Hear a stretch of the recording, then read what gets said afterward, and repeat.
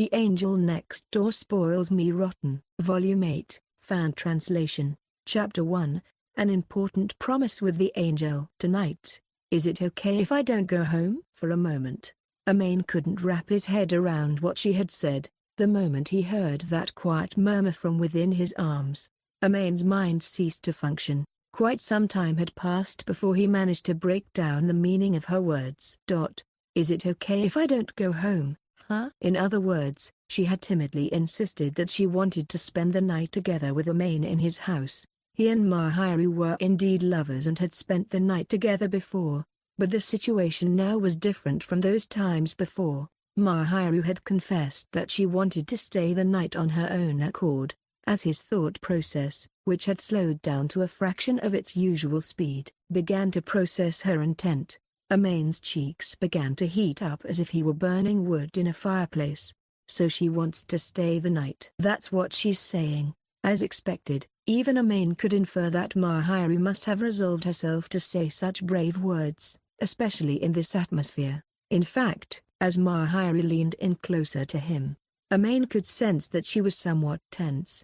Her body was trembling slightly. He was unsure whether this stemmed from embarrassment or the tension between them. Amane had never once thought that Mahiru would ask him such a thing, so he looked down, and Mahiru's delicate body trembled as she felt his gaze. Then she looked up at him, her face half buried within his arms. He noticed that her eyes, which were more moist than usual, swayed about as if she were filled with embarrassment and sweet expectation. Mahiru hid her face deep into his chest as she noticed the sound of Amane's heartbeat, as if to escape from his fixed gaze. Mahiru repeatedly tried to speak up, wanting to scold him for his lack of response, but then Amane slowly cleared his throat and managed to squeeze out words in a voice that failed to hide his astonishment. With what intention? I meant exactly what I said. I don't want to be separated from you, Amane-kun. I want to feel you lots, Mahiru clarified, no longer choking over his words. Amane was instead frozen stiff by what Mahiru had said, almost holding his breath in surprise. Mahiru then glanced up at him shyly. This alone is not enough. I endured it for 2 days. I want to spend more time with you, Amane-kun. That goes for me as well, but you know. Well, isn't this kinda bad? As Mahiru should be aware, Amane was a man of respect. If his girlfriend told him she wanted to stay over and they were in a situation where nothing and no one could get in their way, one thing could lead to another, and they would end up going that route. Amane took pride in being a strong-willed man, but at the end of the day, he was a high school boy with a libido as strong as any other his age. Once the temptation of his beloved Mahiru fell upon him, he could instantly switch from being innocent and rational to a fervent beast capable of ravaging her. For Amane, who didn't want to put his desires before his reason, even the thought of that situation was to be avoided. While it was possible that Mahiru may not desire to do the things he was imagining, instead having a pure and innocent desire to spend time with him, Amane's rationality urged him to prevent things from escalating too far nonetheless. For lovers, staying overnight is considered normal. No? Well, maybe your normal couple wouldn't be against doing that. You mean to say that we are not a normal couple? I didn't mean it in that way. I just mean that, well, we've only been dating a few months. I have already stayed over at your house, Amane-kun. It's too late for that now. Amane was at a loss for words, and Mahiru gave him a look of dissatisfaction. Are you against it? That much? I'm not against it. Reflecting on how he had raised his voice to deny her somewhat lonely words, Amane resolutely looked into Mahiru's eyes, which were frozen with surprise. This goes without saying, but I'm happy. Amane continued. I'm delighted that you say you don't want to leave me, and I want to be with you more as well. After all, I'd sleep with you every night if I could. Relieved, Mahiru's cheeks blushed at the words every night. And while Amane considered that it may have been too early to tell her that he still wanted to stay by her side, he made sure not to look away. That said, I don't know what's going to happen, and I'd hate it if I was the only one who got lost in the moment. I don't want to do anything that you don't want me to do, Mahiru. Haven't you thought about what I might do to you if you slept over? I place my full trust in you, Amane-kun. Mahiru spoke out without hesitation, and Amane was convinced that she simply wanted to sleep with him by her side. This was born of the trust that she had in him, trust that he would not harm her. Amane wanted to grant that wish of hers, and as he decided it was time to toughen his resolve, Mahiru gave him a small poke. Please don't misunderstand me. It's not as if I am taking advantage of your trust or anything like that. But if there's anything you would like me to do, then I'll accept it, head on. Huh? Amane-kun, you are the kind of person to take full responsibility. No? That goes without saying. As a person, and as your lover, I swear I won't do anything irresponsible to you, Mahiru. In that case, there are no issues. I guess so. Isn't she actually using my trust against me? Amane thought, but Mahiru gave him a reassuring smile, as if entrusting everything to him, so there was no way he would betray that feeling. Amane wondered what would happen to his reasoning, and although he was filled with great anxiety thinking about the night, if he wanted to spend it with Mahiru, refusal was not an option. He wanted to stay by her side. Even if that proved to be a little stressful for his body, he spoke out confidently to Mahiru, who was bundled between his arms. But once he met her eyes once more, she grew increasingly embarrassed. After avoiding eye contact for a while, Mahiru added, I would like to ask you to be gentle. In a lot of ways. She leaned her body against Amane's even further. He didn't know whether to be embarrassed or pleased by her antics, so instead, he pursed his lips and hugged Mahiru back. How should I handle this? He ended up accepting her proposal to stay over, but once Amane had calmly mulled it over, he was reminded that he was about to cross a very dangerous bridge. For the time being, Amane let her stay overnight under the premise that he wouldn't lift a finger on her. He knew that she would accept him no matter what he did, but he'd always felt that the balance between his reason and instincts was crumbling, and recently, he had been leaning more towards instinct. No, wait, I'll get questioned harder if I don't take the initiative here. Probably. He could imagine Itsuki saying, now's the time to make a move. But as expected, it was against Amane's wishes to rush into things through sheer momentum. If anything were to happen, Mahiru would be the one affected, so it was only natural for him to hesitate taking the next step. He was aware of his arrogance, but it was precisely because of that notion that his reason could not be ignored. He couldn't entertain the idea that because he liked her and because they were lovers, that was reason enough to tie the knot. Well, how about you head home and take a bath first? It's not like you can use your regular shampoo here, after all. Amane then asked Mahiru, who sat silent between his arms, flustered. Even if she were to stay over, Mahiru would not be able to perform her usual skincare routine in Amane's house. There was also the issue of providing her with a change of clothes. Once he thought about that, Amane believed it would be more convenient for Mahiru to first prepare herself at her home, but for some reason, Mahiru's body trembled at his words. Amane thought a terrible misunderstanding would befall him after asking her to take a bath considering the atmosphere they had between them, but Mahiru squirmed about in his arms as if she couldn't stand it. Why, you've got it wrong, okay? I didn't mean it in that way, you know. Amane-kun. Yes? Amane was worried that she may have taken his words too seriously, but once he looked up, he realized that Mahiru didn't seem to be embarrassed by his words. Shihoko-san and Shuto-san. They were in the bath together. No? Well, that's true, I guess. I don't mean anything by this. I don't, but, since I'm already staying the night, I want to take a bath together with you, Mahiru suggested. In response to the trembling voice of his girlfriend, Amane stared at Mahiru for a moment, unable to process what she had just said. Did she just say, together? When it came to bathing, naturally, they would not be wearing clothes. In other words, they would be exposing each other's bodies without the cover of even a single piece of cloth. If that were to happen, Amane wouldn't be confident in his ability to hold himself back. He was sure that once that scene became a reality, he would forget about everything else and simply indulge himself in the soft skin before him. Mahiru was more aggressive than usual, and Amane struggled to hide his embarrassment. His gaze darted around the room as he scratched his burning cheeks. Well, isn't this pretty bad? We'd be in there naked, after all. That's if I wear a swimsuit. Will it be okay? Well, I can't deny that wearing a swimsuit is a good idea, but are you prepared to have your skin touched a little? Even Amane couldn't guarantee he'd be able to keep his hands to himself if his lover was within arm's reach, especially in such a defenseless state. Whether she was aware of his thoughts or not, Mahiru's long eyelashes shook as she cast her eyes downward. If we are going to wash each other's backs, touching cannot be avoided. Why, yeah, I am not against it.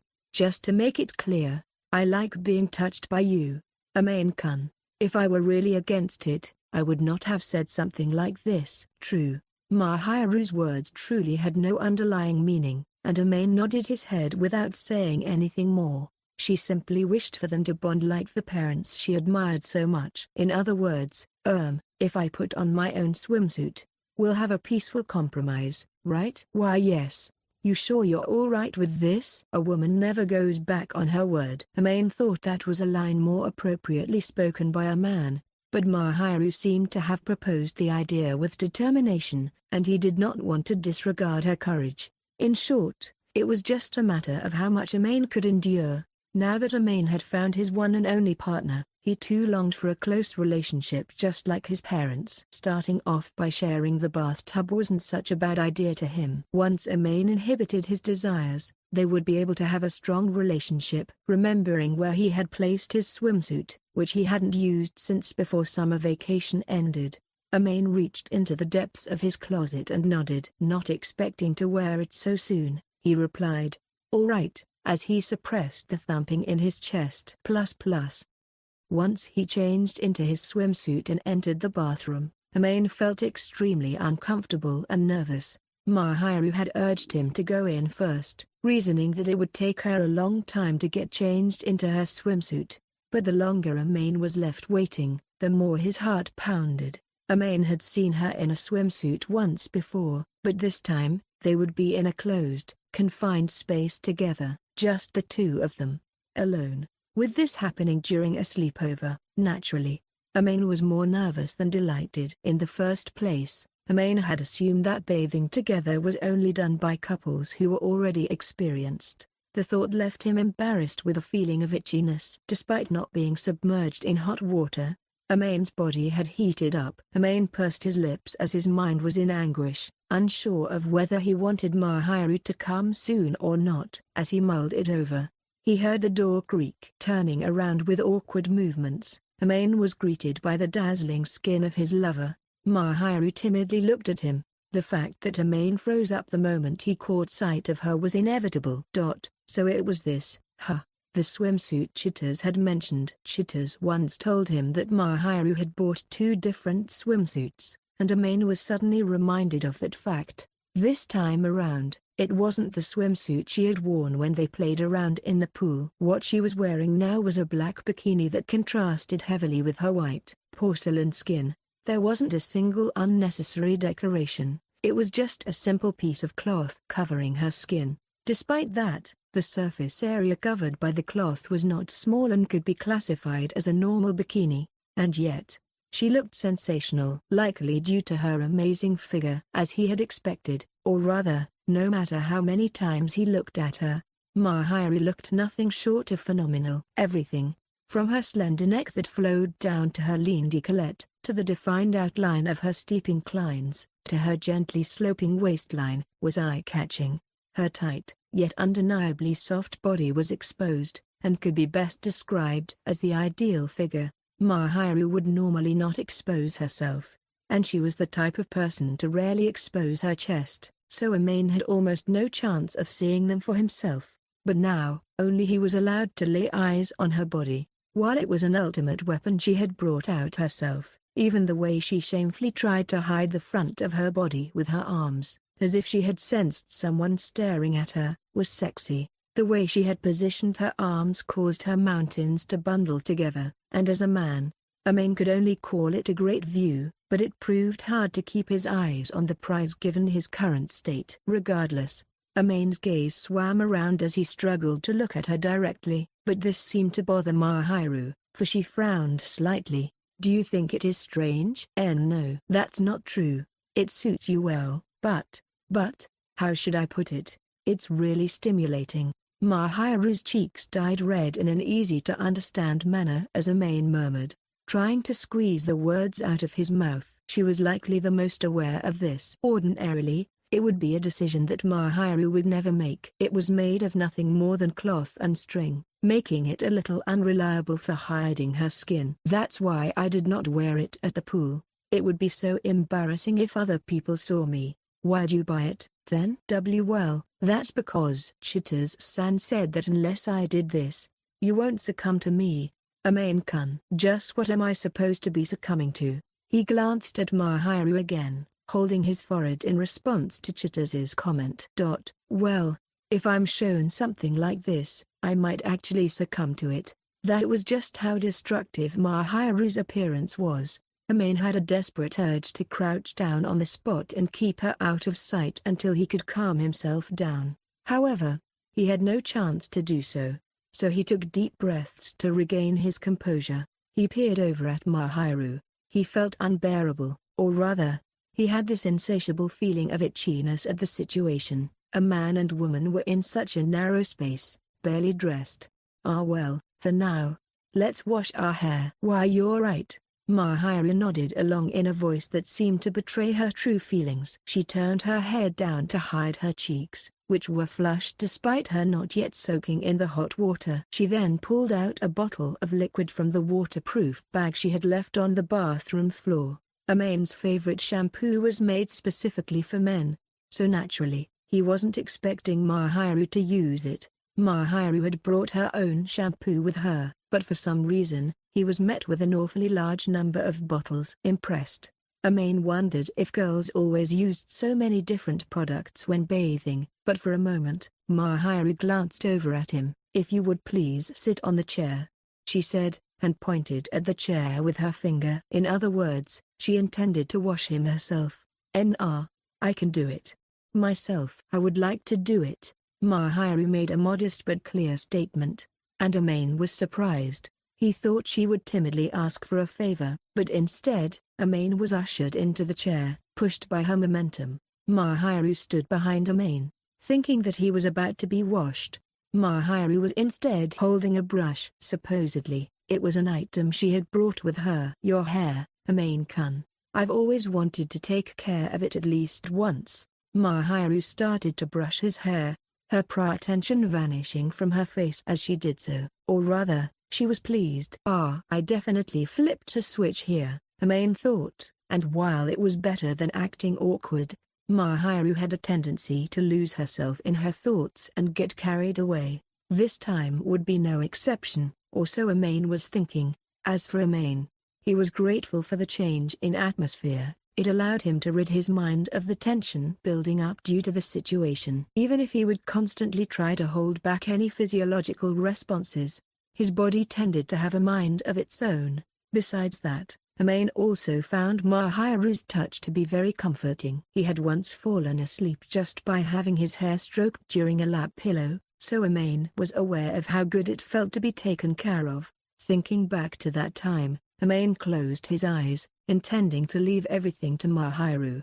He heard a small giggle from behind him. I see you've relaxed all of a sudden. Well, I mean, if you say you'll do it, Mahiru, then I'll let you do as you please. I know that you'll make me feel good. After all, I shall do my best to live up to your expectations. Mahiru, who seemed delighted at the task she was entrusted with, replied with a smile as she carefully combed through Amane's hair. It is important to first remove any excess dust and dirt with a comb before rinsing under hot water, but your hair is short, Amane-kun, so you may not need to go to such lengths. So that's how it is. It was a pain, so I didn't bother brushing my hair before taking a bath. Your hair is not just long, Amane-kun, but it doesn't tangle easily, either. It is naturally tidy, so perhaps you don't need to think about combing it too often. I have long hair that tends to tangle easily, so it is necessary for me to comb it. You must be pretty diligent to keep it looking so well groomed, considering how long your hair is. Mahiru opened her eyes and looked at herself in the mirror. Her hair was long enough to fall below her waist with ease. Despite that, no split ends could be seen, and her cuticles were perfect. Her smooth, silky hair boasted a beauty that any girl would admire. Amane admired her hair, thinking about how hard it must be to maintain, and heard a small giggle from behind him. "Well, I have good hair to begin with, so I'm not extremely anxious about it. But I do pay attention to its quality. I believe it looks much better when clean, and that way it will look presentable no matter what clothes I wear. You really are so girly. I want to be proud of who I am, after all." Mahiru finished brushing his hair and picked up the showerhead. Amane closed his eyes in preparation, knowing that she was about to rinse his hair with hot water. Gently, Mahiru informed, "I shall pour the hot water now," as she tenderly sprayed water from the showerhead onto Amane's hair. "Let's do a thorough pre-washing here." When using styling products, it's better to wash them here to some extent. Looks like the lecture's started. Your hair is naturally good quality, Amane-kun, so it will be even better if you take good care of it. As expected, taking care of it every day would be troublesome. You mustn't get sidetracked when it comes to this. Honestly, geez, she spoke in an exasperated voice. While Mahiru had been washing his hair, the tension and embarrassment had long since faded. Their conversations carried on as usual as the awkwardness subsided. "Well, I'm sure that bathing together will come naturally for us in the future, so let's take it one step at a time." Amane had said so after considering Mahiru's proposed daily care routine. He thought it would be a little troublesome to do that every day, but Mahiru, who was rinsing her hair under the shower, froze. Mahiru froze in place for roughly 10 seconds before finally turning off the shower as if she had been thawed. Then, she silently squeezed some shampoo out and lathered it on a net, all while she was being reflected directly in the bathroom mirror. Mahiru-san, it's one of your downsides to be able to say such things naturally." Mahiru's cheeks flushed as she kneaded the foamy shampoo through Amane's hair. He noticed that Mahiru's hand movements began to grow rough.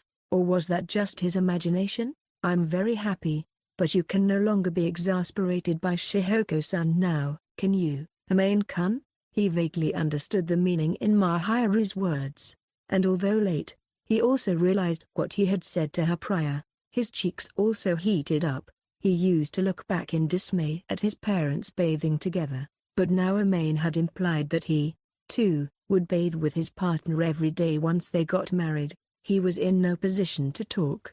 "Amane-kun, I will be troubled if you don't zip your mouth." "I'll be careful." The embarrassment that had finally faded from each other had returned, and both Amane and Mahiru blushed as they then silently focused on washing their hair. While doing so, Mahiru seemed to have finished the hair treatment routine neatly and skillfully. After thoroughly rinsing Amane's hair, Mahiru hesitated as she retrieved a bottle. It was labeled, "Body Soap." Why your body, too?" Amane, who had understood what Mahiru was trying to say, suddenly felt his body stiffen. He knew that naturally, after having washed his hair, his body was next. But Amane had never guessed that Mahiru would propose the idea herself. She did say that she would wash his back, but he hadn't expected her to follow through with it. Why you don't have to force yourself, you know?" "I am not forcing myself.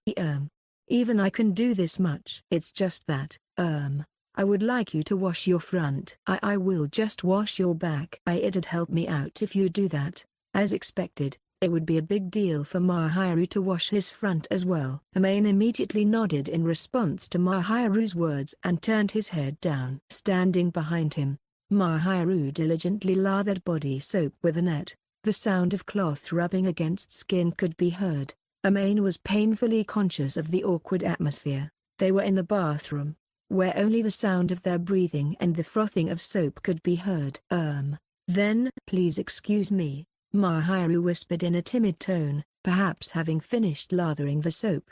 Then, a soft, fluffy sensation spread across Amane's back. Of course, Amane knew that it was simply finely lathered body soap. But in such a place, in such a situation, being in such close proximity to Mahiru, who was only wearing her swimsuit. It must have been a man's saga to think even for just a moment that her fruits had brushed against him. The sensation of the bubbles gently spreading across his back imparted a ticklish feeling. Mahiru moved her hands courteously, but since she was applying the foam with utmost care, she must have felt a little restless. Amane wasn't so attentive when he washed himself, so he wasn't quite used to it. Amane-kun, you have a surprisingly large back. No? He heard a small whisper surface once the foam had spread evenly across his back. Surprising, you say, comparing it to your back. Mahiru, I'd say mine is pretty big. It's because it's yours that it feels so big, Amane-kun. Or should I say, it's like I have been relying on your back this whole time. And then, Amane felt a palm press up against his shoulder blade. Do you remember that time when I sprained my leg? You even carried me home on your back. Yeah, I remember that. That was when you saved the cat and got yourself hurt. At that time, I was really happy. I tried not to show it on my face, though. You were really at a loss back then. After all, I think that you always look for me. Amane-kun, you're always there to support me. Abruptly, the palm still placed against his back slipped across his body. It now rested on his flat chest. With the distance between their bodies now zero, Mahiru rested her lips on Amane's shoulder, clinging to him firmly. Feeling the presence of something far softer, and far weightier than bubbles press up against his back, Amane stifled a gasp. I'll carry you as much as you want, Mahiru. And I'll support you. Besides, I promised not to take my eyes off you, so I won't disappear. Yes. But, well, it's a bit hard to bear right now, so I'd appreciate it if you could let go of me. Once he implied that they were touching him.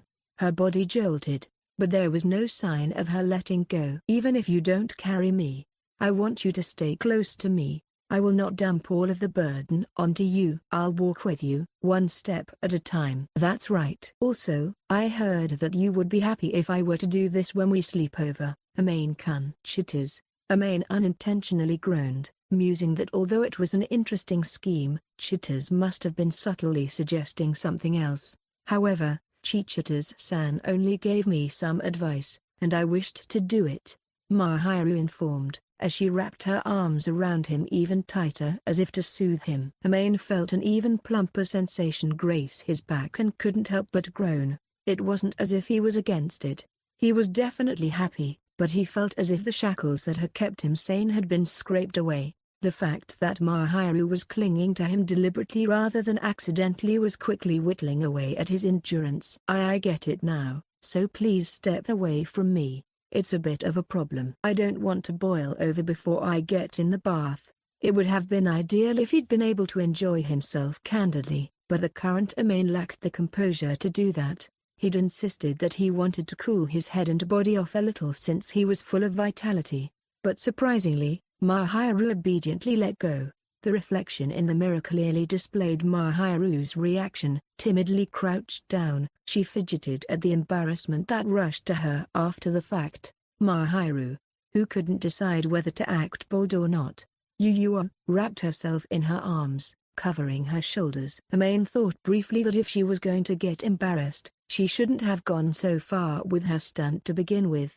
As for Amane, he now felt more relieved than embarrassed, so he smiled lightly and turned to face Mahiru. He gently snatched the foamy net from her hands. I'll do the rest myself, so you just do your own care routine, Mahiru. Yes, you seem kinda dissatisfied, or is that just me? No, not dissatisfied, or rather, I had resolved myself for this, so it feels a little anticlimactic. Just what did you think I would pull in a place like this?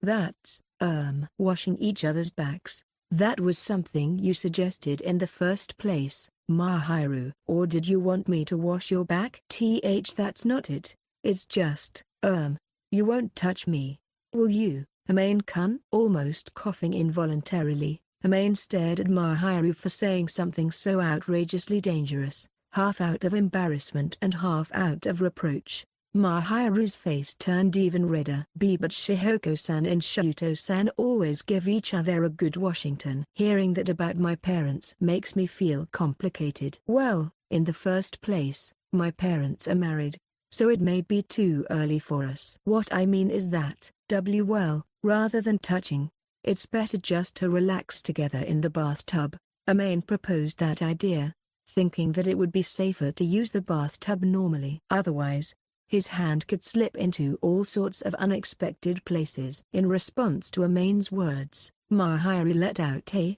I understand, sounding as if she had made her conviction. Huh? Didn't I just suggest something really outrageous? Amane questioned himself for a brief moment, but before that realization bombarded him with shame. I shall take care of myself, so please turn the other way. Mahiru spoke up in a poised manner. Amane was swept away by the momentum and obediently turned his back. Glancing toward the mirror, Amane noticed that Mahiru's ears were bright red as they peeked out from between the strands in her hair. He dared not point that out, however, as Mahiru would find out that he had been looking at her, so he pretended not to have seen a thing. Embarrassed by the touching of their backs, Amane continued washing the parts of his body that had not yet been washed. Aware that Mahiru would take longer to wash than himself, Amane took the liberty of soaking in the bathtub first.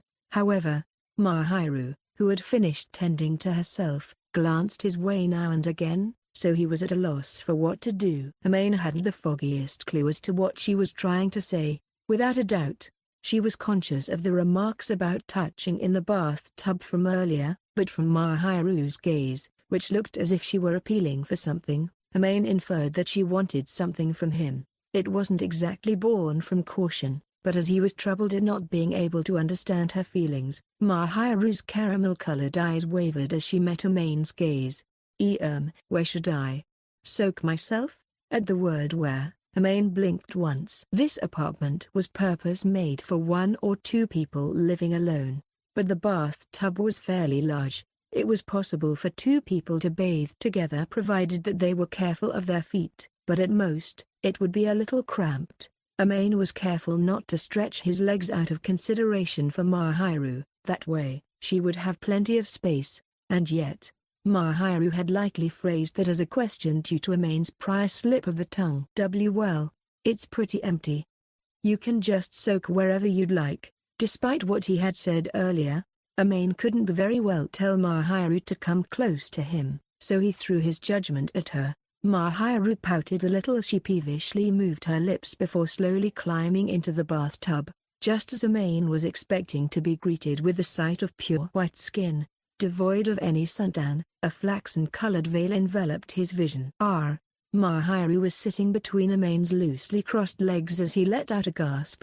Of course, while Amane had said she could sit anywhere, Mahiru settling herself down in between his legs was something he did not expect. Amane was stunned. Aware of this or not, Mahiru leaned against his body as if placing her weight on him. Her hair was tied back, so Amane directly felt the touch of her bare skin. Whether he liked it or not, he was getting aroused. You did say I could soak anywhere, no? Mahiru's cheeks were dyed red as she looked back at him with a modest yet almost triumphant smile. Amane wasn't able to comment on it. However, as his face and body had not yet calmed down, he simply replied, yeah, you're right. In that case, there's no problem. No? Mahiru, who had said that clearly so as to encourage herself, had butted Amane with the back of her head. He wasn't hurt, but it itched him both mentally and physically, so he gently grabbed Mahiru's shoulder to stop her. Instantly, her body trembled greatly, and the sound of waves rippling echoed through the narrow bathroom. Perhaps I should leave after all? Mahiru wondered. No. It's not like I'm against it. I thought we were going to touch each other, Amane replied. Was it not you who proposed that idea? Well, that's true, but, Mahiru, who seemed confused a while ago, mentioned that Amane didn't understand her feelings, and with a weak smile, Amane wrapped his hand around Mahiru's body. It was easy to understand by seeing her body become stiff. Amane continued to hug Mahiru gently. Could you stop struggling? Amane knew that Mahiru would quieten down even without him intervening, but just in case, he whispered gently into her ear and her body promptly stopped moving. Or rather, she was now sitting in between Amane's legs. Amane was happy Mahiru became compliant, but at this rate, if this continued, both of them would become embarrassed and too awkward to interact with each other. As expected, it's impossible for me to touch her without hesitating. Amane felt that he had hesitated to touch her more than when they were at the pool, but in this state, it couldn't be helped. In this completely private space, they stuck close to each other with the same mutual consent. There's no way he wouldn't be conscious of it. For the time being, Amane focused his attention on the current situation, not reacting to other things. Amane then gently embraced Mahiru as he usually did. The scent of shampoo, which was stronger than usual, surprised Amane for a moment, but he was still able to keep his reasoning. In any case, he touched Mahiru's tense body to ease the tension.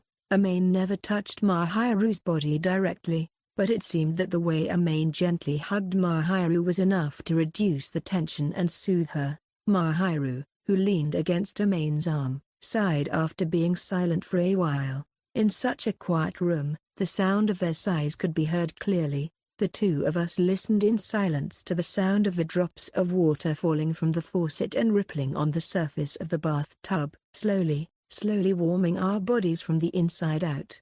"Well, Amane-kun, don't you get sick of it?" As we were quietly enjoying the comfort of the hot water without any particular conversation, Mahiru opened his mouth with a hint of sullenness. I think to myself, I've been swinging and doing things all wrong. Yeah, that's what I mean.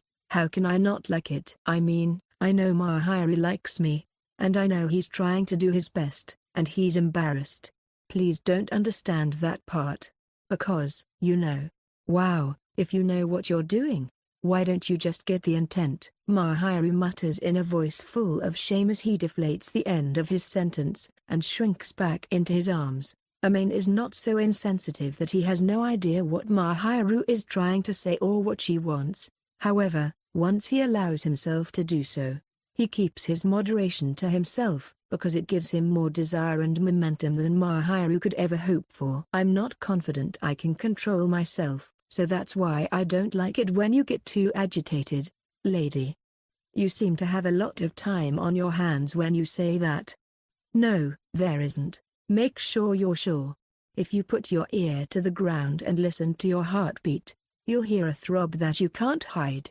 Mahiru hesitates a little at Amane's words, but changes his position to face him and attaches his ear to his chest plate, which has been slightly worked up recently. He is now mending his expression and is able to disguise the blush caused by soaking in the bathtub, but he will not be able to disguise the sound of his heartbeat. Mahiru blinks and looks up as his heart beats faster than normal. I told you there's no room for, with Mahiru's permission to accept, I'm bathing with my first girlfriend and Amane's only. I want to touch her, and if anything, I want to peel off the covering.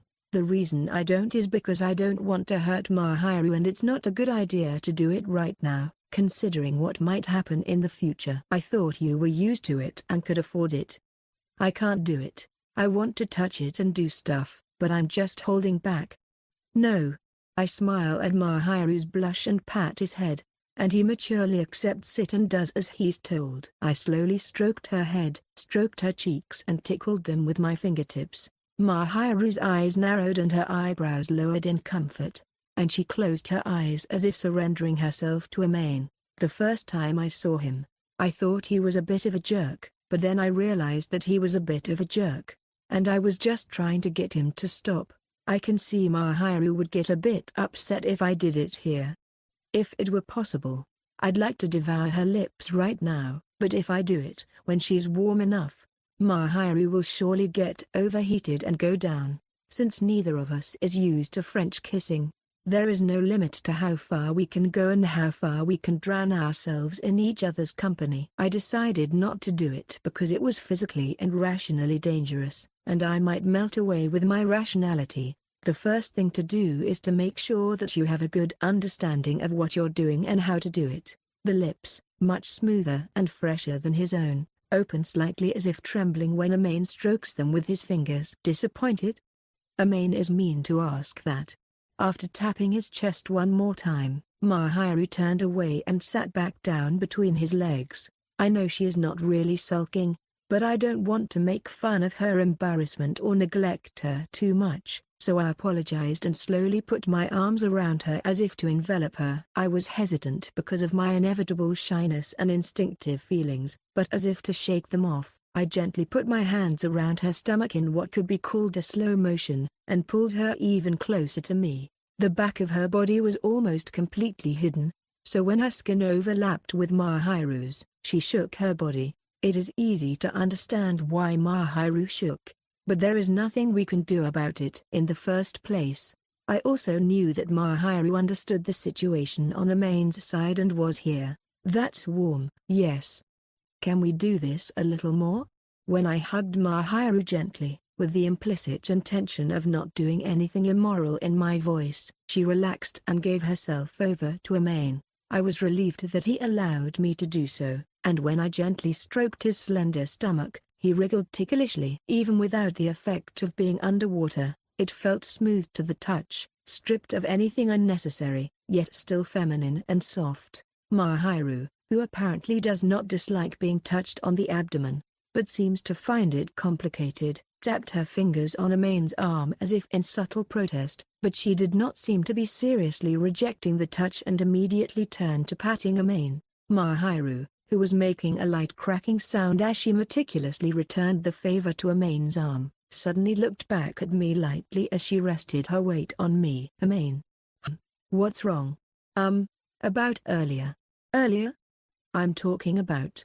Amane is in no position to speak for others, but it seems that Mahiru is not very good at using direct words, and his voice is even a little faltering. What about it?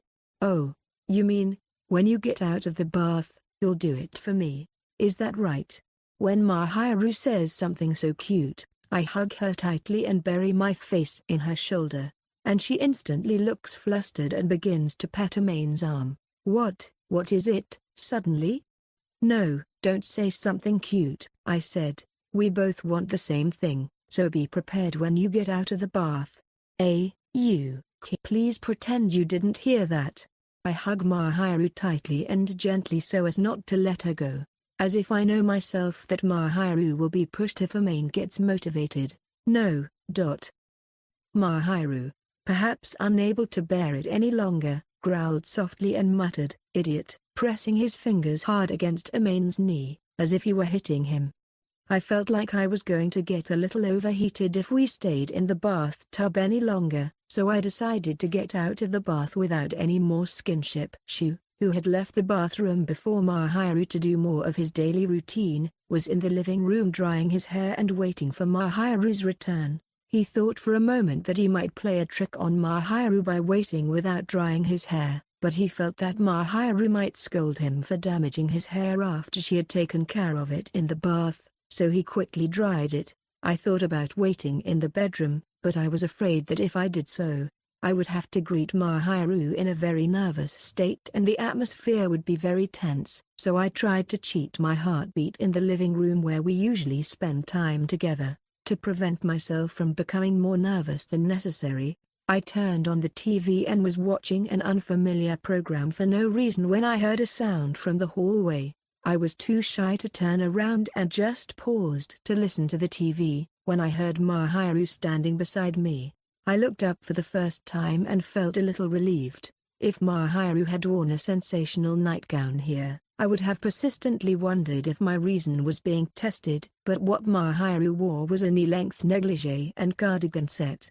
The negligee was made of a smooth, shiny fabric overlaid with a sheer material, and although it was transparent, it did not show through her torso. The negligee itself is suspended by straps and has no sleeves, but since she wears a lace cardigan over it, it is only slightly transparent and does not directly show her skin, which is probably what gives it its neatness. The woman's body is shyly shrinking as if she sensed Amane's gaze, but she does not try to hide it, but rather looks at him as if she is peeking. Hey, is that strange? No, it's cute and suits you. It's different from when I was at my parents' house, I guess. It's not good to wear this kind of clothes at your parents' house. Well, since Amane-kun is the only one who sees them, I kind of, tried my best. Mahiru, fidgeting as she said this, discreetly sat down next to Amane and leaned in close. The feel of the thin fabric and the sweet, but not strong, fresh scent, slightly stronger than the one she had felt in the bath, made her body tingle again, even though it was supposed to have calmed her down. I felt a tingle in my body again, which I thought had calmed down. Honestly, I was wondering what I was going to do if you put on your awesome nightgown for this. Actually, I did give it some consideration. You know what? But, if you get too, enthusiastic. Mahiru's shyly muttering, "It's just the way I am," is so charming that I would recommend an ophthalmologist to anyone who would be turned off by the sight of her. I don't pull it off, but it makes me happy that Mahiru is wearing it for me. I won't wear it. I'm not wearing it. You want me to wear it? No. Well, I'm sure someday you'll want me to wear it, but if Mahiru wants to show it to you, show it to me, someday, Yeah, someday. Now, you don't have to. The fact that Mahiru chose to wear it voluntarily is more important to Amane. The most important thing for Amane is that Mahiru chose to wear it voluntarily. As usual, Mahiru's body tensed up for a moment just by holding my hand, but when Amane gently wrapped his arms around her without saying anything, the tension melted away and she leaned her head against Amane's shoulder. Mahiru was not pressing down on Amane, but she was leaning against him as if to say that she would never leave him. The variety show had probably finished by now, and the TV newscaster's voice was playing in the living room. Listening to the newscaster's voice in a dreamy, almost dreamlike state, Amane changed the way he was holding her hand. It had been enveloping, but now it was in the form of a fingertip assertion that he wanted Mahiru, intertwining their fingers together, as if seeking her. The thin fingers, now completely warm thanks to the bath, did not run away, but just gently gripped back in response to Amane. "It's time to go to bed." Mahiru quietly and softly squeezed Amane's hand once more.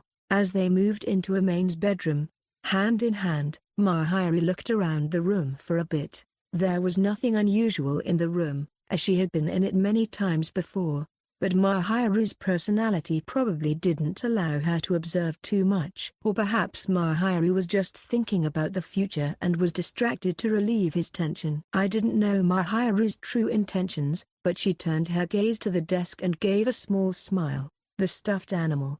You take good care of it, don't you?" She pointed to a stuffed cat that Mahiru had won at a game arcade during their Golden Week date. It may seem a little out of place in Amane's room, but Mahiru worked hard to win it and gave it to me, so I feel sorry to put it away and feel it was a waste, so I put it there. I thought it was fine since I don't usually let people in my room, but it's a little embarrassing to have it pointed out to me by the person who gave it to me. Well, I just make sure it doesn't get dusty. I don't sleep holding it like Mahiru does. Are you making fun of me? Why, there's no reason to make fun of him when he's so cute. I'm glad you care for her.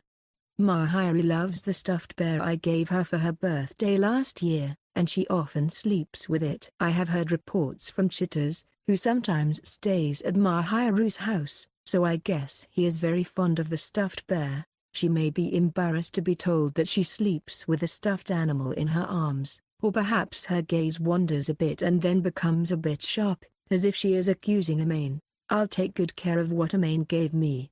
Thank you. You didn't bring it today, Bear. Well, Amane-kun is here today, so I'm not going to ask you whether you are going to use Mahiru as a pillow or be used as a pillow, but I hope Mahiru has hugged you as much as you want. Amane also intends to touch Mahiru as much as he wants. I was going to hug him right away, but thanks to Mahiru's presence by the stuffed cat's side, Amane's attention was drawn to the stuffed cat, too. I felt as if its large, dull eyes, which seemed to have no feelings, were staring at Amane as he thought about whether to pull Mahiru closer to him. I feel such a bad feeling as if my child had seen me being friendly with him as a married couple. It's a feeling I've never experienced because I don't have that kind of relationship with Mahiru yet, but I couldn't help but feel something close to it, and without thinking, Amane silently covered the stuffed cat with the blanket that was on the chair. What's wrong? No, that, something. I just felt uncomfortable being seen. Even though I knew that the stuffed animals would not see me, for some reason I felt that it would not be good for them to see what was about to happen, or what Amane was going to do to Mahiru. Of course, Amane would not let it develop into something that would burn out his reason, but he was still hesitant to let those innocent eyes see the lovers' lovemaking. Amane-kun also cares, doesn't he? Shut up. You're cute that way. That's what Mahiru says when she's sleeping with a bear in her arms. We've already talked about that. Mahiru is angered by this rehash of the conversation, and Amane laughs and accepts it. But Mahiru doesn't seem to like it and presses her free hand against Amane's side. It doesn't hurt, of course, but it's rather pleasant, with Mahiru's cuteness added to the ticklishness.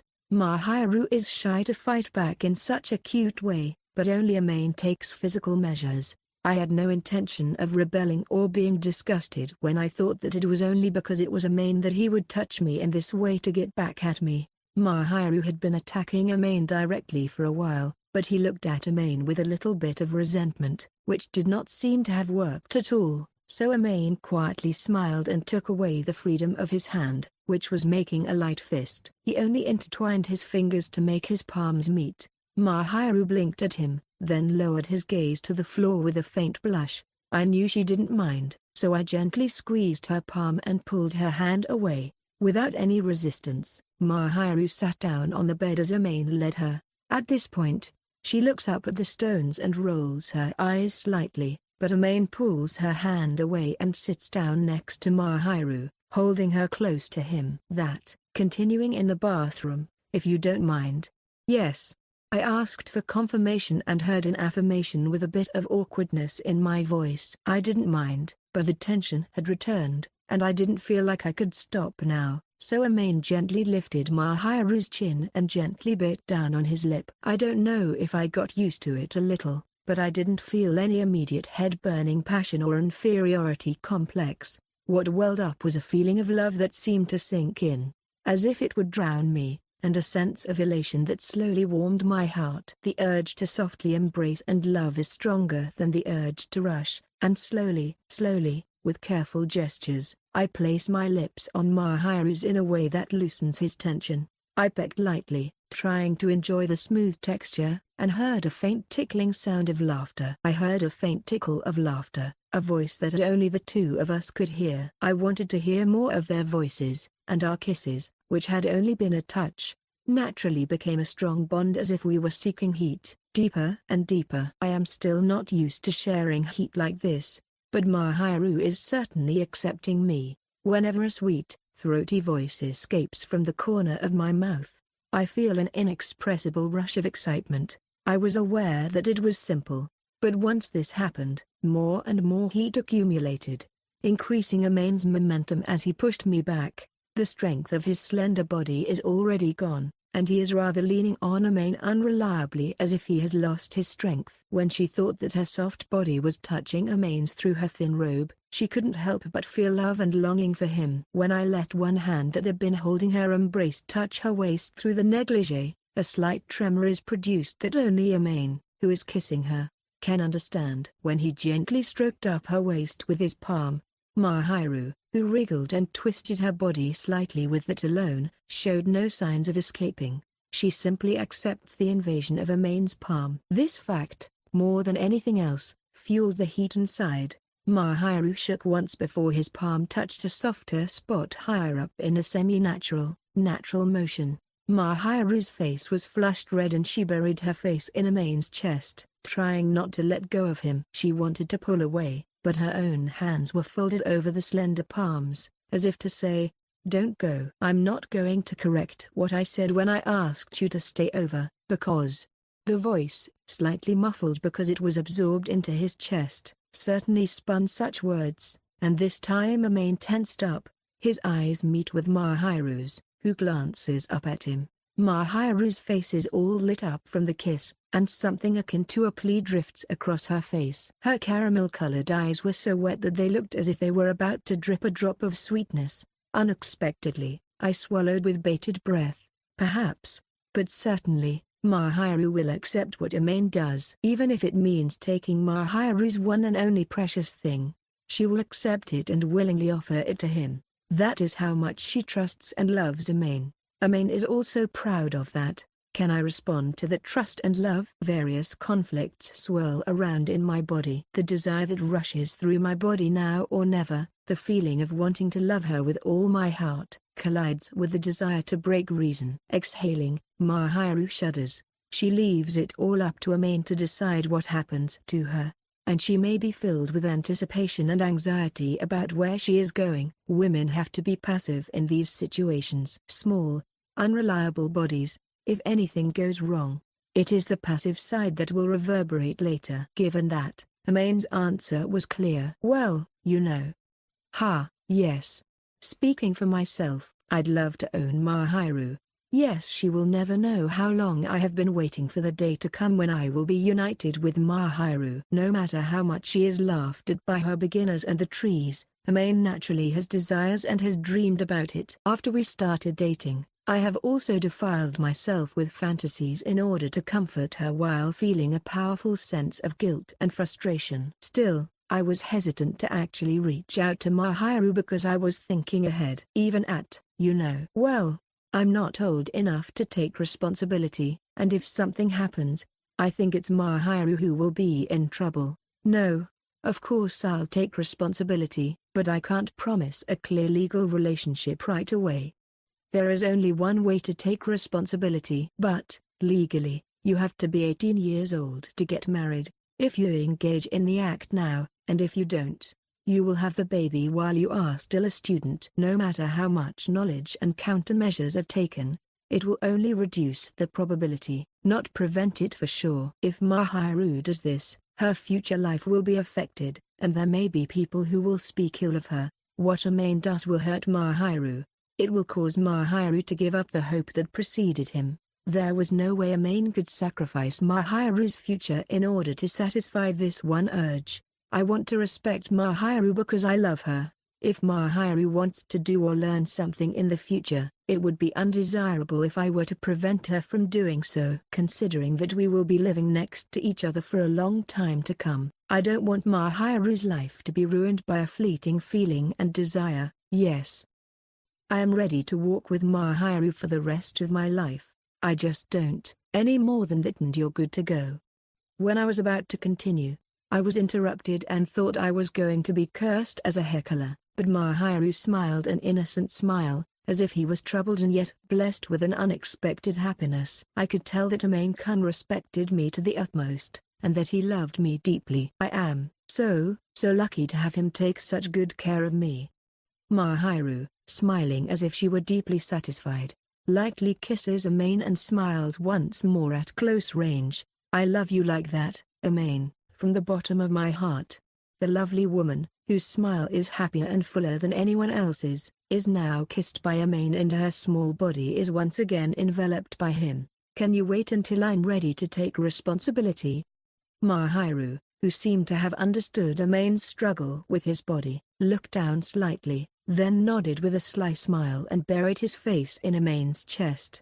I'm sure he was greeted by a noisy heartbeat. Until then, I will be cherished and treasured. Mahiru, who sounded so sweet and full of happiness that anyone who heard her could swear she was happy, looked up halfway from Amane's chest and gave him a smile filled with happiness. I hugged Mahiru back and whispered, I will take good care of you, and gently felt the warmth and softness of her body. Of course, I have no regrets about my choice, and I lie about my desire to cherish Mahiru. I am ready to keep Mahiru happy by my side for the rest of my life. However, my body is about to scream, so I just want to ask for a little forgiveness. Yes? Can I say something pathetic? Go ahead. I'll accept all the cool things you say, the pathetic things you ask me to say, my darling, and I'll accept all of them. Slightly wincing at Mahiru's tolerant attitude, Amane kisses Mahiru's neck and opens his mouth with a will. Well, can I touch you just a little bit? I'm not going to let my earlier resolve go to waste. There is no way I'm going to break my oath. I just wanted to give you a little breather from the desire to get out of your head. Mahiru blinked widely, as if he had not expected a request from Amane, and then his face blushed plainly. However, It was not a color of rejection, but of approval, and after looking up at Amane once in embarrassment, she kept her eyes down. "Oh, take it easy, please. I may be a fool to think that there is even a hint of expectation in the whispery voice. Still, I was pleased that Mahiru accepted me, and I gently pulled Mahiru's hand and collapsed onto the bed." Chapter 2, A Strong Determination to Cherish. When I woke up in the morning, Mahiru, whom I had fallen asleep within my arms last night, was not there. With my eyelids still heavy, I slowly looked around and thought that the only trace of Mahiru's presence was an empty space next to me, but for some reason, a stuffed cat was placed on the edge of the bed, peering at me. The stuffed animal, which had been covered with a blanket to keep it from showing anything, had come to Amane's side, as if by someone else's doing, and was still insisting on its round, dull eyes. I noticed that I looked somewhat refreshed in those eyes, and from there, remembering last night, I turned the stuffed animal's face to the wall side in embarrassment and dismay. Was adorable, as per Amane's vow and as per Mahiru's wish. I thought I touched Mahiru quite gently. Even so, it may have been quite stimulating for Mahiru, and she showed me a side of her that even Amane didn't know about. The faint, raspy voice that rang in his ears, the perspiration that slid down his upturned skin, the soft touch that he could never have, the eyes that melted with trust and expectation, everything was vividly burned into his mind, sweetly tormenting his rationality. Although he may have felt a little out of control last night, he could still assure himself that he had not been dishonest in breaking his oath. That being said, I am sure that I touched him to the extent that I did not break my vow. I'm sure I've touched him enough to break my oath, but just remembering it makes my back uncomfortable, so I got up, expelling it from my brain as best I could, and heard the creaking of metal fittings from the door. "Are you awake?" Mahiru appears through the crack, and judging by the apron he's wearing, it looks like he's been cooking breakfast. She seems to have changed first and is now in plain clothes. I knew she would change into her negligee because it was wrinkled yesterday, but I couldn't deny that I wanted to watch her for a while longer. I couldn't complain since I had spent a lot of time looking at her last night, so I replied good morning in a voice that was a little gravelly due to the fact that I had woken up from sleep. Mahiru looked at Amane for a moment and blushed, but still did not run away. "Breakfast is ready, please go change and wash your face." That line is like living together, and it tickles me to no end. In fact, they come to this house every day and stay until the very last minute before going to bed. So it's almost like they're living together. "What's for breakfast today?"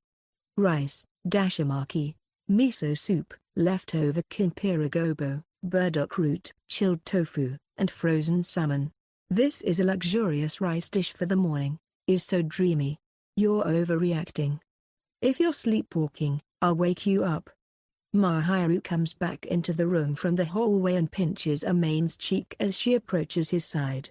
The most important thing to remember is that you can't just take a break from your work and go to the gym. As Mahiru looks satisfied with his cheeks, Amane also feels warmth and happiness, as if a sunbeam has formed on his chest.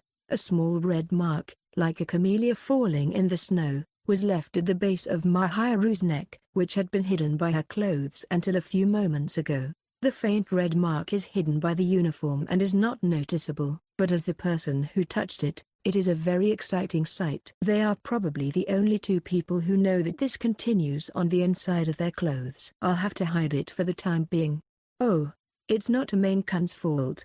I'm really sorry about that." Thus, restraint is. I knew with all reason that Mahiru would be annoyed if it was in a place where he could see it, but my yielding head wanted to trample on the fresh snow, and I unconsciously pressed my lips together. Mahiru, who had quickly adjusted his clothes, turned redder than his scars and shut down, so if I reminded him too much of last night, he would not talk to me for a while. Mahiru definitely showed more of her first facial expressions to people than Amane did, so I don't want to delve into that. I don't want to beat around the bush and skip breakfast.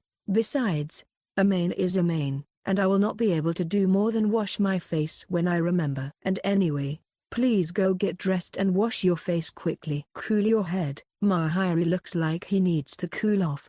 What did you say? No, nothing. Mahiru glares at him lightly, her face clearly more heated than Amane's, and Amane ties his lips together and pulls on the shirt he's wearing. Mahiru immediately utters a pathetic "ha," and walks out of the room, and I can't help but laugh. Yesterday you were so curious. When Mahiru hesitantly ran away, too shy to be the same person as her lover, with whom she had made so many secrets just between them, Amane shook his shoulders and laughed as he changed into the casual clothes he had prepared for her. After eating all of the breakfast Mahiru had prepared for him, Amane sat down on the sofa to catch his breath. Normally, we would be sitting close enough to touch, if not snuggle up to, but today Mahiru was a little distant and awkward. If I try to hold his hand, he shakes his body like a frightened little animal, which makes me feel guilty that I feel absurdly distant. No, I mean, I don't blame you. It's Amane's fault because I've touched you a lot, you know, so of course I'm conscious of you. The two of them are not only the same, but they are also very close to each other, and they are very close to each other. Fortunately, Mahiru doesn't seem to dislike me at all, and her cheeks are tinted and her eyes are downcast. Well, that's my fault, I admit. I didn't like it. Huh?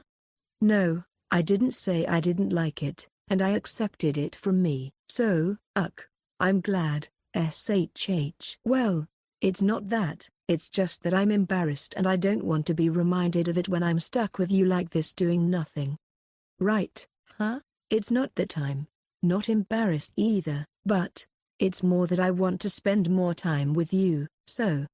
Of course, I'd be lying if I said that Amane isn't embarrassed at all. The more I remember, the more ashamed I am of having shared our secret with each other, and the more I want to writhe in agony at the fact that we did something that I would never have thought of doing in my normal life. And when I think about it, the warmth, the feeling, everything comes back to me and I want Mahiru. Still, Amane is relatively calm, probably because the promise he swore last night is still deep in his heart, and it has become a wedge to hold him in place. Well, if you say it like that, it sounds like there's a problem with me being shy, already, no? No. Mahiru, who muttered a little, "It's not fair," closed the distance she had left open until now and sat down so close that they were almost touching. The scent that wafted out in the air at that moment smelled like Mahiru's own fabric softener in addition to her original scent, and it was quite a shock. It's nice to have your own smell coming from your lover. I'm not sure if Mahiru has been wearing Amane's scent for some time, but staying here, I'm reminded once again that Mahiru is gradually becoming more comfortable with me and that I can take it for granted that she is here, and I feel a warmth that seems to seep into my chest. I wish Mahiru would blend in with me more, and I realize that I am also in love with Mahiru. Well, by the way, Shihoko and the others are at the hotel now, aren't they? I hold Mahiru's hand and squint my eyes at the gentle warmth and comfort of her hand, and she asks a small question. Oh, yes. I got a call that you'll be here again this afternoon. I'm afraid it's some kind of timing, though. Both Shihoko and Shuto took the trouble to book a hotel room and came here, although they could have chosen to stay here. If they had stayed here, the incident with Mahiru last night would not have happened, so the result was not bad for Amane, but it was complicated in many ways. By the way, it would be embarrassing to be reported on, or something like that, so blur it out. Yes. I'm afraid that you're going to see through it, or you're going to accelerate the misunderstanding, or you're going to say something indiscreet because you don't want my mother to go off the rails. No, it's okay, okay? I don't know. Mahiru is getting more and more obvious from the side. Maybe he'll see through it and start getting excited on his own? Mahiru has started to show her true self at school since we started dating, and she has started to smile naturally and express her emotions, although it's not as if she shows her emotions overtly. It's very easy to tell when someone close to her sees it. Mahiru has also become very friendly with me, but this friendliness may be a disadvantage this time. Mahiru is very open and friendly with Shihoko, but this familiarity could be used against her this time around. Oh, Amane-kun, I don't think it's right to describe your own parents as being excited without your permission. You're actually getting out of control. I can't deny that, but I'm sure you're still a kind and caring person, so. And that's not what I'm talking about. I don't like to be smirked at. Shihoko was not denied that her future daughter is also a bit of a runaway, but Mahiru's opinion is understandable. I like Shihoko as a person and as a mother, but I don't like the possibility of her digging into my life and messing around with me. I know. So, you know, right now, I don't want to tell anyone, either, and, yeah. The reason why her cheeks are slightly reddening is probably because she remembered saying it herself. She glanced at me and swept her gaze as if she couldn't resist. Still, I can feel Mahiru's love for her as she doesn't move away from me. Shihoko and the others are coming this afternoon, right? Yeah, that's what I'm hearing. But what's wrong with? I tilt my head, wondering what the problem is. But the heat in Mahiru's eyes as he looks at me makes my heart tingle a little. No, I mean, we can be alone together a little longer. Mahiru's mouth relaxes as she continues to say these adorable words, and you teasingly reply, I guess it's just the two of us every day, huh? Well, that's true, but that today is special. Today is the day that Mahiru truly accepts Amane, shares his warmth with him, and they both decide to be ready for each other, so I understand what Mahiru means by special. Yeah, that's right. Let's just relax until my mom and dad get here. Yes, Mom. But I was embarrassed to be conscious of that special feeling again, so I laughed a small laugh and gently squeezed Mahiru's hand, soaking in her warmth once again. Mahiru-chan, it's been a while since the festival. As Amane and the others finished their lunch and took a break, Shihoko and Shuto appeared with the same lively air. Shihoko was hugging Mahiru as if to show her joy at being reunited with him, and Amane was scrutinizing her a bit to see what she was doing. It's only been a day, and you're giving off the vibe like it's been a while. Oh my, you've been away from your lovely daughter for a day. Of course you miss her. You were away for over a month before you saw her again. The last time Shihoko and her friends met Mahiru was more than a month after the last day of their trip back home. So I could understand their joy when they met again at the festival, but I don't understand why they are so excited today. Shihoko is looking at Shuto calmly, and it seems that she has no intention of stopping her attachment to Mahiru. Don't get too specific. What I miss is what I miss.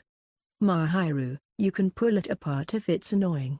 Oh my god. Amane-kun. Wow, I'm happy and Mahiru seems to like being cared by Shihoko, so she doesn't lie, but she is often pushed by Shihoko with so much vigor that she can be seen flinching when she meets her. Naturally, he knows that Mahiru likes and accepts Shihoko and is happy to see her, but he wonders if it's okay for him to be a boyfriend when his mother is more vigorous and skinship than her boyfriend. The one who seems to be disapproving of Shihoko's comment on Amane's dumbfounded face is Shihoko, who puffed her cheeks out with a youthful face that almost made me doubt her age. Even though she is my son, I know he's doing it on purpose, but as my own son, I'd like him to be a little more relaxed, and if he were to do it outside, I'm sure he'd writhe in embarrassment. Totally, Amane should learn from this cuteness.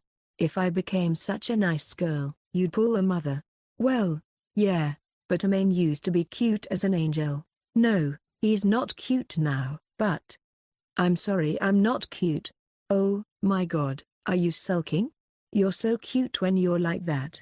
Stop with the weird interpretations. Well, I just complimented you. Oh well, Amane is at an age where it gets complicated when his mother compliments him on how cute he is. He's also proud to be a man. Oh, my, she's cute in that way too. She's so shy. Can I get mad? Amane's support is no support, so Amane stares at the overly friendly couple while suppressing a twitch in the corner of his eye, and then Mahiru comes in to mediate. Mahiru didn't seem to want the couple to fight, but Amane wasn't really irritated nor did he want to fight. He is just slightly annoyed by Shihoko's teasing tone of voice. "Oh, Amane, calm down." "I'm calm. Someone is just being annoying." "Oh, I don't know about that." "I mean, you can't blame people for that." "I don't know which one you're talking about."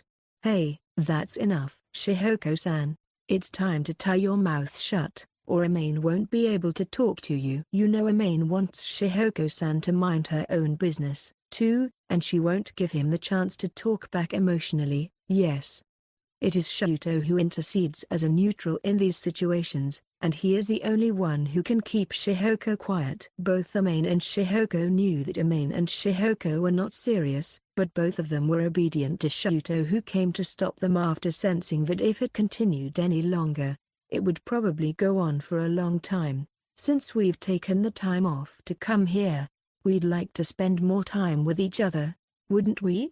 Minato pats Shihoko on the back and smiles at her. They knew there was no point in being self-centered with each other here, so they made sure to let bygones be bygones by apologizing to each other in this way. Even at their parents' house, Shihoko was not happy, but Mahiru looked at her as if she was not satisfied with the situation, and she immediately gave me a friendly look. I felt like I had made her rather happy, but if Mahiru was happy, I guess this was fine. I don't know how you two were able to get a few days off together. It is surprising that two people who both work and have a full work schedule would make the time to come. Even though their workplaces are relatively easy for them to take time off and are understanding of their child rearing and school events, Amane is old enough now to wonder if they can take time off for their child's school festival. Well, in my case, I was able to finish the work much earlier than the due date and make time for it, and Shuto-san was lucky enough to get the day off. You didn't have to come all the way here, you two could have just relaxed. Oh, you mean you didn't want me to see the festival? No, I'm just saying that it's a long way from here, and it would have been better for you and your wife to be together instead of coming all the way here. To be honest, although I didn't show it when I went back to my parents' house with Mahiru, they are both busy in their own way instead of earning a good income, and I felt bad about letting them use their precious vacation time for their son's school festival. It would take time and energy to drive all the way here. However, they would only have less than half a day to actually see the school events. Shihoko laughed off Amane's half concern and said with a mischievous smile, "Amane, you're so silly. We're always at home together as a couple. This is the only time Amane can participate in the festival, so of course he's going to make it a priority. It would be nice to take an opportunity like this to come see our son and daughter." I see. I had to focus my nerves more on hiding the embarrassment of being thought of as important than on ramming into the fact that she was treating me like a daughter, and I ended up sounding pointed and unfaithful. But then Shihoko cleared her throat and laughed at me. Well, I felt bad about interrupting the quirky couple, so I took a hotel room. Shut up and mind your own business. Thanks to your hospitality, yesterday happened, but there's no way I can say that. Oh my goodness. What the hell? Nothing, but it's nice to stay in a hotel once in a while. Yes. This area is more prosperous than where we live, and the night view is beautiful. Shihoko seemed not to have intended to say anything when I gave a sharp look to Shihoko, who seemed to want to say something, and deliberately changed the subject and laughed at Shuto. Shihoko didn't intend to say anything, but deliberately changed the subject and laughed at him. The two of them were having a good time, so there was nothing more to say, and Amane had nothing further to say. Well, it looks like you two had a sleepover yesterday, and you're really close.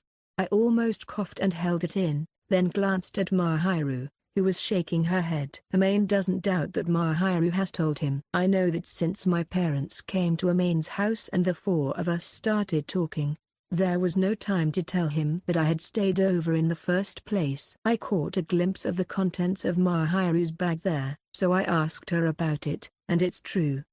When I followed Shihoko's gaze at being told, I saw that along the side of the sofa was the various care sets that she had brought to the bathroom yesterday. Should I be angry that I had been tricked, or fearful that she had figured out that I had come to stay just for this?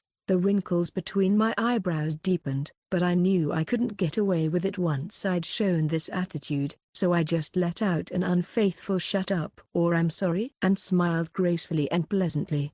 No? I'm sure Amane would be fed up with me talking about this, and that at my age I'm not worried about it anyway, because Amane is single-minded and earnest like Shuto-san. On the other hand, Shihoko-san is a bit of a teabagger, though. He's a lovely son. Shihoko was smiling at him with a smile on her face, but he sighed in resignation, knowing that there was no way he could win. Shihoko is still smiling at Amane, but after a moment of laughter, her gaze turns to Mahiru. "Oh, yes, Amane, may I go out with Mahiru?" He frowns at the awkwardness of asking Amane while looking at Mahiru, and his eyes narrow, suddenly wondering what's going on. "Don't ask me, ask Mahiru." Of course I'll ask him, but I'm afraid he's going to say no, because Amane is so possessive. You know what? I'm certainly possessive, but I'm not going to limit Mahiru's actions. Mahiru is just one person, even if she is my girlfriend. I'm not going to force my opinion or action on her. Just because we are in a relationship does not give me the right to limit what Mahiru does. I may express my opinion, but I do not force it, nor do I want to. No matter how close you are or how much you love your partner, he or she is a stranger with a different personality from yourself. It would be strange to try to make them do what you want them to do. So if Mahiru chooses to go out with Shihoko, that choice should be respected. The only thing Amane can do is to ask Mahiru not to do anything strange or divulge any information to him. He gives Shihoko a look that says, "What's so obvious?" But Shihoko happily accepts his look, which is akin to dismay. Good for you, Mahiru. I can tell you're a straight and sincere type of person, though I can often tell at times like this." Yes. I don't feel like I'm getting a compliment when my mom tells me. I wish you would just take it in stride, hey Shuto-san. Yeah, right. To Dad, when Shihoko says this to me, it sounds like she's teasing me and I avoid taking it head on. But when Tsunetomo compliments me on my work, I feel a strange itch. Basically, Shuto is the type of person who does not flatter, and he is the type of person who points out exactly what is wrong. So when he praises me, I know that he means it, and that makes me uncomfortable. The fact that the two are not in the same room together is a good sign that the two are not in the same room at the same time. In fact, Amane tries to be kind and sincere to those he is in his pocket. His words and attitude may not be honest, but he is essentially a caring child, and those who know him on a day-to-day basis can tell that he's hiding his embarrassment. "What's the matter with you?" It's a rare moment with the kids, so why not give them a compliment? Enough. It's frustrating that I can do nothing but collect shame in my cheeks, unable to get angry if she says it with a beaming smile that has no ill intentions or other wishes. I turned away from him, not wanting him to see my hot face all at once, but his cool laughter tickled my ear as if he had rolled a bell by my side. "Amane, you are weak against Shuto-san, aren't you?" Amane's brusque mannerisms are skillfully hushed by Shuto-san's fluffy sense of humor, and he is able to quiet them down. "I think so. You know, I'm usually so clear-headed, but I still think this kind of thing is childish. Isn't that what's cute about him?" Yeah. Hey, there.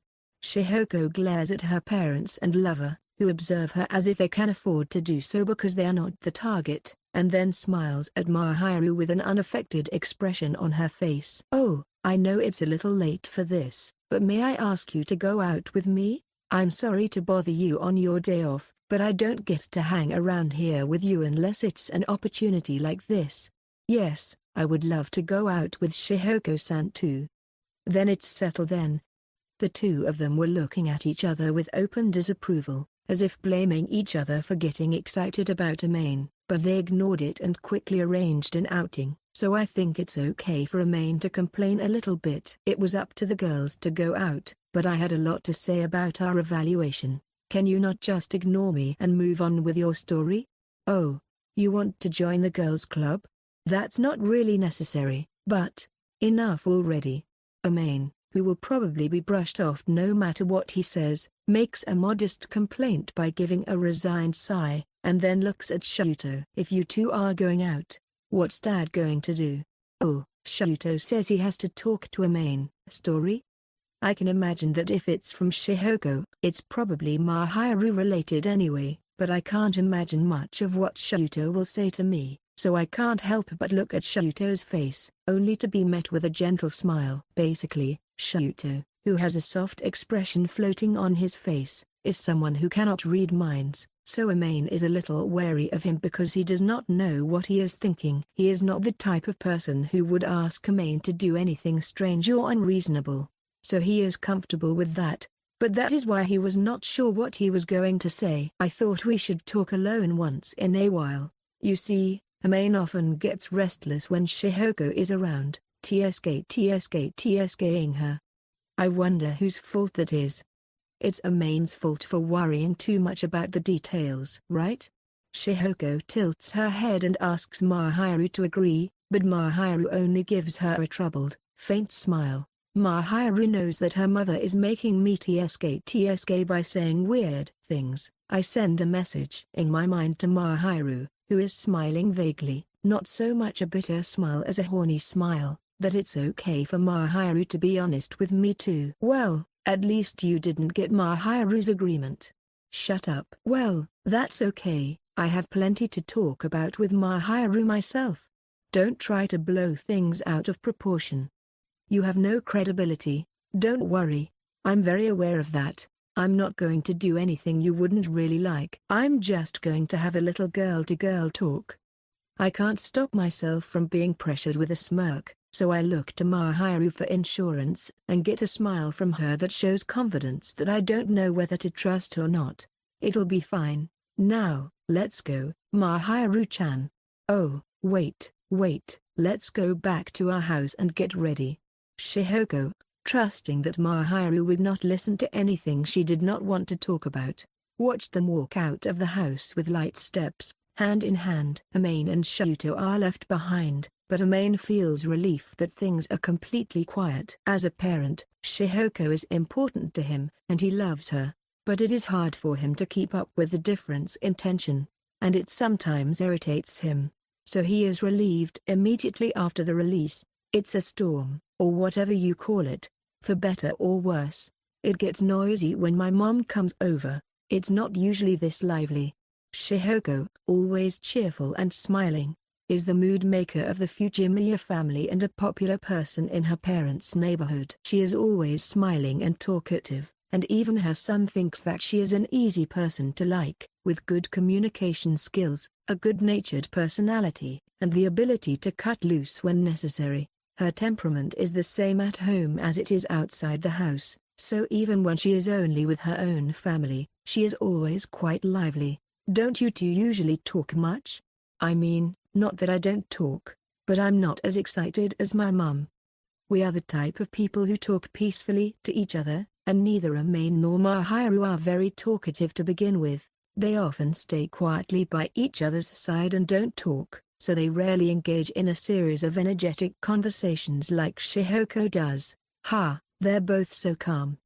Maybe Mom's just restless.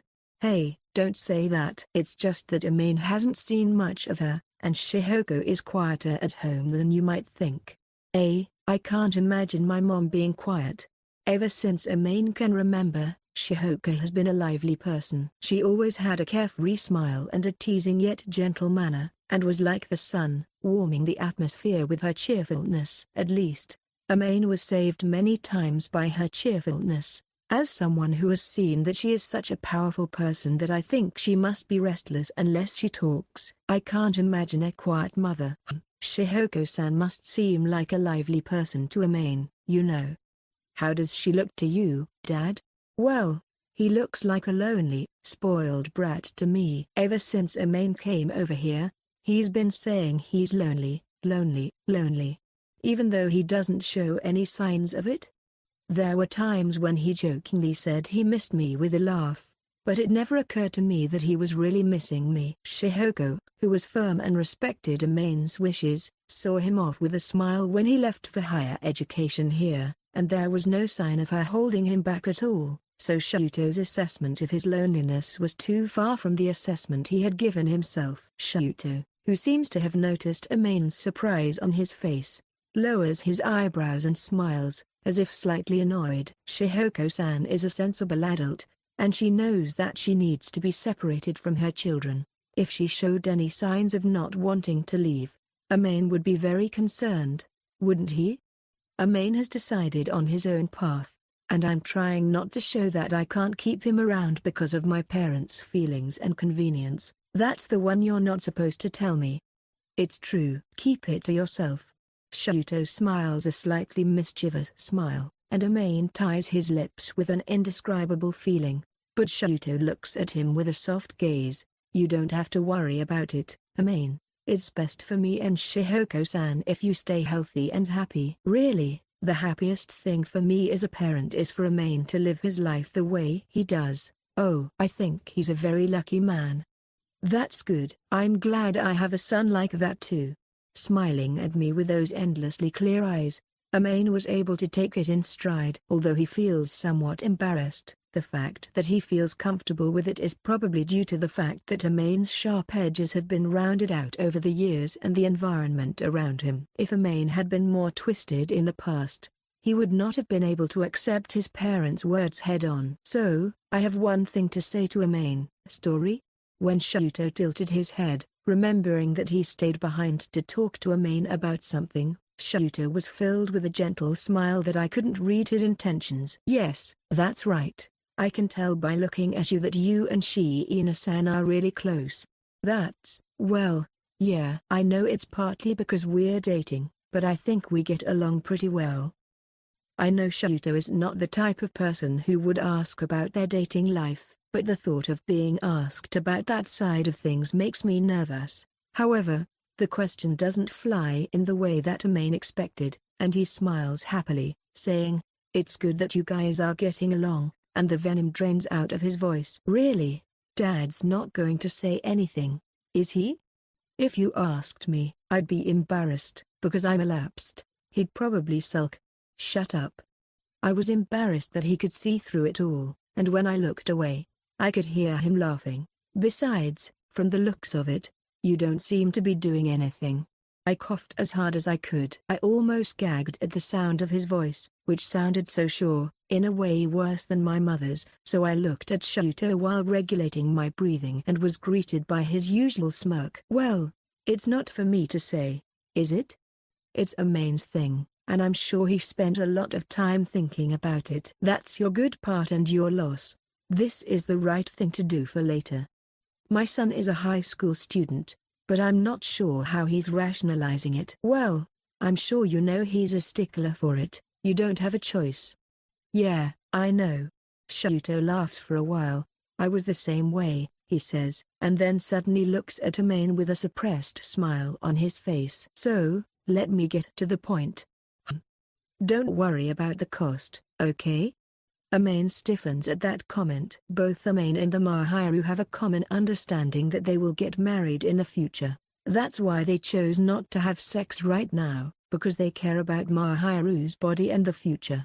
Last night's incident was based on a mutual understanding. From there, the practical issues, the cost and permission from Mahiru's parents, were things that Amane was thinking about without talking to Mahiru. If they were to get married, of course, there would be financial issues. He had been thinking that he would not be able to just dream about it, considering what he would do with the wedding, housing, income, etc., and what he would have to do after he got married. The most important thing to remember is that you can't just dream about it, you can't just live your dream. I've been thinking for a while that maybe he's already made up his mind from the way the two of them are looking at each other. I'm not going to change my mind once I've made up my mind.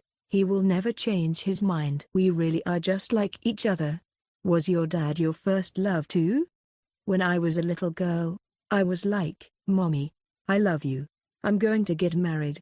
Except for the I'm going to marry you." You were too, weren't you? That one's a no-go. It's probably inevitable that he looked away from Shuto, who was smiling funny with a faint laugh. To be honest, His declaration of marriage to Shihoko when he was a child is almost like black history for Amane. It was the ramblings of a child who had not yet developed common sense or a sense of ethics, and whose likes were limited to a few people. Sometimes Shihoko would bring up the subject. "You used to say you were going to marry me," which would make my temples twitch, but when Shuto would say it lightly, all I felt was embarrassment. Well, joking aside, then, it's Amane's thing, and he'll think further ahead, I thought. "You're a smart guy. You wouldn't think you could solve all the problems that are waiting for you just by your feelings, would you?" Yes. The relaxed, soft smile that seems to see through everything gives me a little goosebumps. Amane knows this, too, which is why he wondered what to do about it and thought about talking to someone about it, but no one would expect Shuto to cut him out of it. "I'm scared of my dad. He's a father. He knows everything about kids." I usually suspect these words to be egotistical, but when Shuto says them, I can't laugh them off because I get the feeling that he really can guess everything. In fact, it's almost frightening because he sees through the conflict and understands and listens to everything. Really, the part where you try to keep it all to yourself is also very typical of you. I'm making this decision on my own, and I was going to tell Mahiru about it after some proper planning. I commend you for trying to plan that much from such a young age, but I think there's a limit to what one or two people can do. You know what they say, use what you have available, even if it's your parents. But that doesn't mean you can't keep spoiling your parents. Perhaps his parents are telling him this out of the goodness of their hearts, but Amane is too spoiled by his parents. He was allowed to leave his hometown by himself, and he was allowed to live without any financial inconvenience, and he tried to decide his future without consulting them. Although he has done what can best be described as selfish, Shuto does not seem to be bothered by Amane's hesitation and laughs it off, saying, "You're modest in a weird way. I think you should rely on me in these areas as a practical matter. As for me, I want to congratulate Amane and, as Shiina-san's parent, I want to congratulate her. I'd rather have a child like Shiina-san be happy without sorrow, and I want my son to be happy too. I hope you'll let me do this at least. Isn't that the kind of thing we're supposed to do on our own? When is that going to happen?" Ugh. It's hard to hear you say that. If we wanted to do it all ourselves, we would have to save up for a few years after entering the workforce. I don't want to miss the ceremony, which is a dream for women, and I want to see Mahiru's dress and white kimono. However, I knew that it would be an act of making Mahiru wait, so I was struggling. "Do you really want to make her wait that long, Shiina? Especially for a girl. Time is precious, you know?" Ugh. Still, to me, the ceremony is a gateway, a big gift from the parents to give at the end. My lovely son and daughter are going to leave their parents' hands and live as a couple, and I'd like my parents to help me with that. Smiling and sipping his coffee, Shuto moistens his mouth before opening it again. Of course, if they decide to do it all themselves, I'll support their decision. If not, then let Shiina-san's parents celebrate from us, too. Both Shuto and Shihoko knew that Mahiru was going to take the place of her parents. Knowing Mahiru's family background, I could see that they cared for Mahiru as if she were their own daughter and as if she were their daughter-in-law. As she says, she is giving Mahiru the love as a parent that her parents have not been able to give until now. That is why I could see that he was trying to compromise and had no intention of giving in. Shuto laughed as if he could see through Amane, who wondered if he could really spoil him, and stroked Amane's hair in a messy, wispy manner. "You've always been bad at pampering and relying on me. That's fine. Let me do something parental. I've been spoiled enough." That's not true. I've never had a rebellious period, but I grew up to be independent first, and I've been lonely, you know? It was ticklish and embarrassing, but not unpleasant. His trust and security in his parents made him accept this act with open arms. Amane should be a parent and show me his grandchildren's faces. We don't need to be filial to our parents until our own lives are stable. Fortunately, both Shihoko and I are in good health. We take good care of our health, and in our family, we will live a long life. You'll be able to repay me in a nice way before you die. Shuto smiles and treats Amane like a child. Amane lowers his eyebrows and accepts his treatment as a child, feeling a warm feeling in his heart that he is lucky to be the child of these people. By the time Mahiru and Shihoko returned home from shopping, Shuto had returned to his normal behavior. From the pampering glances and gestures he used to give Amane, it would have been nice to be treated like a child even in front of Mahiru, but I felt a little bit sorry for him. But I wanted to act like a man in front of Mahiru, so I didn't show any concern about what had just happened and greeted them with a calm expression on my face. "Welcome back. Have you finished shopping and talking?" "Of course I did." "Hey, Mahiru." "Yes." In contrast to Shihoko, who is beaming and imposing, Mahiru is shrinking back, so I'm sure that she's probably been told something unnecessary. However, it's not the time to ask her about it, so I dare to go through with it and receive the package. I look at Mahiru and she blushes, which confirms my suspicions that she has been told something unnecessary, and I look at Shihoko with dismay. Shihoko, on the other hand, is laughing unconcernedly. It is a smile filled with a mysterious sense of accomplishment.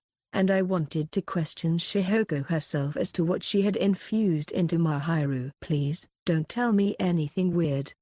"Oh my god. I'm not teaching you anything weird, okay? I'm just giving you some advice on what's important for us to spend time together. Isn't that something we'll learn slowly in the future?" "It's okay, because it's something you can't teach boys. We should learn from the wisdom of those who came before us, okay? Is that something I'm allowed to hear out of Mahiru?" "You'll find out soon enough, no problem." "I don't think it's disgraceful for a man to rush you. That being said, I have to keep my mouth shut. Mahiru doesn't seem to want to talk either, and I understand that women have complicated matters to discuss with each other, so I shouldn't force her to ask. However, from Shihoko's behavior up to now, it seems that she is not something that can be completely trusted, so even if I did not ask, I would need to be mindful of it." Giving a cold stare to Shihoko's smiling face, Amane carries the fresh food in the supermarket bag to the kitchen and packs it into the refrigerator. There was twice as much food as usual for the four of them, since they were going back to the hotel after having dinner at Amane's house today. That tickled me somewhat. "Amane, do you mind?" Mahiru, who has just finished washing his hands, peeks out at him, and Amane cries a little. "I'd be lying if I said I didn't mind, but I've had a lot to talk about with my dad, and I'm not ready to tell Mahiru about it, so we're even." What did you talk about?" "Secret." Mahiru laughs at Amane, who smiles mischievously and throws the vegetables into the vegetable room, as Mahiru always does, and then laughs as Mahiru fidgetingly pats Amane on the back. "Well, we won't interfere with what Amane wants to give to Mahiru, will we?" After being patted on the head a lot, Shuto said these words to me. "I am not going to rely on my parents that much, so I am going to get a part-time job and prepare the money for the war fund." He is not going to cut corners on the entrance examinations either, so he will have to work even harder to be able to balance the two. "I guess I'll have to rely on Kaido." I may have been half joking before, but I've been offered a part-time job, so I guess I'd better take it. I'm not very good at customer service, but it's a good way to get some social experience. Mahiru looked up at Amane with a restless look on her face as she nodded her head and said, "I'm going to have to make a lot of efforts from now on." He smiled at Mahiru and told him again, "Don't tell anyone," and closed the door to the vegetable room in a good mood. Chapter 3, First Steps Towards the Goal. "Well, I'll ask the manager, but he said he needs help, so I think it's probably totally okay." I immediately contacted the number Ayaka and I had exchanged during the preparation for the festival the other day, taking advantage of the fact that I had the next day off. I was wondering where to get a part-time job when I remembered that Ayaka had asked me the other day, and I resorted to it as a way to learn about society and to improve my bad manners. In the meantime, I wanted to surprise Mahiru, and since I did not want him to hear about it, we talked near the entrance of the apartment. The first time he asked Mahiru to come over to his place, he had already turned down the invitation, and he thought that even the tolerant Ayaka would have some difficulty with his sudden offer, but he was puzzled by the very simple reply. No, I don't have an interview or anything. I think they probably will, but I think they'll just walk through it. It's going to be my introduction, so it means that my personality and stuff won't be a problem. I'm a very serious, nice girl at my part-time job, so the manager trusts me. It is nothing unexpected, but Ayaka seems to be trusted even at her part-time job because of her own good character. Even in the short time that I have been involved with Ayaka, I can tell that she is firm, friendly, open-minded, and cheerful, and naturally, she must be well liked. I couldn't help but laugh at Ayaka's voice, as if I could imagine her puffing out her chest on the other end of the phone. I don't mind introducing you, but are you sure about this part-time job, Fujimiya-kun? Well, I think I'm used to customer service and stuff. Well, that's not what I mean. Are you convinced of this, Shiina-san, or did you explain it to them? No, we haven't discussed it yet. Then I think we need to talk about it, don't you? My part-time job pays well, but I think Shiina-san might get jealous. That's the part-time job that Amane is now asking for is Ayaka's part-time job. It is the one that lent her costume for the festival, which means that it is the cafe where she wears that costume and serves customers. If she works at that cafe, naturally Amane will be wearing the same costume as she did at the school festival. Even if he did not say anything and started working there, Mahiru's feelings would be very upset when he found out about it. Mahiru was sulking when Amane was approached by a female customer at the festival and asked for her contact information, so I don't want to do anything that would make Mahiru too anxious. Of course, there is no such thing as cheating on one's partner, and I am sure Mahiru believes that she would never do it, but the emotional issues are different. Why did you suddenly want to work part-time in the first place? I hold my tongue when asked this simple question. I'm sure Ayaka wouldn't tell Mahiru if I asked her to keep it a secret, but I'm embarrassed to say that it was to save up for a ring fund. Everyone who knows her probably knows that Amane loves Mahiru very much, and she is aware of that, but she is still hesitant to explain that she wants to give ring to him. However, Ayaka would not be convinced if I did not tell her, and in the first place, it would not be good to hide things from the person who is mediating for me. Well, you know. Can you not tell anyone, especially Mahiru? Oh, I guessed. I want to give something to Shiina-san. Around a Christmas present, I'd like to give her a ring, or something like that. I want to give her a ring, or, I replied, realizing that I was being subtly but hurt, and then silence fell. I was waiting for Ayaka's voice, inwardly impatient, wondering if perhaps I had strayed too far for a student. And after about 10 seconds of silence, she murmured quietly, "Oh, I've been guessed over the phone." I see. I understood and agreed with Fujimiya-kun's intention. Yes, I mean, I want to get it by myself. I see. Then maybe we shouldn't do it. Even though Fujimiya-kun is trying his best for Shiina-san, I don't think Shiina-san would have a good feeling about working in a place where his girlfriend might get involved with a woman. You are right about that. So I replied, "Well, I'm sorry I didn't think of that," and as I was thinking about my future plans to go home and look at job sites again, I continue. Instead, I hear the voice again. "I'm going to go home. If you want to go to another coffee shop, I'll introduce you. It's my aunt's coffee shop, but it's quieter and the customers are older, so I think it would be a good fit for Fujimiya-kun's personality." That's great to hear, but didn't Kaido work there? I think there's no reason not to work there if you have that kind of contacts and are related to them. But Ayaka on the other end of the phone is muddling her words in a way that makes it difficult to say anything. I'm not, I'm not good at aunts, and yet you're introducing me to her. I'm really sorry. Oh, no.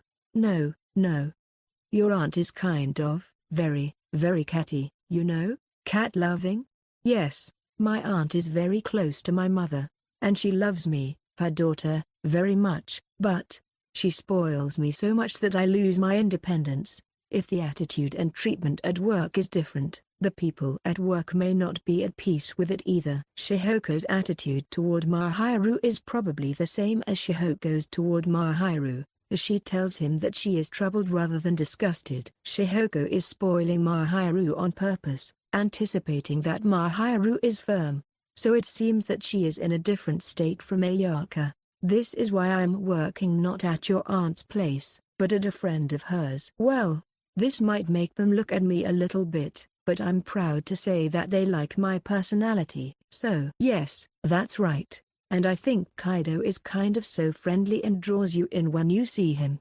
Shiina-san will get jealous if you talk about that kind of thing lightly, so please be moderate. Aside from my situation, if it's okay with Fujimiya-kun, I'll ask his aunt for confirmation. And if she confirms it, we can go visit the site. Then, I think Fujimiya-kun will be able to make a decision based on what he sees, and I think it will be easier for him to work there. That would be helpful, but I don't know if I can get him to go that far. It's okay. It's okay. Like this. I know Fujimiya-kun likes Shiina-san, so let me help you. If you want, I can even help you with the ring, okay? Well, maybe I'll ask you and Chitaz when the time comes. Leave it to me. I think it's better to take the woman's opinion on the ring. And above all, Chitaz has been watching over Amane and Mahiru for a long time, so there's no way he won't call on her. If possible, I would like both of them to help. I'll call you or report back to you at school, Ayaka said, and we hung up the phone. Part-time, is it? I went home and called out to Mahiru, who was relaxing in the living room, and he gave me a surprised look. Why so suddenly at this time of the year? I'll be taking exams next year, and to begin with, it's around this time that I'll be starting to study for them. I told him honestly about my part-time job, but Mahiru asked me a very reasonable question. I'd like to keep it a secret from Mahiru until I give it to him, but I'm aware that it's a bit unnatural to start a part-time job in the second semester of my sophomore year, when I'm about to enter the period of full-fledged preparation for the entrance examinations. There's something I really want. Something you want? Also, I'm trying to get some social experience. Of course, I don't intend to work shifts that would interfere with my studies, and by the time my classmates retire from club activities next year, I think I will have saved up enough to be able to concentrate on my studies before the entrance examinations begin in earnest. I think my grades will be about the same as those who are involved in club activities. My grades depend on my effort, so I'm not going to lower them, and even if they do, I'm not going to blame it on my part-time job. Because I am a homecoming student who does not have a part-time job, I have more leeway to concentrate on my studies than students who are involved in club activities. But if I started working part-time, the amount of effort required would probably change. Although I am aware that I am a good student, it will be difficult for me to maintain my grades with the amount of effort I have been putting into my part-time job. However, Amane has no intention of giving up on either his higher education or his future with Mahiru, so he would like to study harder than ever before and take classes more carefully to learn on the spot. Even if this means taking on a great deal of hardship, Amane has no intention of bending or backing down. If you look at Mahiru with a serious face under that determination, Mahiru lowers his eyebrows as if he is troubled. No, it's not for me to interfere. And if you're thinking that far, I respect your choice. I'm going to miss spending less time with you, but, he smiles at me a little sadly, and I almost waver in my decision, but I can't give in on this one, so I give a small smile. Sorry. Instead, I'll give priority to spending time with Mahiru on my day off from my part-time job. Amane-kun always puts me first, so you can put yourself first, okay? In the end, putting yourself first will not fulfill you. You are only fulfilled when you are with Mahiru, and Mahiru's happiness is Amane's happiness as well. I am aware that I am so in love with Mahiru that her happiness is equally bound to Amane's happiness, and although it itches, I still feel most fulfilled when I see the person I love happy. The most important thing to remember is that you can't just take your eyes off of someone and expect them to be happy. Chapter 4, New Interactions.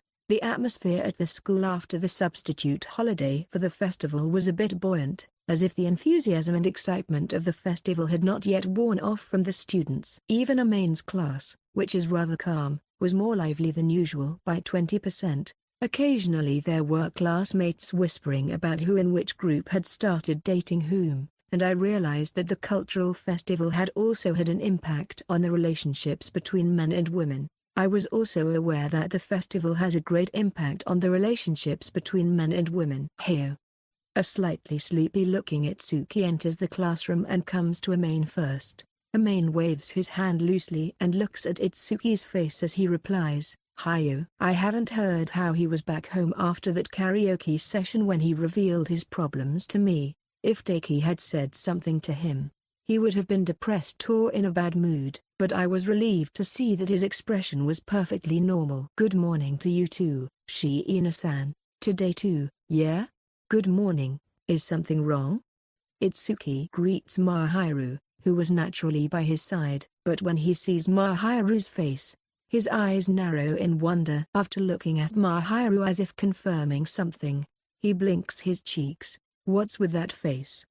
He looks at me and wants to say something, so I narrow my eyes and wonder if there's a problem, but his gaze is not accusatory, so I don't understand. "Amane-kun or come on? Huh? Just do it." For some reason, Amane was called away, so he is taken by Itsuki to the edge of the classroom, blatantly raising his eyebrows. Then he moves a little closer, a little less conspicuously, and opens his mouth in a small way. Did you cross a line with Shiina-san? Huh?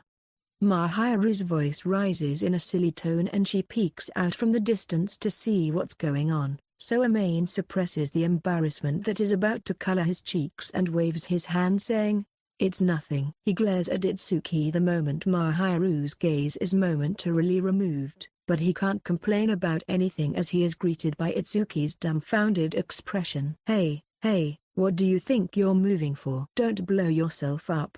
Self-destruct. That's what you do when you suddenly start acting weird. I mean, you don't understand the strange things that are oozing out of us. I don't know, Shiina-san's behavior is different from usual, and your distance is also different to begin with. It was close to being close to you after you originally revealed your relationship, but the atmosphere. When Amane is told that the atmosphere is different, his gaze flicks once to Mahiru. Mahiru waits quietly at Amane's seat and looks at him curiously. When their gazes meet, they blush. Nothing's changed. I can't be objective. It's true that the two of them are always flirting, but the quality of the atmosphere between them is different from the time of the school festival. They already know each other very well, and they belong to each other. It's not what you're imagining. Hey? At least, not to the end. He starts grinning as if to say that he has seen through it all if I blare it out, so I poke him in the side with my fist to distort his annoyed face. Disgusted, I stepped further and sighed softly. I'm nervous about how sharp Itsuki is when he notices the change, but in any case, I'm going to tell Itsuki and Chitters about what Amane and Mahiru are going to do. I'm not going to go so far as to say how much they know about each other's bodies, but I should at least tell them that I'm looking forward to the future. I'm not going to do it in the first place, not yet, because I promised Mahiru that I would. Promise?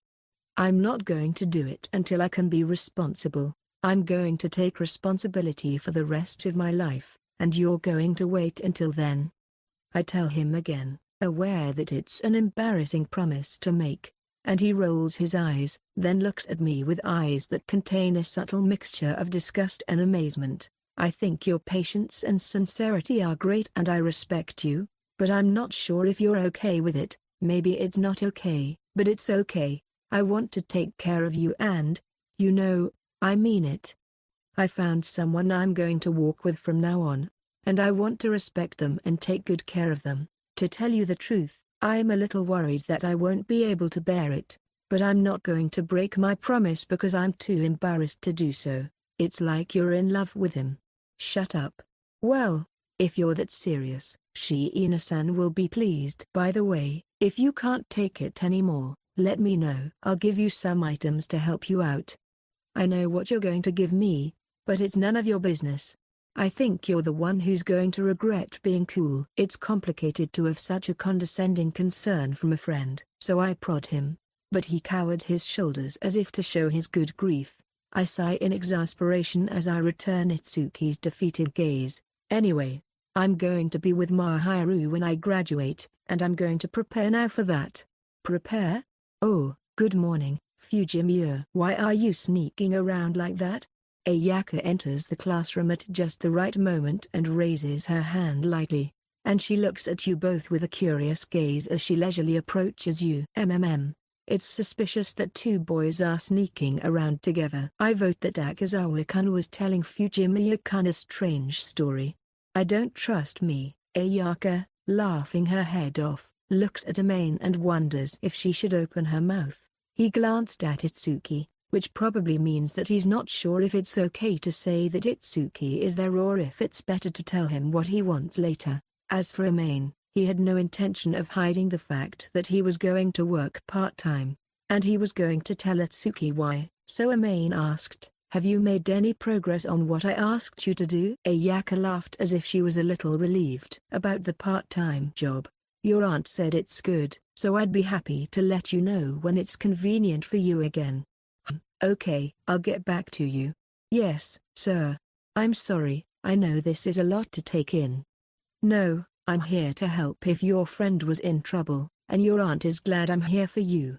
Ayaka smiles slightly annoyed, and Amane also smiles slightly. Ayaka, who seems to be quite liked by her aunt, looks annoyed, but as the person who introduced her to the job, she is very grateful. I should thank her again next time. I waved her off as she walked to her seat, and she nodded her head in understanding. "I see. Sounds like a lot of work. My parents said they wanted to pay for the ceremony and stuff, but at least the ring. It's my choice, and I should be willing to buy this much hardship for a wish." It is unforgivable for Amane's pride to leave everything to his parents to make a lifelong vow, so he should prepare it by himself. I felt that having Ayaka help me find a job was not all on my own, but I thought it would be a good idea to get help from others to achieve my goals smoothly. "You are really single-minded when you decide to do something. I think that's great. It's just... Didn't you talk to me first about that kind of thing?"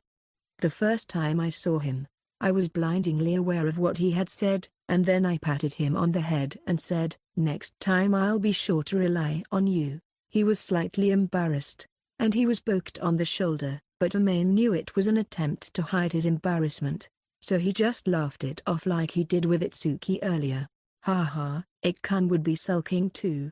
After lunch, Chitters, who had wondered why Jayu had been so subtly unfaithful in the morning, called me into the hallway and asked me what was going on. I raised my eyebrows, but Chitters's attacks didn't seem to stop. The attack is not going to stop, but it is going to get more and more violent. The way he hits her, giving her a shock rather than pain, is filled with something. Chai-kun has friends and connections in many places, but the first person he turns to is another girl, which makes you want to sulk. He is the best friend of Amane, except for Mahiru.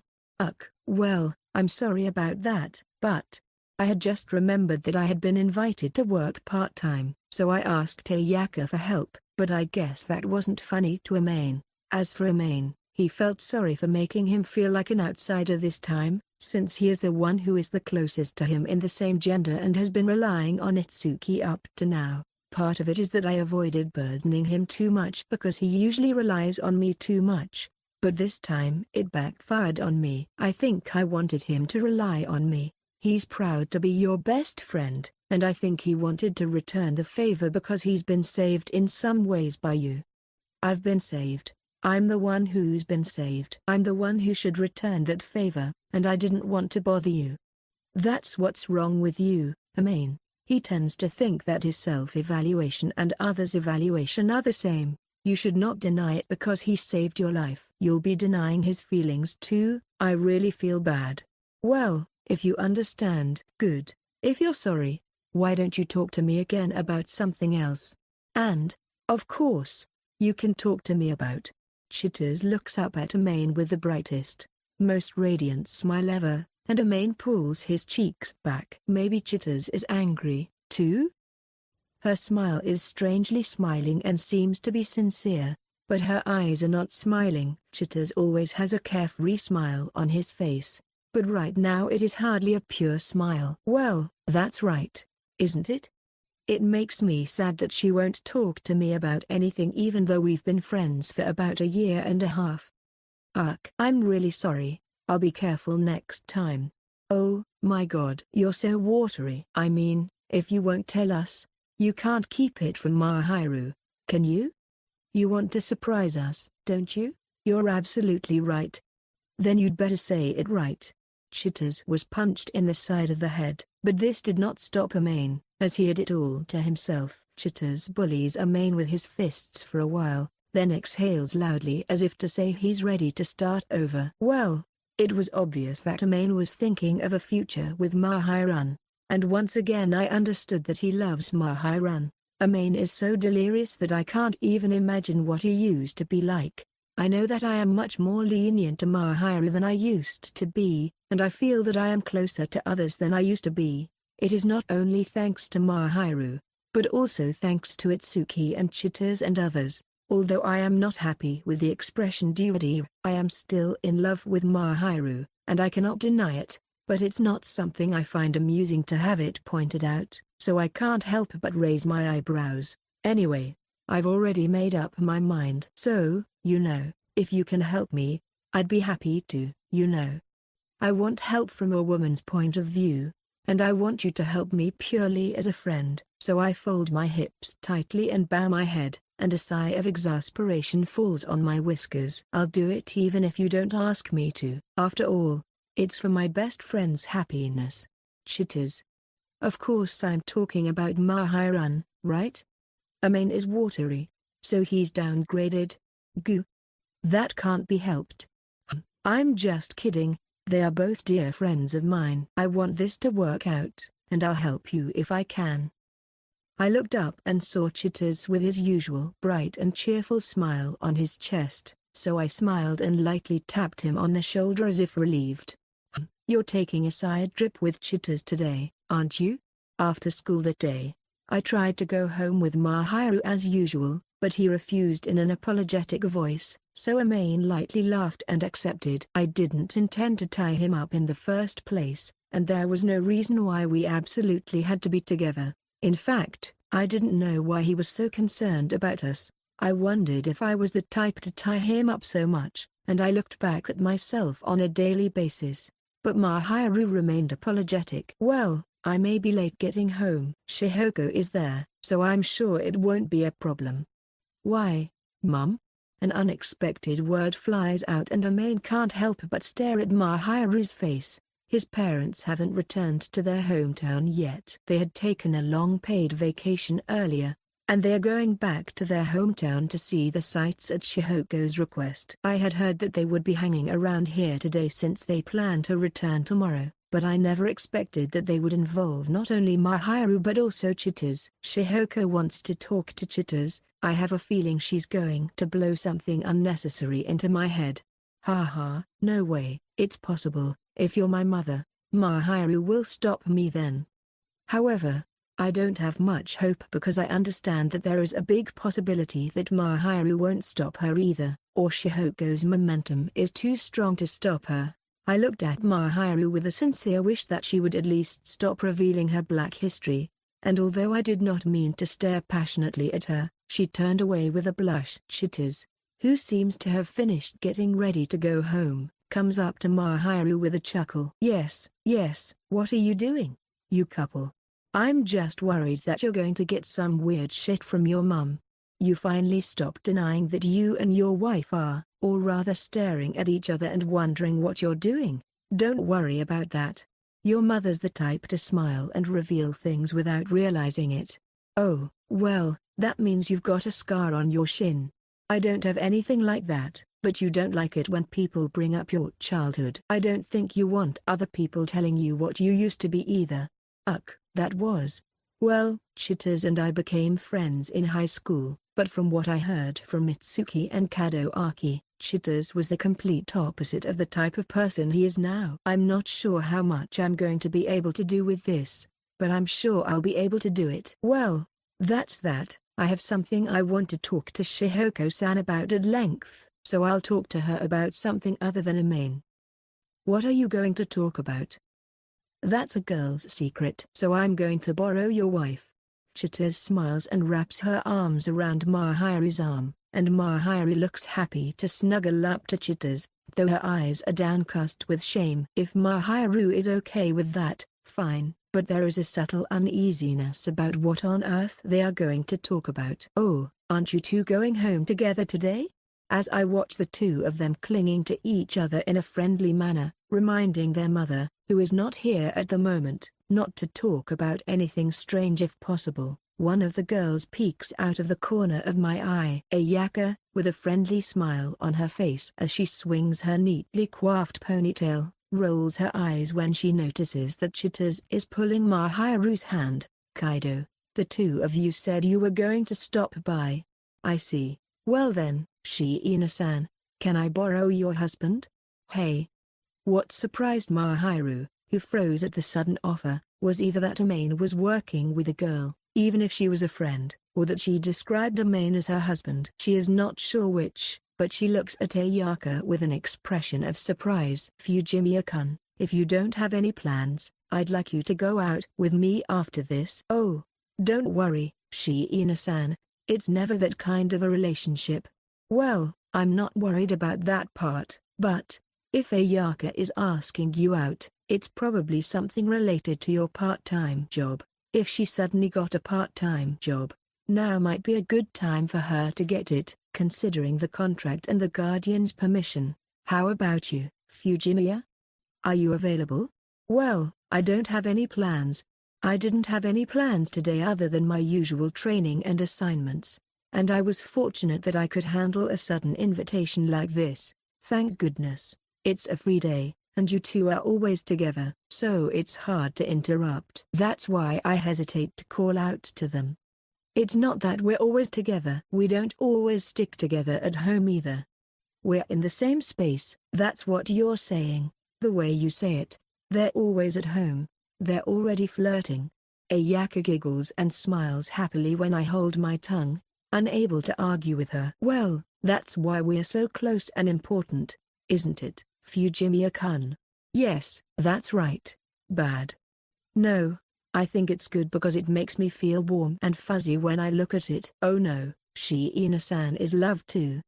Mahiru is being bombarded by the people around her as she beams with an aura of happiness at the word loved, but Mahiru doesn't seem to notice. Ayaka may be doing it on purpose, but I can't complain because I owe her a great deal. But when she gave him a smirk and a thumbs up when he looked at her and said, "Don't tell me why you're working part-time," Amane could only sigh. After separating from Chitters and the others, Amane walked as Ayaka led him.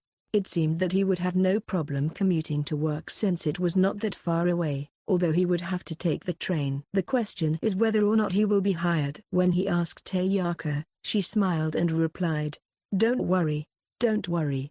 My aunt's store is run by a small number of people, and recently the number of customers has been increasing, so they're short on staff and looking for polite girls." The hourly wage was high, but she was having a hard time finding someone who fit the atmosphere of the store and who would be liked by the customers. Then Fujimiya's offer came along. Lucky me. It's like a boat with a crowd kind of thing. Like a godsend? I'm sure Fujimiya will be able to handle it. I'm not sure if he's polite or not. I wouldn't go out of my way to be rude, but I would tilt my head if someone said I was polite. I think I have the necessary courtesy, but it is very difficult to say that it is ideal. I cower my shoulders and say, "You're buying," but Ayaka's cheerful voice, again, immediately denies me. Fujimiya-kun can really use different attitudes with different people, can't he? To the teachers, he acts like a very polite and respectful honor student. He's a superior person, and he'd rather be looked at than looked at, because if he's looked at well, he'll get something out of it. Of course I treat them with respect because they are older and superior, but I also have the impu motive that the better the faculty member remembers me, the better my grades and further education will be. Although this is not the whole reason, there are still calculations, so he is not a real honor student. A real honor student is the type like Mahiru or Yuta, and Amane is only trying to make it look that way. I cower my shoulders because I don't think I'm cute enough to be thinking like that, and Ayaka gives me a light smile. Isn't that fine?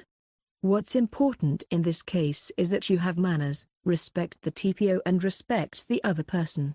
No matter what your personal intentions are, all you can see is the result. If the result is good, it doesn't matter what's in your heart. Kaido is that type of person? Surprising? I'm pretty much the type of person who splits my time between the two. I don't seek merit in everything I do, but I don't think it's wrong to find some merit in my actions to some degree, and I don't always act with good intentions. I'm lightly blindsided by Ayaka, who says it plainly, but is thinking quite severely, but it's not dismay or esteem, it's a kind of familiarity. Even this time it's the same. I suggested it because it is merit for me. Sometimes it's not 100% good intentions. Ayaka's goodness is also well understood when she says that up front, so Amane smiles wryly and asks, by the way, what's the merit this time? I ask. I think Ayaka is mostly doing this out of the goodness of her heart, as she responded to my sudden and reckless request, but she doesn't seem to want to admit it. Of course it's because my aunt is in trouble, but, most of all, I'd like So-chan to have a few more good friends. Chino? Yeah, So-chan is a rather quiet and absent-minded person who doesn't show much interest in other people, but she seemed to have a good impression of Fujimiya-kun, and I thought that the quiet type of Fujimiya-kun would be a good match for her. So I introduced her to the store where So-chan works and where Fujimiya-kun is looking for a part-time job and where she can solve her aunt's manpower problem. I'm sorry, but the benefits to me are pretty big, Ayaka apologizes, shaking her head and smiling. No, I was surprised when I first heard that Chino was working there, but I'm the one who's being introduced. It's nice to have a classmate working for me. It's reassuring. Really? That's great. The way she blanches, as if she's released all her tension at once, makes me believe that Ayaka must be a good person after all. I mean, that's fine. But you didn't work at your aunt's place when you have a boyfriend yourself. That's, partly for the reason I told you before. Aunt loves me too, but she seems to likes being with So-chan the most. Yeah? When I'm with him, he's watching over me, so it's not like I have to work. I've been loved by both of them since I was a little girl. I also look at her when I'm with her, and she tells me, "You're going to drool, so don't do that." Wow, you laughed, didn't you? I'm not a drooler. I don't drool in front of people. Ayaka blushed slightly and lifted her eyebrows, but because of the content, it was not powerful at all and made her laugh even more, so Amane laughed without hiding it on purpose. The restaurant that Ayaka finally arrived at was a coffee shop with a relaxed atmosphere. It had the chic atmosphere of an old-fashioned coffee shop, and from its appearance, it seemed to have a somewhat upscale feel, as if the customers were of a certain age group. Are you sure this is the place? Why do you doubt it? It's a nice, relaxing place. I know it sounds like a nice place, but isn't it unsuitable for students to work there? What I imagine when I hear student part-time cafe is a typical big chain store, but this place has a stately atmosphere that seems to be the opposite of that. That's why you invited a young but solid person like Fujimiya-kun. Anyway, let's go say hello to your aunt. I smile at Ayaka's positive attitude while adding a small, even though I don't feel like it, and I follow behind her with curiosity to see what kind of person this aunt of hers is. When I opened the heavy door with the close sign hanging on it, I heard a slight creak of the hinges and the sound of the doorbell ringing, which for some reason made me feel nostalgic. The coffee shop that she led us into was a very calm place, as one would expect from its appearance. The interior was simple and elegant, with dark oak and white as the basic colors, and the store was well cleaned, giving it an air of refinement. The walls were covered with bookshelves filled with books. There are not as many seats as one might expect. The small number of seats, which is not as many as you would find in a coffee shop chain, is a clear indication that this is a privately owned business. However, thanks to this, it was a very quiet space where one could take a breather, different from a chain restaurant. As I was looking at the interior without any hesitation, as if it was a holiday, a woman wearing a navy apron appeared from the back of the restaurant. At a quick glance, she was a calm woman, about 1 year removed from Amane. She is a beautiful woman with long black hair, who would look at home in a coffee shop or an antiquarian bookstore. "Oh, Ayaka, welcome. It's been a while, Aunt Bunker." The woman called Fumiko smiles at Ayaka, who bows politely and gives her a gentle look. "I'm glad you're here. I missed you because you rarely drop by even when Suji-kun is here." "Ugh, I'm sorry about that. I thought I was disturbing Aunt Bunker." "I didn't mean to disturb you. I'm just glad you two are here. I'm going to work so hard." The two of them are not only in the same room, but also in the same room. Watching them from a step behind, Amane tilted his head inwardly. The neat appearance and gestures of the two women were not something that Ayaka would be uncomfortable with, and Amane could not help but be puzzled. She seemed to be a very ordinary woman, as far as I could tell from the little conversation I saw with her. She seemed to be a calm and ladylike woman, and there was nothing to indicate that she would be a dislike for Ayaka. If I had to say more, I would say that her eyes were full of affection toward Ayaka, but I don't understand what she meant when she said that she was not good at Ayaka. I can't complain because everyone has his or her own sense of dislike, but it's hard for me to agree. While I was watching Ayaka's subtly faltering appearance, the woman's gaze suddenly turned toward me. Nubatama's eyes blinked, searching for a moment, but in the next moment they changed to a soft gaze. "Is that the girl Ayaka was talking about? The one who volunteered for the part-time job?" Yes. He wants a part-time job." "Fujimiya-kun. This is the owner of this store, Fumika Itamaki. She's my aunt. I am Amane Fujimiya. Thank you for taking the time to see me." "Well, it's okay. It's Ayaka-san's request. I'm sure Ayaka-san's a connoisseur, so I'm sure there will be no problem." Smiling softly, Itamaki looks at Amane once more as if he is caressing her, and then smiles again. It was a beautiful smile, elegant yet unfathomable, so beautiful you could almost feel the pressure, and it felt as if the hairs on your back stood on end. "By the way, what is your relationship with Ayaka?" "She's a classmate, a friend of mine and my girlfriend's." I get a chill for some reason, so I deny it once and for all, and my smile becomes mild. The chills that had been torturing me are gone, so perhaps this reply is the right one. "Well, good." Ayaka-san and Suji-kun are very much in love with each other, so if there was some kind of side love, we would be in trouble, wouldn't we? I have a lover I'm committing my future to, so it's unlikely. "Well, that's nice." Amane involuntarily backs away slightly as her black eyes sparkle with light, but when Hua doesn't seem to mind and her cheeks are flushed, it looked like the expression of a maiden in love, and little by little, he somehow began to understand what Ayaka was having trouble with. "It's wonderful that you are so determined at your age." "Is that why you volunteered for the part-time job?" "Yes, I did." "Well, I wanted to give her a ring." "Lovely. Yeah, I'd love it if you'd work here." "Aunt." Instant decision. "No, I knew that, but," as Amane froze when he was told that he was hired without a good interview, and Ayaka sighed with a look of dismay and bewilderment, Fumiko smiled with a really good-humored smile on her face. "Aunt, it's not a good idea to dig too deep into your roots, you know." "Oh, I won't ask you anything you don't want to, okay? But I'd like to know how you got used to each other." "I feel sorry for Fujimiya-kun, who is used to your aunt's hobbies and work, so please keep it to a minimum. I'll get your permission, and I'll just use the situation as a reference, okay?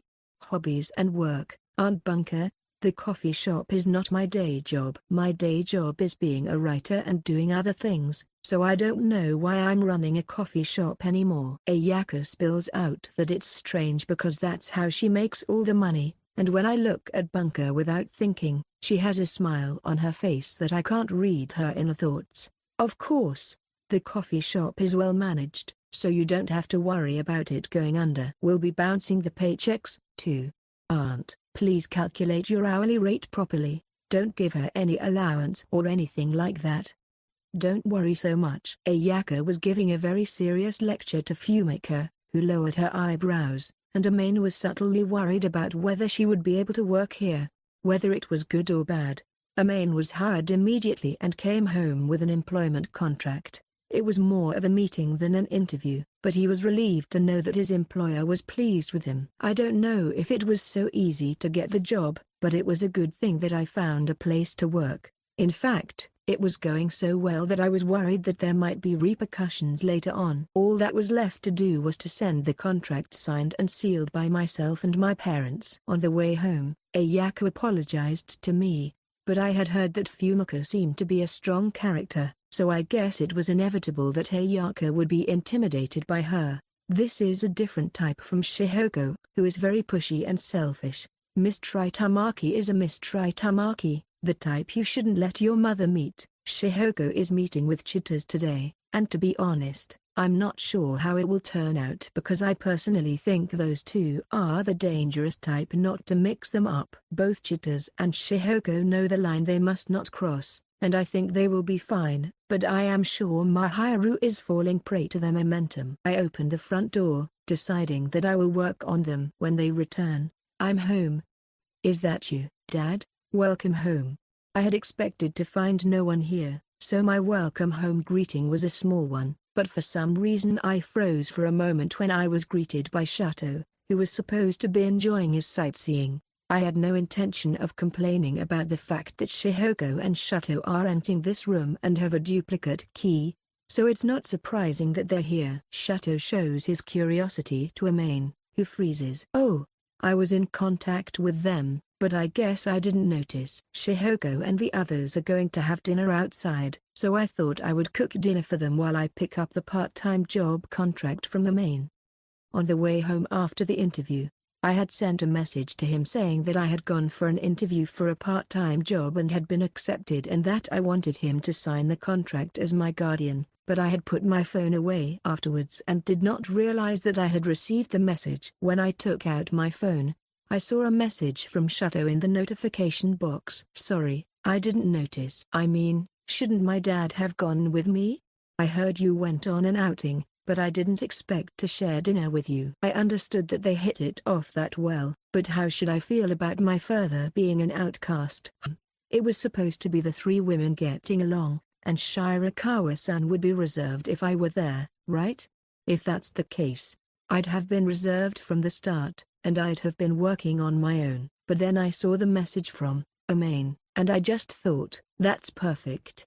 After all, I guess it was not comfortable for either of them to have their fathers participate in the girls' party. Amane cowered, convinced that Shihoko probably didn't force him to invite her because she was concerned about him. Was that good? It's your day off, and you come to my house. I came here to see Amane and the others from the beginning. Sightseeing is just a side trip. I was here a long time ago to begin with, so I don't think it's any more of a novelty than seeing you, Shihoko. Well, maybe so, but come on. Besides, wouldn't it be lonely for Amane to eat alone? And I'm worried about the food. I'm able to cook normally, at least for a while. I reply to the slightly teasing voice with a voice of unfaithfulness. I'm not sure if it's really just a matter of time, but Amane is able to cook as well. Of course, it can't be compared to Mahiru's outstanding skills, but it's still a world of difference compared to when I first moved here. I have progressed to the point where I can get a pass from Mahiru if I follow a recipe properly. I didn't want to sound like I wasn't making any effort at all to do something I wasn't good at, so my voice became a little sharp, but for some reason Shato's smile deepened when he saw how Amane was looking at him. Oh well, Amane is a kid who can do it if he tries. That's great. Are you making fun of me? No way. It's just that it's always been one of my dreams to cook alongside my kids, so I'm glad that the opportunity has unexpectedly presented itself. With a gentle, compassionate smile on his face, Amane is also taken aback and looks at Shato. You're going to help me, aren't you? He sounds convinced that he is going to help me. Of course. He didn't intend to leave it solely to Shato, but the way he said it as if he saw through Amane's intentions made me chuckle. As if I still couldn't win. Oh. The first time I saw him, I thought he was a good guy, but he was not a good guy at all. After taking a break from eating the meatball pasta that Shato and Amane had made together, the sound of the front door being unlocked suggests that Mahiru and his family have returned. Thinking that it was unusual to greet Mahiru, I headed for the front door to find Mahiru and Shihoko there with a bunch of paper bags in their arms. It's hard to imagine that this is the amount of paper bags they would need for a day's shopping. But Amane, who doesn't have much of an appetite for things, has no idea what they're made of. "Why do you have all that stuff?" "Oh, don't worry, I've got one for you too, okay?" "No, I don't care about my share. But why did you go shopping like that and what did you buy?" "I know that my parents make a lot of money and that they're basically the type of people who don't waste money, so I'm sure it was something they really wanted, but it's still a bit much. I think it might be clothes or cute accessories for Mahiru-chan. I've also bought Mahiru-chan's choice of clothes for her to wear. And by dare, I mean buy something I wouldn't normally wear. It is complicated to have your mother buy you clothes.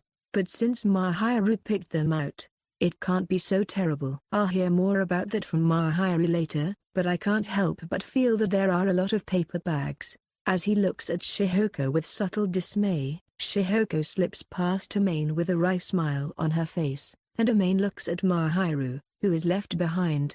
She looks a little bewildered, or rather, suspicious that she is buying too much. But it seems that Shihoko bought with enthusiasm for Mahiru and couldn't stop her. "You didn't buy anything weird, did you?" "Hey, nothing weird, but, I see, then good."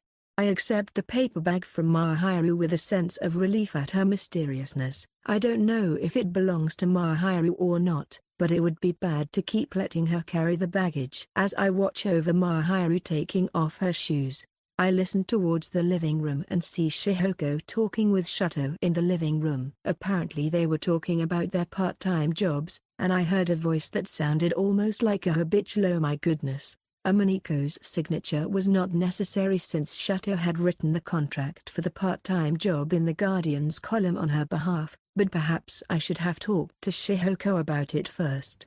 Well, there's also the fact that Dad was quicker to talk to her and we didn't get Mom. My parents were not originally planning to come here for sightseeing, although they are coming to the house today as a result. So, my parents would return to the hotel after taking a break. As I wait for Mahiru to change into his slippers, I am slightly tickled to see him using Amane's body as a support, and he looks up at me as if he has just remembered me. "Speaking of which, how was your visit to your part-time job?" "Well, they seemed to like me, and they hired me." I'm puzzled because I didn't expect them to hire me so easily, but Mahiru says, "I knew you'd get the job, Amane-kun, didn't I?" Mahiru replied as if it was nothing. Mahiru's confidence in Amane, or perhaps his overestimation of him, was a little too high, but I knew that if I told him this, he would accuse me of being so condescending, so I kept quiet. "By the way, what is the owner like?" "How would you say she is a unique lady? Or, she said she's Kaido's aunt, but I heard she's quite a bit older than Kaido's mother, so she's like an older sister." I didn't ask her age because I thought it was taboo to ask women their age, but I think she is usually in her mid to late 20s. Incidentally, Ayaka told me on the road that her mother loved her younger sister, Fumika, very much, and that Fumika also adored her sister, leading her to love Ayaka, her sister's daughter, as a cat. I felt Mahiru's cheeks harden slightly at the mention of big sister, so I gently poked them with my fingertips to loosen the tension. "Don't worry, he seems to be a couple lover watching kind of guy, so he wanted to hear about me and Mahiru getting along, you know?" Mahiru blushed and shrugged uncomfortably. "It's not that I'm doubting you, you know. I just wondered what I could do if I fell in love with Amane-kun." "No, I don't." "Yes." I smile back at Mahiru, who for some reason is making a strong argument, and gently pat her head. Feeling bad for making her feel uneasy, I gently run my fingers through her hair as if enjoying the feel of her soft hair. Even if that happened, I wouldn't respond, and if by some chance it did and it interfered with my work, I'd quit. Well, I don't want you to go that far. I just thought, it's a little hazy. Yeah, so if you're going to make her feel bad, you shouldn't work there. I mean, it's not like my goal is to work there, it's just to get the money I need for my goal. By the looks of it, there's no way in hell I'm going to fall in love with Amane in the unlikely event that I do. But if that unlikely eventuality happens and something goes wrong, I'm sorry Ayaka, but I'll quit and find another place to work. I work to make Mahiru happy, and if it makes her sad, I don't need to stay there. They will take other means. He is not going to mistake purpose for means, and he is not so stupid or slow as to make a mistake in his choice. So don't worry, Mahiru adds, burying his face in Amane's chest. What's wrong? I like that about you. That's what you mean? That's what I'm talking about, idiot. When I teased him, he mumbled a little sulkily and head-butted me on the chest, so I laughed and accepted it while gently patting Mahiru's back. Chapter 5, Lunch for 3, so he ended up getting a part-time job. The next day at school, Itsuki asked me about it, and when I nodded honestly, he cowered his shoulders in a light-hearted manner. I wasn't worried because it was Kaido's introduction, but I'm glad it was decided. Well, I'm concerned that there's something Amane seems to be trying to say. Well, yeah, I mean, he was kind of a dense guy. He must have been quite a guy, if you ask me. I'm curious about the opposite. Amane chuckles as Itsuki laughs, tilting the chair he sits in with his weight, but he's going to keep it to himself for now. If I tell him, he'll come to my workplace right away. At least until Amane gets used to his new part-time job, he will make sure that no one he knows will come to his workplace. Even if it is Mahiru, that will not change. When I told Mahiru this in the morning, she sulked so much that her morning time became her favorite time. Mahiru is talking with Chitters. Chitters is looking at me and grinning, but I don't want to make her laugh by reacting, so I let it go. Well, I think he's a somewhat unusual person, but I think he'll work without any problems. And Kaido says if you need anything, don't hesitate to rely on Chino. Kaido's boyfriend. The hidden matcha guy. I'm sure he'd have a complicated look on his face if he were asked about that perception. I'm sure he'd give Kaido the stink eye after that, but I think he's going to look at Ayaka, who planted that perception in him rather than blaming us. She is not too offended, but rather she is likely to say, "What's wrong?" I would like to work on Tsuji, who is unwillingly spreading his perception without his knowledge. By the way, Ayaka has not come to school yet, or she is at Tsuji's place, or there is no sign of her in the classroom. Anyway, just knowing someone there makes me feel safer, and from what I've heard from the owner, the older, more generous crowd seems to be the regulars, so they don't have that much trouble. That's good to hear. Well, whatever the case, I'm glad you got the part-time job. Next time you have any problems, just come to me. Yes, I'm counting on you, good friend. When I patted him on the back, he slapped me back with more force than when Amane slapped him, after his mouth turned into a smile. This is also his way of expressing his friendship with me. So he coughs and smiles and says, "You son of a bitch," and gently presses his fist against my cheek. The first time I saw him, he was looking at me with a slightly dissatisfied expression on his face. He seems to be unhappy about not coming to his part-time job, which he had told me in the morning, or perhaps he's holding back. However, he seems to know this rationally, and since Mahiru had agreed to put up with him during the morning pampering time, there should be no problem. Itsuki followed Amane's gaze and made a sudden jab at him. "You're still loved as always," and Amane raised an eyebrow. "Well, Shiina-san, Chi, and Amane's mom went shopping yesterday, right? I heard that she had fun picking out clothes for Amane, but what did Shiina-san buy? Is that the one I have to tell you about? Oh, you left me alone, my dear friend. I knew you'd still hold a grudge, so, cat-stuffed pajamas." The first thing that comes to mind is the contents of the paper bag that Mahiru handed me yesterday, and when I reluctantly mention it, Itsuki blurts out a big mouthful. "Yes, Shihoko and Mahiru bought these stuffed cat pajamas with cat ear hoods for Amane. The fact that they had prepared something in a size that would be fine for a man of Amane's height should be a headache for him. "Oh, you're the one with the stuffed pajamas." "Shut up. Mahiru wears rabbits instead, so it's okay. At my age and size, it's almost embarrassing to wear a pair of obviously cute kigurumi pajamas." But when Mahiru stares at me with her sparkling eyes, I have no choice but to put them on. If it had been up to me to wear the pajamas by myself, I would have refused to do so, but I guess I was aware of the unfairness of it, and Mahiru bought a pair of pale pink stuffed pajamas with a rabbit motif for herself, as if to say that she would wear them instead. In exchange for Mahiru wearing the pajamas and not having her picture taken, Amane also agreed to wear the stuffed pajamas. "I think I will wear it again when I sleep over. It will be much healthier than the previous negligee, so it will be easier for Amane to endure. I'll have Shiina-san take a picture of Amane in his pajamas and send it to you." Hey, don't do that. I told him never to take pictures in the first place. It's okay, it's probably cute. Cover that pouty mouth of yours first, you idiot. Amane, whose mouth is quivering, pats Amane on the shoulder, who is making unnecessary decisions, but Amane doesn't fight back. He just shakes his body and laughs. A little further away were Chitaz and Mahiru, who were nodding at each other and saying, "We really get along well with each other, don't we?" Usually, he has lunch with Mahiru and his friends, but today, at Ayaka's invitation, he was to have lunch with Ayaka and Tsuji. Ayaka had not mentioned it, but it seemed to be an opportunity to deepen their friendship with Tsuji, who would be working at the same place. Amane, for his part, felt more comfortable accepting the invitation than working with a friend's boyfriend with whom he had barely spoken before. Ayaka took Amane to the rooftop, where he saw Tsuji, who had already laid out a leisure sheet and was waiting for him. Tsuji was not particularly upset, as if he knew that Amane was coming. "So Fujimiya-kun is going to work with So-chan."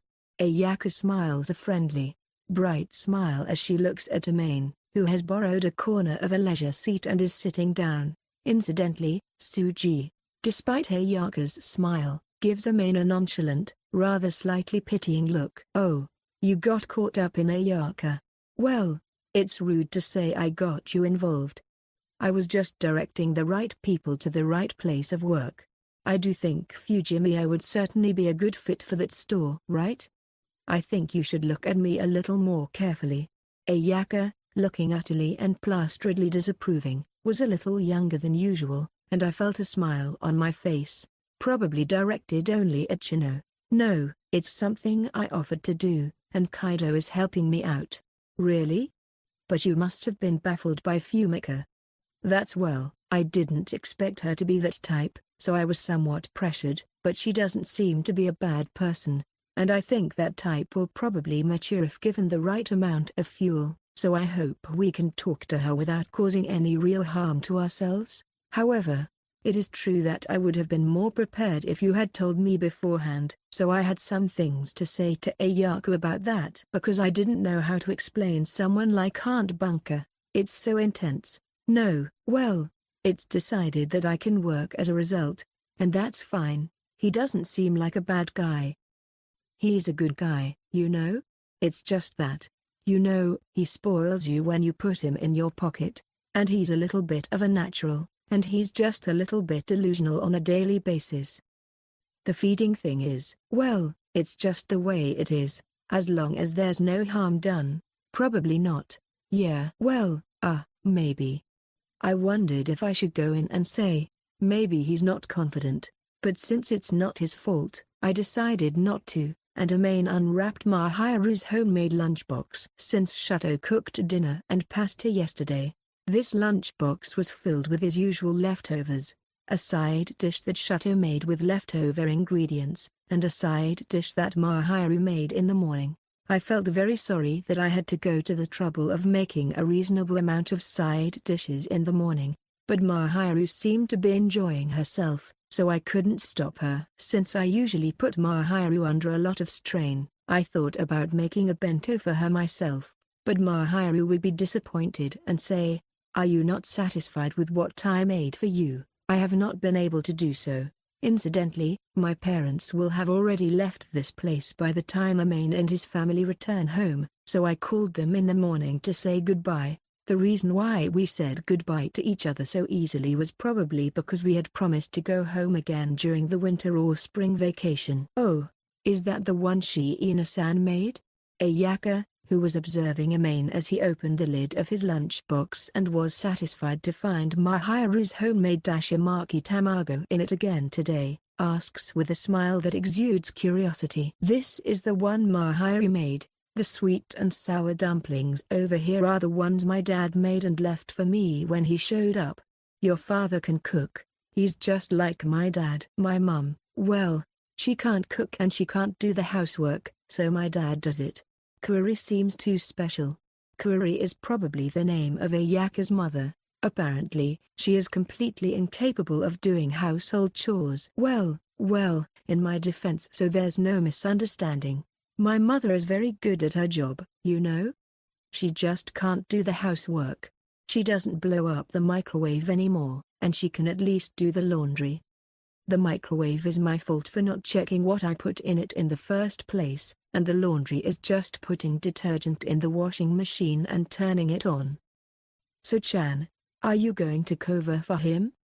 Ayaka started this on her own. I didn't specifically say that Kuri had done anything, Suji said, and I saw Ayaka's cheeks twitch as she seemed to realize that she had let her mouth slip. For now, I'll pretend that Amane didn't hear and look away with a blank face. Well, I guess that's why my parents wanted me to be able to do housework. Well, I'm getting better at it, you know? It's like your father still has a problem with it. I was raised with the hope that I would grow up to be a girl. And although I did grow up that way, I became a muscle-loving child, so I often cry about it. Ayaka is chasing a naked guy. You're not a good listener, are you? Ayaka is complaining in a scream-like voice with her eyes wide open at the statement that is sure to be misunderstood by those who don't know the circumstances, and I have one thought that Amane is not something that can be denied. Well, if you love muscles, then you want to see them live, right? I'm sure he's just looking for physical beauty, but I'm sure his father, who witnesses it on a daily basis, would shed a tear or two. Su-chan distorted me. I mean, I didn't chase after her, only So-chan's. It's her fault. Don't blame others. So he and no hiragana. Suji pinches Ayaka's cheek, and she giggles as she complains about her frustration with his lack of tongue. I'm sure it's partly because they are dating, but this is the distance between childhood friends. The distance between the two couples is different from the distance between Itsuki and the Chita's couple, and it's refreshing to see. Now, why are you smiling? No, I just thought we were close. I don't want Fujimiya-kun to tell me that, even though he's flirting with Shiina-san. I'm not that into her. Yay, I'm flirting, I'm getting hit on. Ayaka points at Amane with her index finger, and Suji grabs her and says, I don't point at people, and makes her retract her finger, and Amane exhales quietly, not that it's intentional. So they've been hanging out with each other on a regular basis. That's great. Shut up.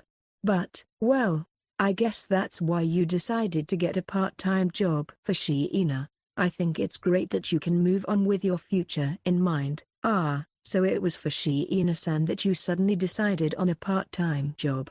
I was wondering because I thought Fujimiya was the type of person who doesn't want to serve customers very well, but that's just how it is.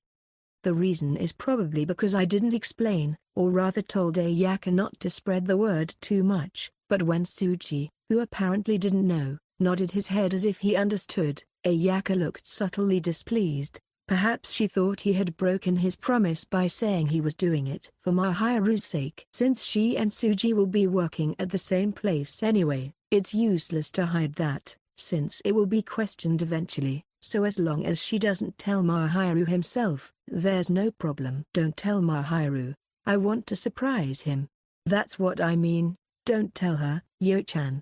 Ayaka must have slipped up. Ouch. Suji takes one look at Ayaka, who is decoupaged and holding her forehead with teary eyes, as if she had no choice, and laughs in annoyance at Amane, who is taken aback. Well, that's what I recognized. I'll help you as much as I can if there's anything I can do.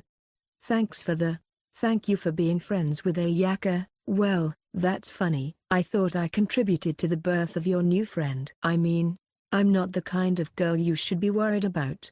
Ayaka's a bit of a rag when she talks. Terrible. Amane watched as Ayaka's lips twitched in annoyance at Suji's tone of voice, and as she undressed, she tapped her muscular, according to Ayaka, breastplate, feeling the warmth in her chest. Oh, about the part-time job, he said. I'll have to wait a bit to start. He's going to ask me to wait a week or two to discuss my shift in the uniform. After their marital ramblings had settled down, they started having lunch again, and Ayaka muttered as if she had just remembered. Since I have not yet submitted the signed contract to Fumika, I do not have her phone number or other contact information.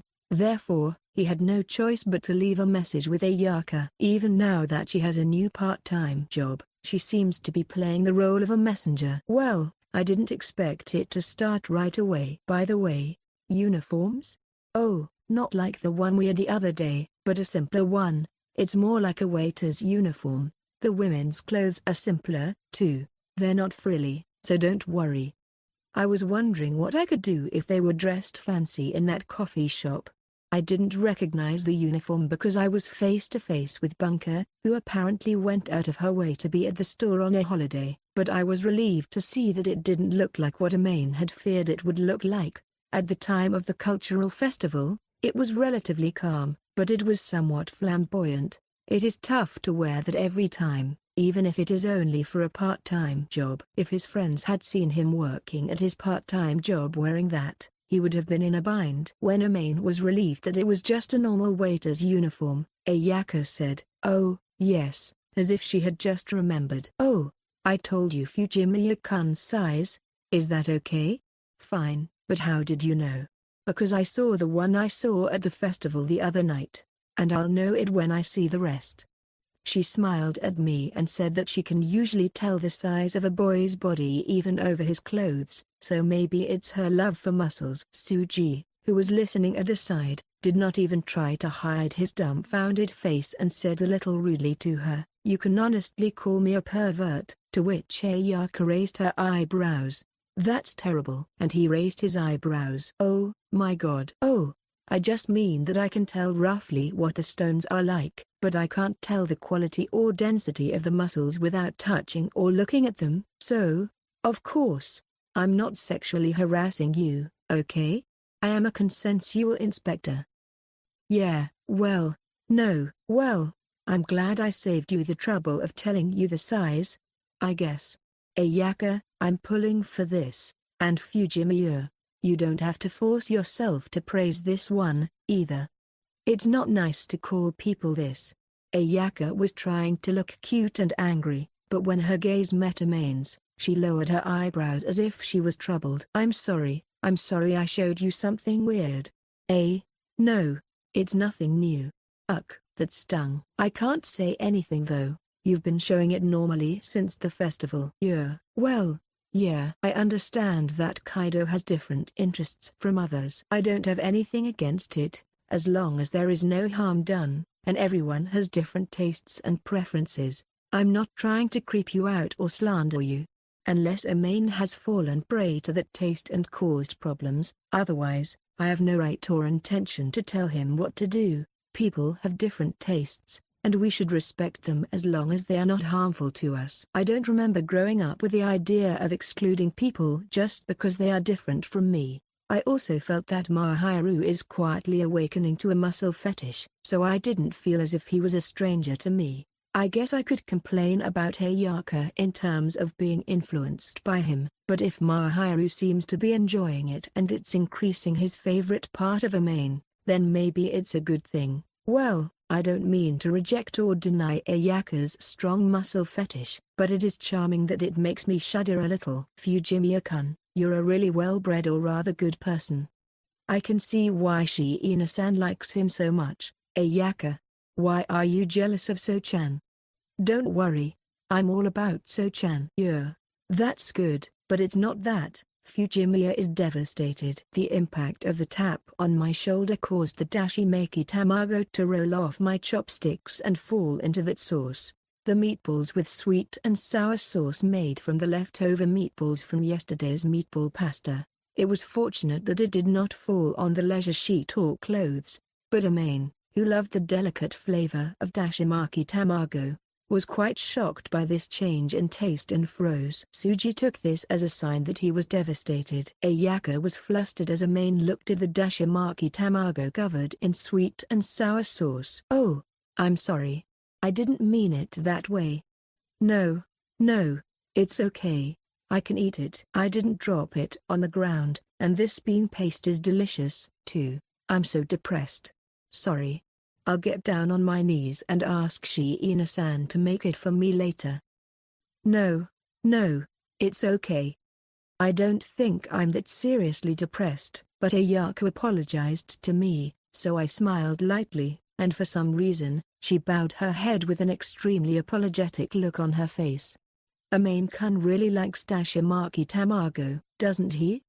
Mahiru, who had apparently been briefed by Ayaka on the situation, laughed as he remembered on his way out of school. They were leaving school side by side as usual since neither of them had any plans to go anywhere today, but as they were deciding what to have for dinner, Mahiru seemed to remember and added, "I'm so happy for you." Though he was laughing so elegantly that all eyes were on him, I tried to keep my hands on the chain, but her smile didn't seem to subside. I want to pinch her cheek, but I can't because she's holding Mahiru's bag and I'm holding her hand on the other side. "You put it in your lunch regularly. I even served the rest this morning, and sometimes for dinner, right? That's it. I wanted to eat that lunch." "Oh, God, thanks to you." Kaido-san apologized to me with a serious face and begged me.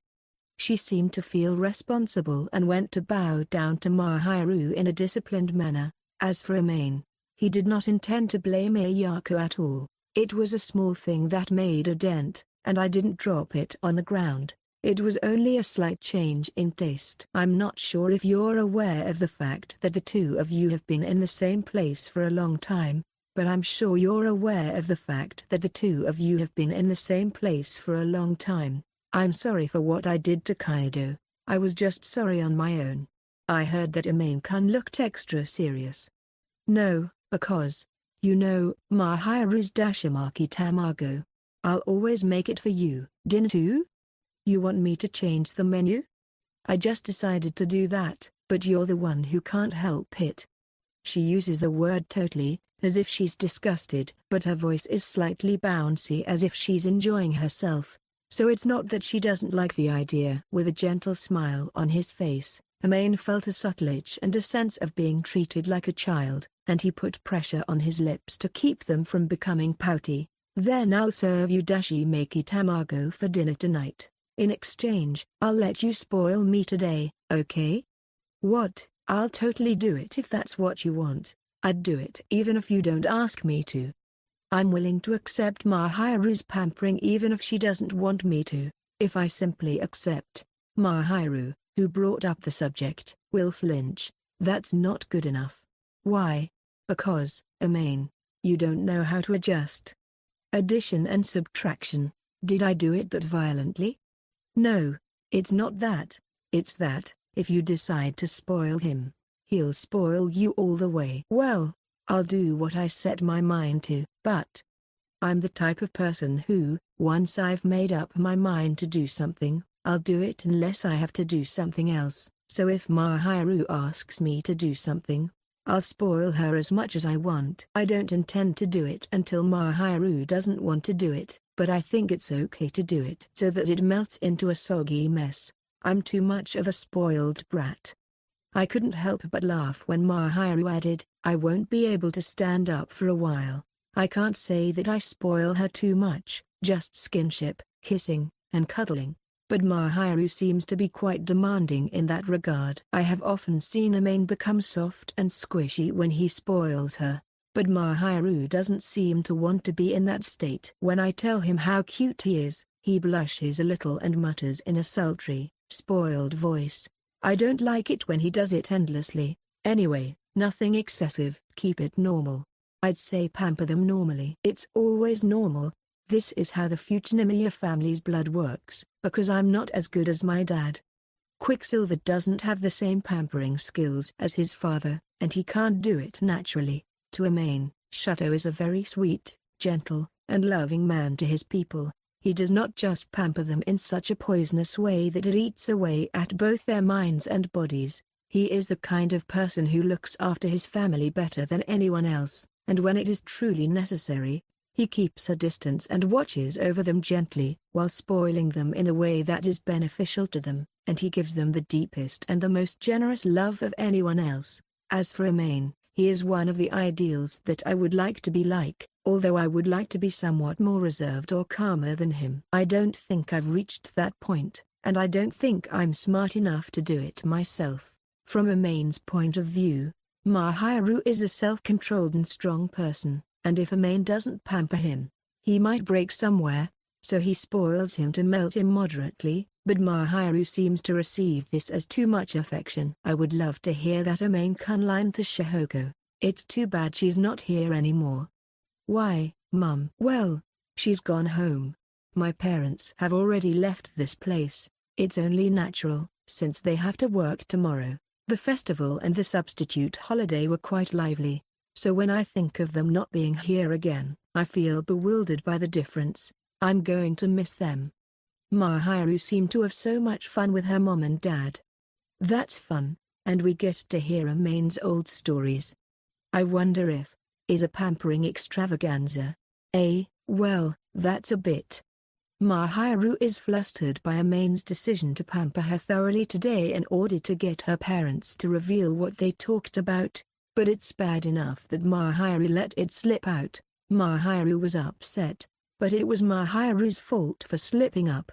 Mahiru's lips formed an arc as he wondered how he was going to pamper her, and with a slightly twitchy look on his face, he continued to headbutt her until they reached the supermarket. Oh, I think Amane needs to go easy on him. After dinner, Mahiru looks up at Amane with a bright red face as he executes his pampering special punishment. I was just sitting on the sofa with her, and I was stroking Mahiru, but Mahiru was very embarrassed. I didn't touch her in a sexual way, nor did I touch her in a strange place, but her face was boiling, perhaps because I was stroking her head while looking at her face, or because I had her leaning on my thigh. I'm not sure if I'm supposed to be less hands-on. I guess you'll have to tell me what you heard about me. I'm sorry, so I haven't been told the old story that you're worried about, Amane-kun. What exactly? The story of how when Amane-kun was little he paddled the swing set so hard that he flew off and cried, or how he tried to kiss Shihoko on the cheek and head-butted her with too much force. Out. There are no extenuating circumstances. Oh no. When Amane was a little boy, he used to do things because he was too much energetic and passionate about his mother's passion, and he was so embarrassed that he thought it was a punishment for Mahiru to know about it. Especially, the story of kissing his mother's cheeks when he was little is not something I would bring up to a man. It is black history itself. Amane's past deeds are being exposed without his knowledge, which is more embarrassing than Mahiru's current adoration. The kiss to his mother was an attempt in the first place, so it was a no-brainer, but Shihoko might have at least rubbed her cheeks and kissed him, so it was going to give him a headache if he tried to dig around in this area. Instead of saying, "You asked unnecessary questions," I slid my finger down Mahiru's side and traced it with a soft touch, which made her shiver and look up at me with her cheeks twitching. Of course, she was probably begging me to stop, but I wasn't going to stop because I was being punished. I'm sure Shihoko probably brought up the subject, but I'm sure she's listening with great interest. I move my fingertips gently and tenderly as if to say, I'm just as guilty as you are. Mahiru is too weak for tickling, so I tickle her with some reserve, and she screams and clings to Amane, her voice bouncing higher than usual. Mahiru doesn't try to run away, probably because it would throw him off balance. Hiccup. I'm sorry. Haven't you heard anything else?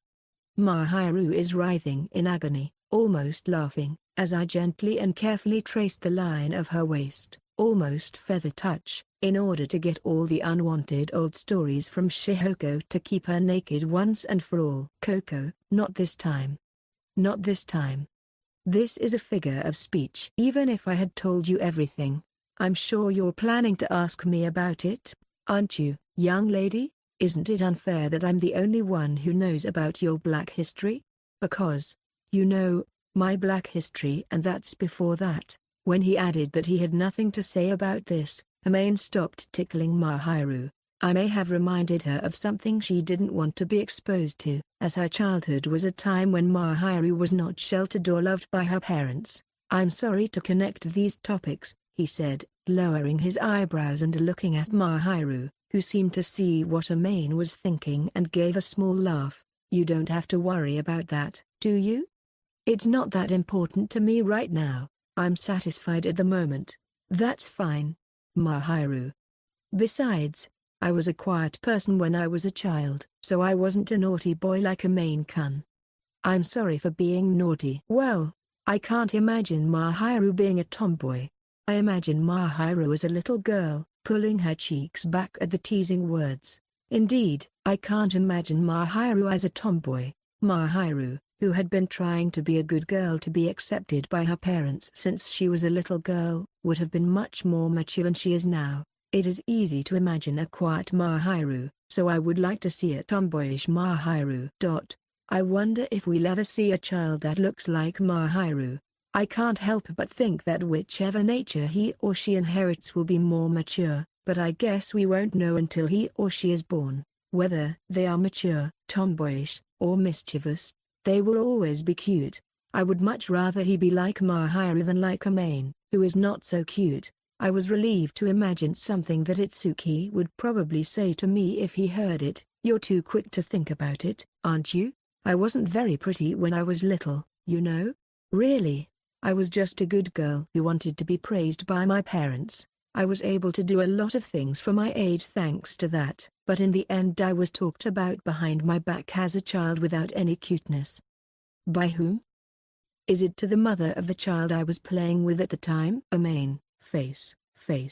Because I can't believe that someone would say such a bad thing in a place and at a volume that a child could hear it, so my eyebrows are raised as hard as I can, and Mahiru uncoils me. I have a lot to say to the woman with the strange child, who easily directed bad feelings at me, especially when children are vulnerable, but it's in the past and I can't do anything about it. Mahiru is lucky that she is not dragging it out, but I was annoyed enough to wonder what she would have done if it had remained as a scar. Don't worry, Koki-san complimented me on how cute I was, so, good job Koki-san. While giving an inward thumbs up to the woman who is Mahiru's parental surrogate, whose face I don't even know, I pat Mahiru's head and hug her as she pulls her memories out of the back of a drawer. I was more okay than you think, Amane-kun. It was harder for me to hear my own parents say something to me than it was for a stranger to say something to me. Mahiru, I don't want to talk about the wet story, so let's stop here. Shall we? One thing I can say is that although I had a hard time back then, the reason why I met and connected with Amane-kun in this way is because of our past. I will not deny even that past, so please don't look at me like that. Mahiru's lips are on Mahiru's forehead as she smiles. You're a warrior, aren't you? She puts her lips on Mahiru's forehead and hugs him again. And besides, Amane-kun loves me now, so I'm fine, okay? Mahiru beamed at him at close range, and Amane muttered, "You're so cute," before deciding to spoil him even more today, kissing him lightly again and patting him on the head. Mahiru, who seems to welcome this kind of pampering, is very obedient to Amane's touch, and she is leaning back against him with round eyes. The first time I saw him, I thought, I'm not going to be able to do that, and then I remembered something I had forgotten to mention. I'm going to tell you first before I forget, but once I start my part-time job, I'll be home late on weekdays for sure, so you can go ahead and have dinner. I should have told her a little earlier, I thought as I stopped stroking Mahiru's hand and told her, and she blinked her large eyes in my arms. I'm still discussing my shift, but I'll be here until closing on weekdays, so I'll probably get home around 21. I don't want to keep them waiting until then. I'll wait that long. But I was going to ask Mahiru to eat first because it would be bad to make a hungry Mahiru wait. But Mahiru responded in a perfectly natural way. I'm not sure what he's talking about, but he's staring at me, and I can't help but lower my eyebrows as if I'm troubled. No, you must be hungry. I want to fill my heart more than my stomach, so I'll wait for you, Amane. Eating alone is tasteless, and I don't mind waiting for Amane-kun. You're going to be late, okay? There are a lot of other people who are clubbing or working part-time, and I'm not so late that I'm slow compared to them. Or do you not want me to wait for you? How could I not like it? I simply don't like to make you wait. I feel bad for Amane that I put him in a situation where he is alone, quietly cooking and waiting for his dinner. It would be better for his mental health if he ate first, but Mahiru has no intention of giving in. I'm not going to wait for you to do nothing, okay? If you want to wait, there are plenty of things to do during that time. There are baths, assignments, reviews, care, and other things to do, and the order of those things will just change.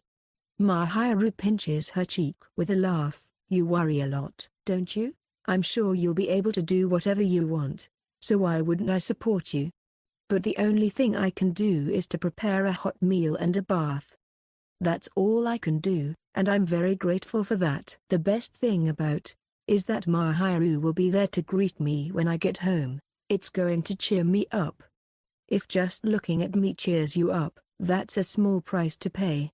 You don't have to do anything, okay? Just put your own needs first, okay? Mahiru is likely to prioritize this one even if there are things to do, but Mahiru is laughing and letting it slide. I don't intend to bind Mahiru, but Mahiru doesn't seem to want to be without me, and I can't see any sign of her bending her will. I am happy for her because she is loved and thought of that much, but I also feel that I don't want her to be forced to do too much. Please don't force yourself to work too hard, Amane-kun, okay? I don't know what you want, but I'm worried about you because you're the kind of person who once you decide to do something, you'll do it. I won't force myself. I don't want Mahiru to worry.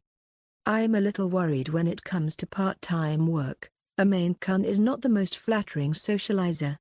That's true, but it's subtly disrespectful.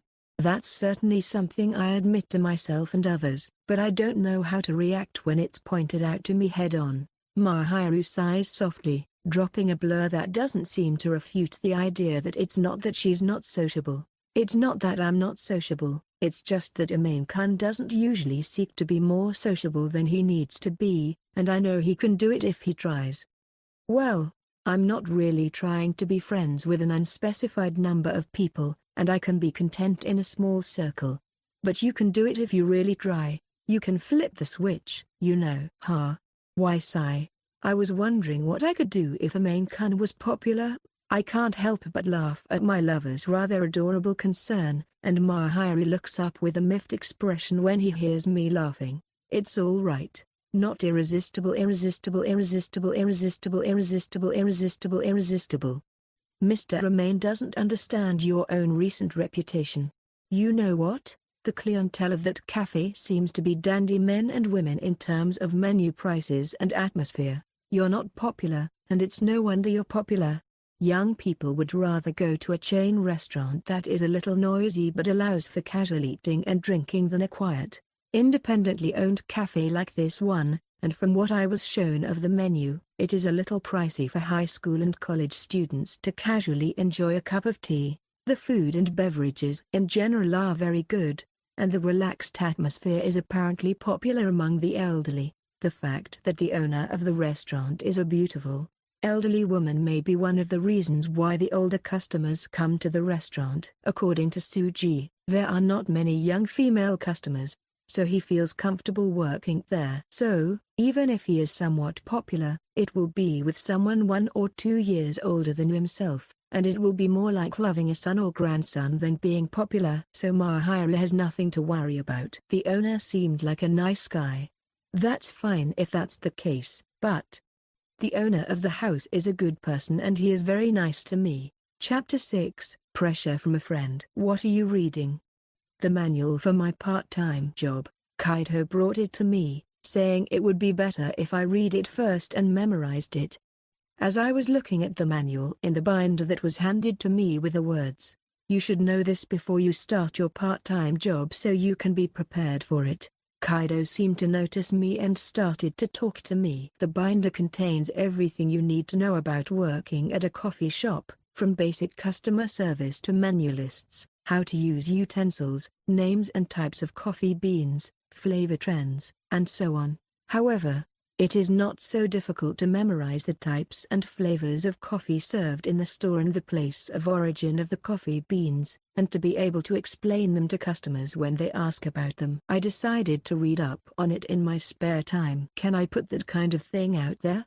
I'm just explaining how to use the equipment and how to serve customers. Kaido said it's not like it's a trade secret, so he got permission. It's better for the store to learn the job as soon as possible.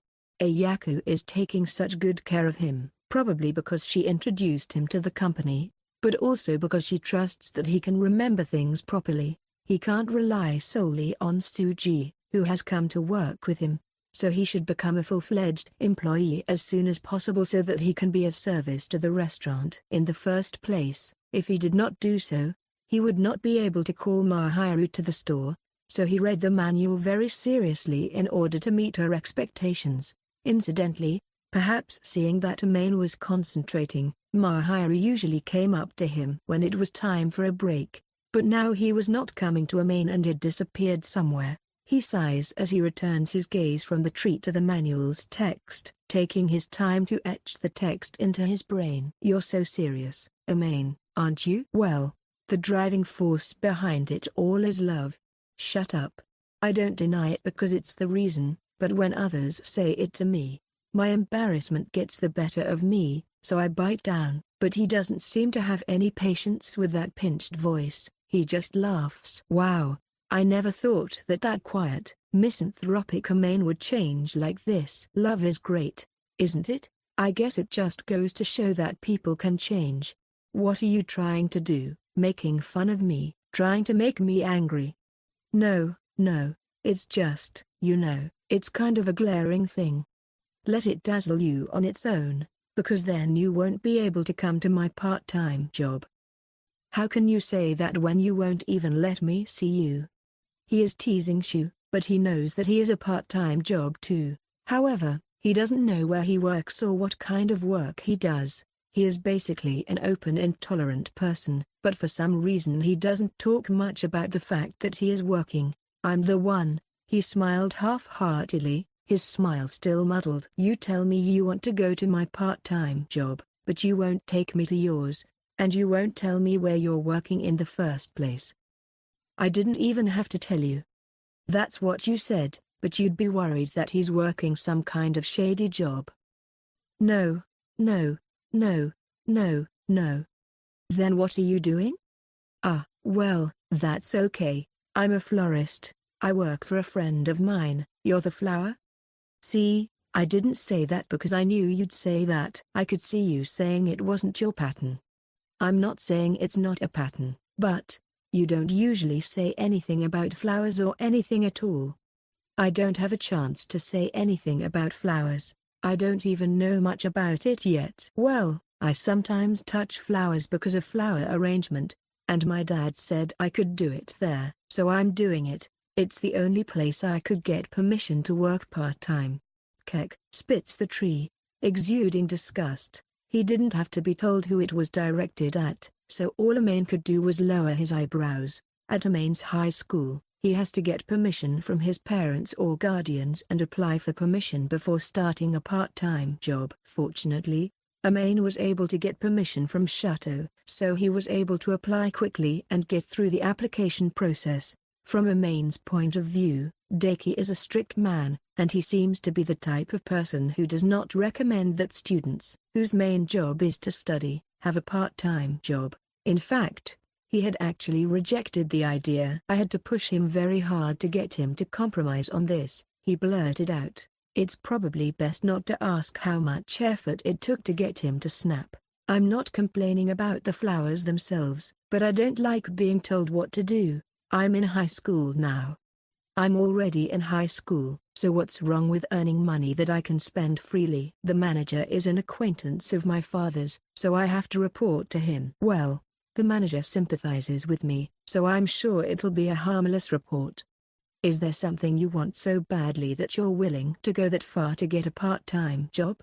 The tree that Amane knows is not the type of person who spends a lot of money, and the money he spends for fun is not that much. He only spends money on fast food and karaoke once in a while, but other than that, there is no indication that he spends money as far as Amane can see. He says that he does receive an allowance, and that he is given a larger amount of money for lunch included. The most important thing to remember is that the best way to get the most out of your time in the office is to be a good listener. Anya, I'm saving up now so I can make it at home. Sorry.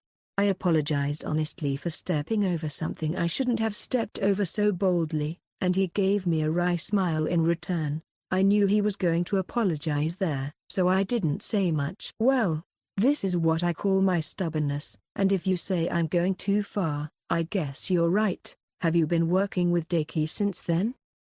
The most important thing to remember is that you can't be too careful when you are talking to someone. He was concerned that his voice might be leaked to Chitters through his classmates, but Tree laughed at Amane's concern. It was hard for Amane to see that it came not from happiness but from a feeling of annoyance. Nothing has changed, has it? Well, I was so rebellious and out of control between the end of middle school and the beginning of school that we hardly ever talked to each other in the first place. I guess we don't talk much at home either. I was worried that maybe things might have gotten sour because of Shu's extra help at the festival, but judging from his attitude, that doesn't seem to be the case. As a student, your parents hold your life in their hands, and there's nothing a child can do if they are seriously restricted. That's why it's better to be prepared. I don't think Daiki would do something so humane as to use tuition and living expenses as a shield to get them to do what he says. It is true that Daiki is, in the eyes of others, Amane, a person who is inflexible and unwavering in his convictions, though I am sorry to say it, but at the same time I think he has a very strong sense of responsibility as a straight adult. If he were the type of person who restricts his son to do whatever he wants, Amane would protest without hesitation because he is a stranger, but in reality, he restricts his son to a certain extent but does not force him to do so. Although they are in a stalemate, they are not going to force him to do anything. The tree understands this, too, and drops a strong sigh of exasperation. My dad may be stubborn, but I don't think he'd ever go out of his way to be a human being, you know? That being said, if something happened to me and I had to leave him in a hurry, I wouldn't be able to do it without the money. I know my dad's stubbornness. For better or worse, you're in a lot of trouble. You too. I know, but this is me. He seems to be a lightweight, but he is thoughtful and firm in his convictions. Even if they are his father's words, he does not yield to them, and a certain stubbornness can be seen in him. I'm not sure how I can say that, but I'm going to keep it in my heart and smile. What are you talking about with a serious look on your face? I'm just saying that I won't be able to play much because I'll have to work part-time. Chayu, who is determined not to let Chitters be distracted, smiles and says something different, and Amane joins in. Well, I'm working a few shifts, you know.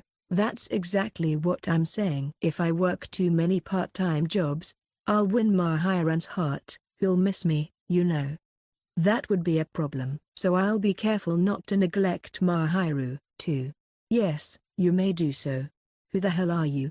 Chitters' forehead is poked with her fingertips, showing that she knows a thing or two about Mahiru, and she deliberately stumbles over to him and cries Ikan. Tree comforted her by smiling and patting her head. It seems that she was able to cover up what had just happened between Amane and Chitters, who was not exerting much effort, was holding her forehead and moping cutely, and was sticking out her tongue when she caught Amane's blank stare. Don't make that face. Already. It's bad enough that Chitters is so pompous. Oh, come on, it's just me and Mahiru. I'm hoping Amane will call us sooner rather than later. I'm starting to not want to call him. Why not? I just want to see my friends be brave. Can you swear you won't make fun of me? He looks away, so I glare at him harder and harder, and his face starts to turn more and more the other way. That's not true, I don't think. You think I'm going to trust you when you can't say it right up front? Because I don't want to see Shu's customer service smiley face. Yu-chan would love to see that. Yuta, who had come to my side before I knew he had seen Amane and the others gathering, nodded with a soft smile. For some reason, Yuta got on board, too, and his cheeks were twitching as he had no idea what Amane was thinking. You saw that customer service smile the other day. You know what? That's good. That's good. That's good. That's good. That's good. Hey. Why do you guys collude in that kind of thing? I thought it's not fair that I'm the only one being seen and laughed at, but Kadoaki doesn't have a part-time job because he has club activities. Yuta, the ace of the track team, is busy with club activities, so of course he doesn't have time for a part-time job. No matter how much this school's track team trains in a well-rounded manner based on rational decisions rather than guts, it would be physically demanding if they had to work constantly at their part-time jobs even on their days off. If Amane were in Yuta's position, he would never do it. Incidentally, Chita's parents would not give him permission to work part-time. He was told firmly that he cannot afford a part-time job because he is worried about his schoolwork. It's not something I can say about other people, but considering that Chita's grades aren't that good, her parents are right. Yu-chan definitely looks like she'd be a good fit for a job at a cafe. Kadoaki is always smiling and polite, so I can imagine that. Whether or not he actually works, it would be better if he smiled on a regular basis to lighten up the place, wouldn't it? Well, that's true. When Kadoaki is laughing, the people around him naturally become, well, harmonious, because... Why the question mark? I don't know. It is because some of the boys and girls each have a certain spirit that seems to carry a ferocious beast in the background due to jealousy. But this is not Yuta's fault, so it would be better for him not to dig too deep. Although jealousy and rivalry toward Yuta have recently become lessened in the class, he is still being appealed to by girls in other classes who are interested in him, so I was painfully aware from looking at him again that being popular is a tough thing. If he were to work at a cafe, he would be very popular even outside of the school, and I can see girls going there all the time, so Yuta wouldn't even try to get a part-time job. Well, whatever it is, I hope Fujimiya gets comfortable enough with the part-time job soon to call us. Are you sure Kadoaki is ready to come, too? Well, that's a good thing, isn't it? I'd like to go if my friend has a part-time job. Hey, Itsuki. Yuta's pressuring me. I thought that if he hadn't told Amane where his part-time job was until now, he wouldn't have told Yuta either, but as I thought, he hadn't told him. Chitaz seems to know about the part-time job itself. Icon doesn't want even me to get close to him, does he? He looks at the pressured tree in dismay and doesn't seem to have any intention of helping. Well, that's because you don't want me to see you being serious. You always reveal that you're not serious, but it's okay. That's because I'm an unserious girl. I don't know about. It's true that I usually say and do a lot of unserious things, but everyone here knows that's not the only reason. The most important thing to remember is that you are not alone. He immediately returns to his usual smile, and his gaze turns to Amane. Anyway, I'm looking forward to Fujimiya getting a part-time job. That smile is terrifying. Feeling the pressure of Yuta's "don't leave me out of it," Amane shook himself and brushed it off, saying, "It's still a long way off." Chapter 7, His First Part-Time Job. Within a week after the part-time job had been decided, I received a call from the owner, Bunker, informing me that the uniforms were ready and the future shifts had been decided. After discussing the matter, it was decided that the shifts would be 3 weekdays and 4 Saturdays per week. As Amane is in his second year of school, he has to be aware of the entrance examinations, so he will work as long as it does not interfere with his schoolwork. The hours will not be much different from those of the students who are involved in club activities. He will be taking an entrance exam next year, and since he has no intention of cutting back on his studies, it seemed that these work hours would not be a problem for him. It's hard to do everything without compromising.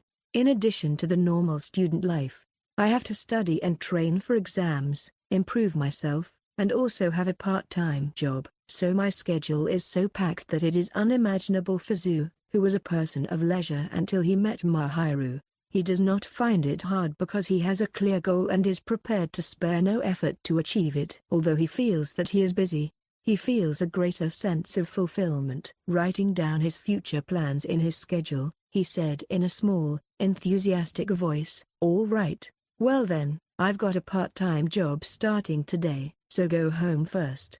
After school on the first day of work, I told Mahiru and he gave me a sad smile. I was a little sad to see that, but there was nothing I could do about it, and since I was doing the part-time job to connect with Mahiru's smile, I just had to accept it. Mahiru doesn't know the reason for the part-time job, but he knows that Amane has made up his mind to take this action, so he respects Zu's decision.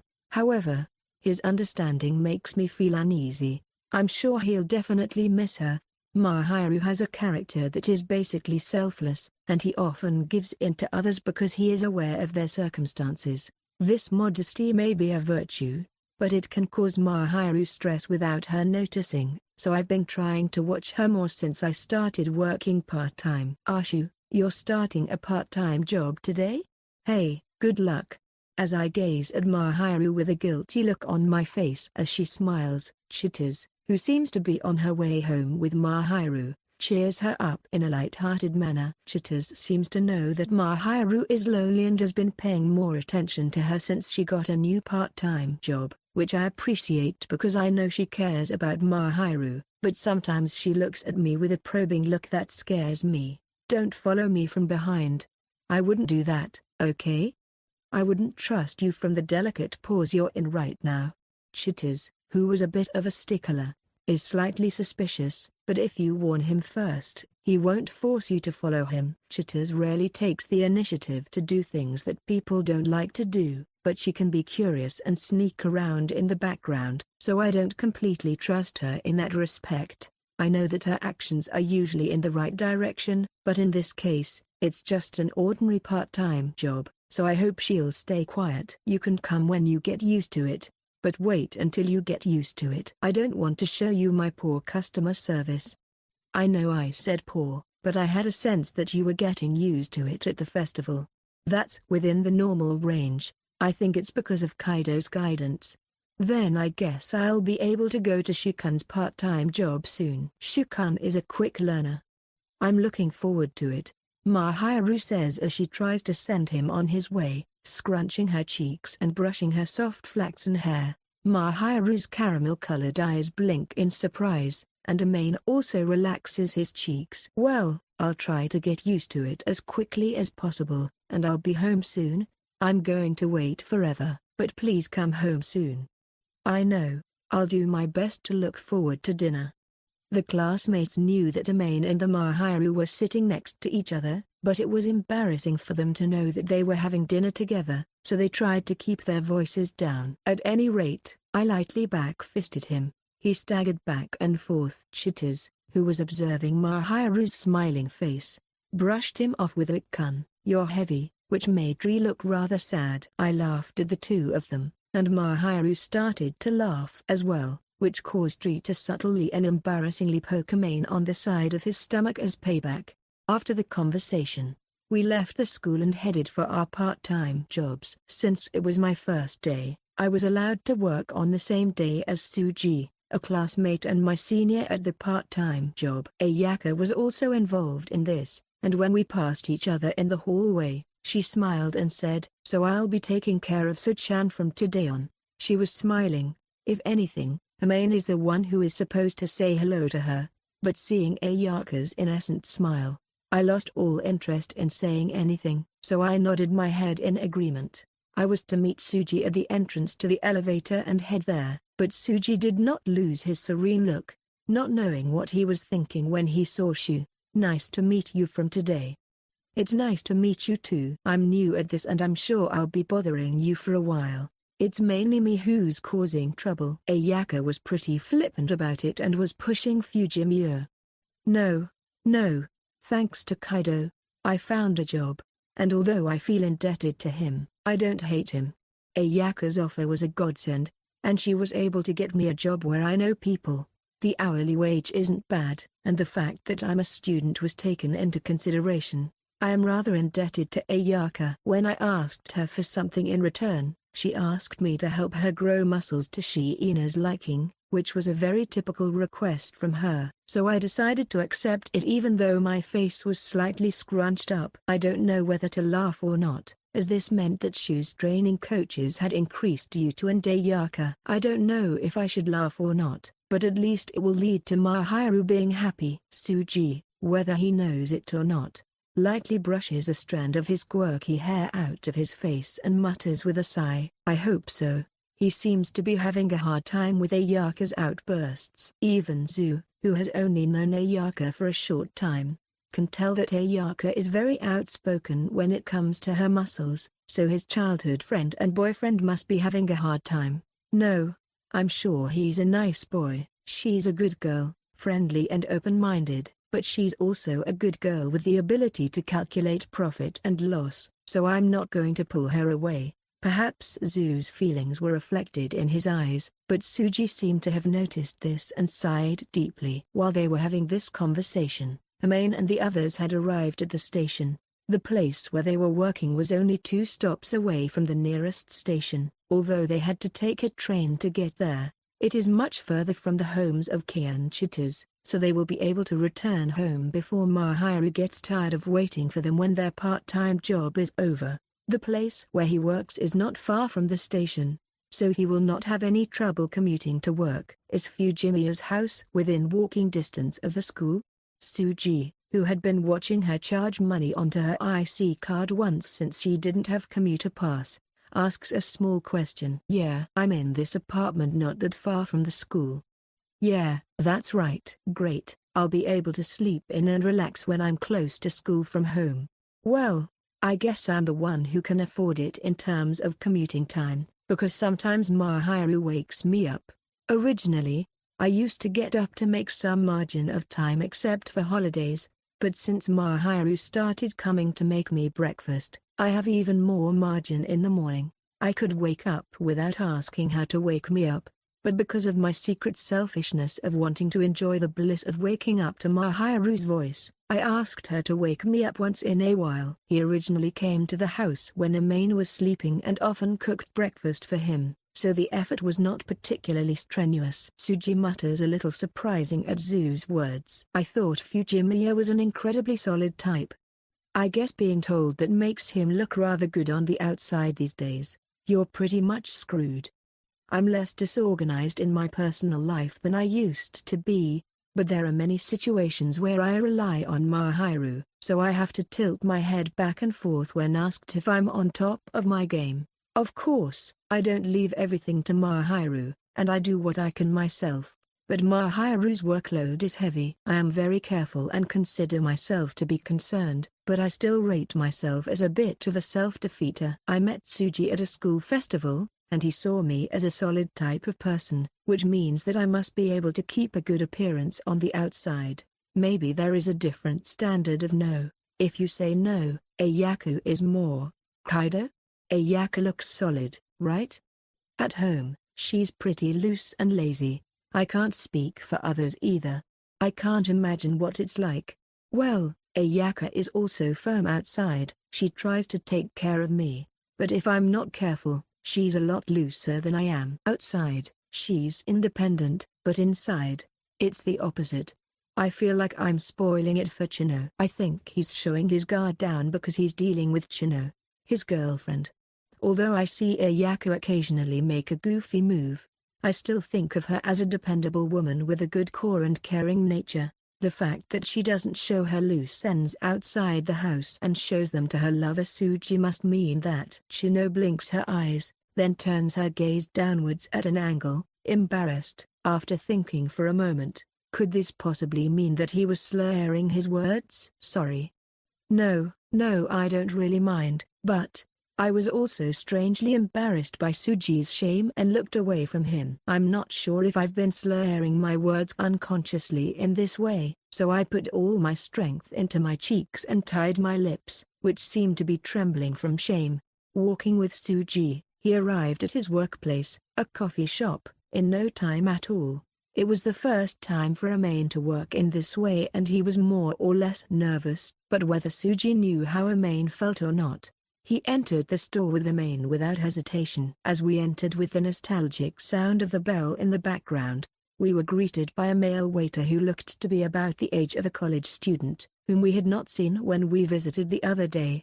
At a quick glance, he is older than Zhu, with a stylish air about him, and he is dressed in the waiter's uniform that Amane will also be wearing from now on. "Welcome, Chino-kun. Is the boy behind you the newcomer?"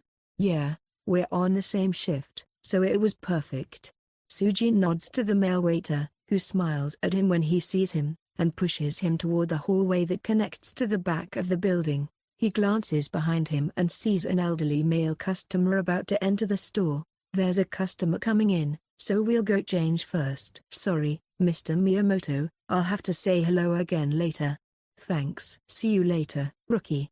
The waiter called Miyamoto winked mischievously at Zhu, who was moving awkwardly due to nervousness, and then turned to the customer who had entered the store. They entered the employee changing room at the back of the store, where Amane saw that he had failed to greet her and waved a fluttering hand behind his back as he bailed out. "This is Fujimiya's locker. Here's the key. Your uniforms are in the locker, so put them on."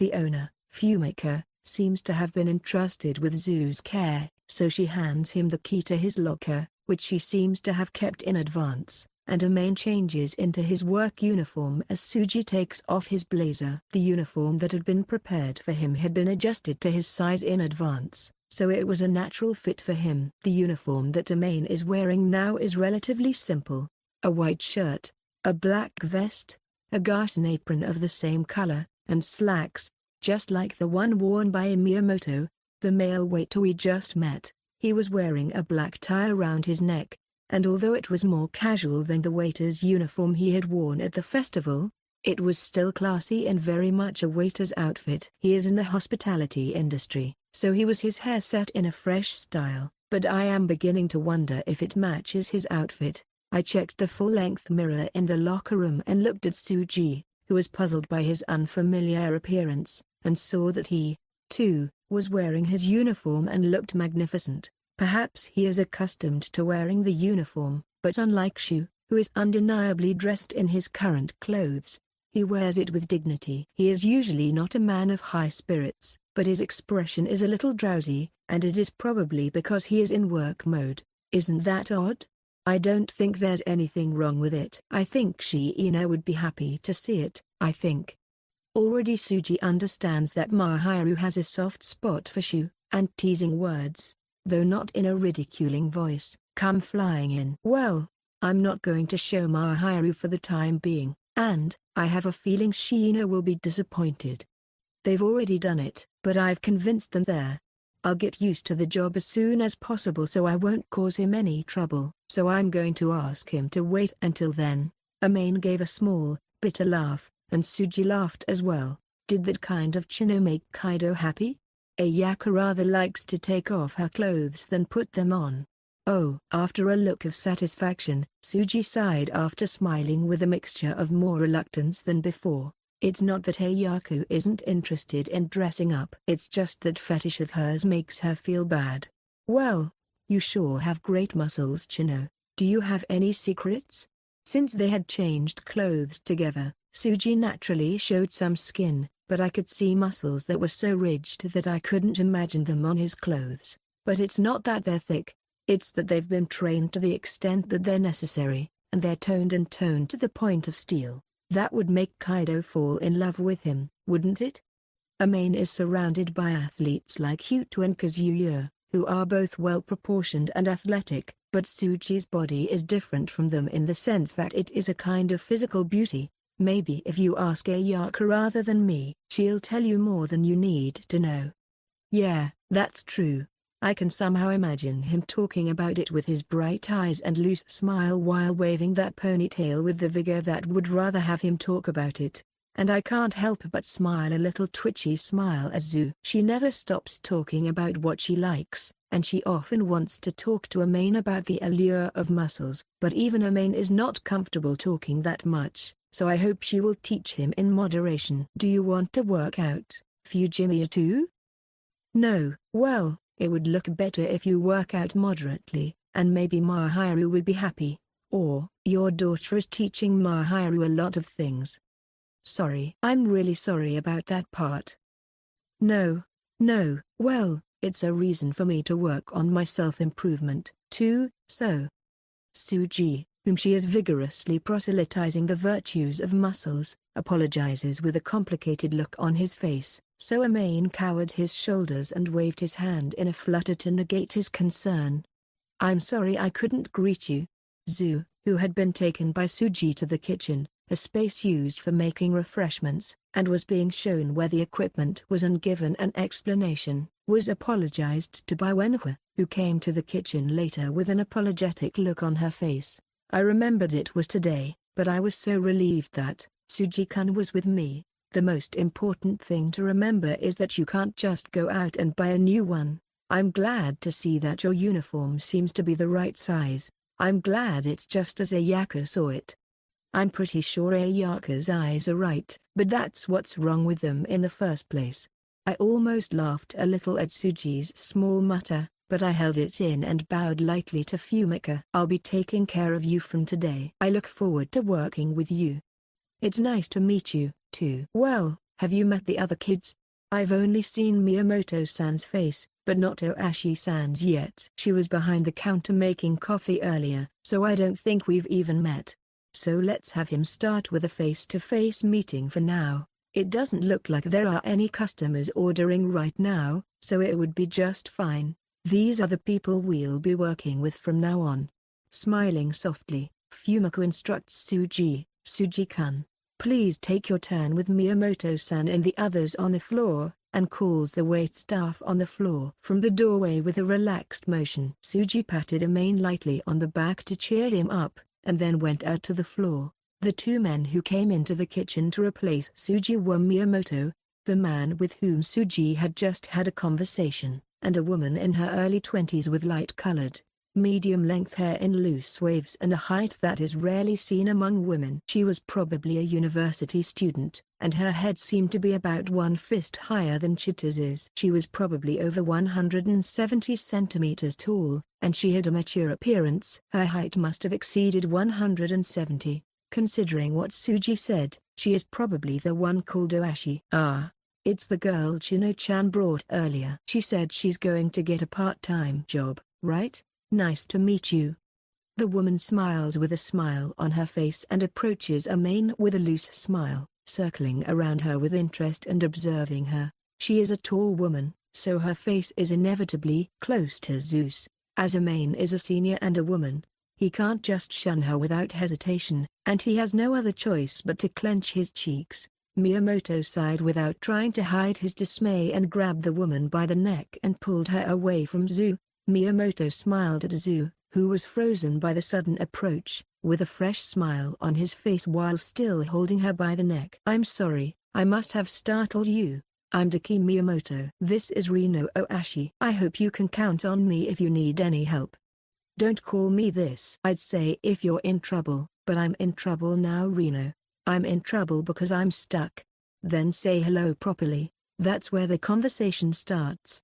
Miyamoto told Oashi, who looked dissatisfied, as if to chastise him, and then he reluctantly removed his hand from Oashi's clothes. Fixing the sagging collar of his shirt, Oashi turns to Amane once again, a friendly smile on his mouth. I'm sorry I startled you. I'm Rino Oashi. I'm your senior. You can always count on me, Junior-kun.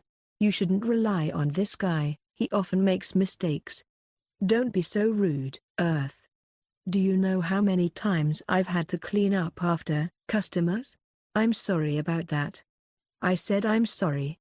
I didn't do it on purpose. I admit it wasn't on purpose and it was an accidental incident, but you're causing too much trouble. Understand?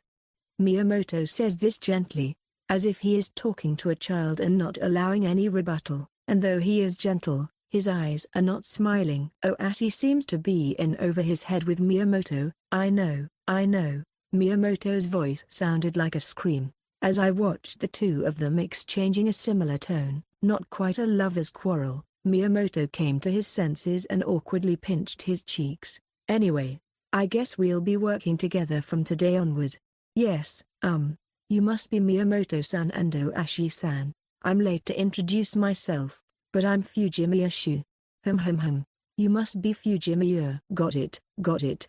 I'm the kind of guy who often goes by Chan, so take it easy on me, Fujimiya. Well, you can call me whatever you like. I don't mind, as I don't intend to be bothered by the way he calls me, but I can't shake the feeling of discomfort at being Chan named because of Shu's age and appearance.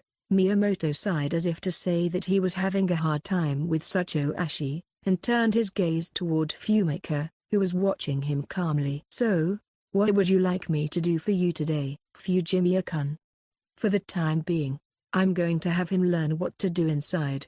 I'm going to let him learn what he needs to do inside for the time being. I had given them the manual, so they had read it, and Suji-kun had also taught them, so today I thought it would be a good idea to first have them match their knowledge with their perception of the actual work site. Fortunately, it's a weekday, so there aren't that many customers yet.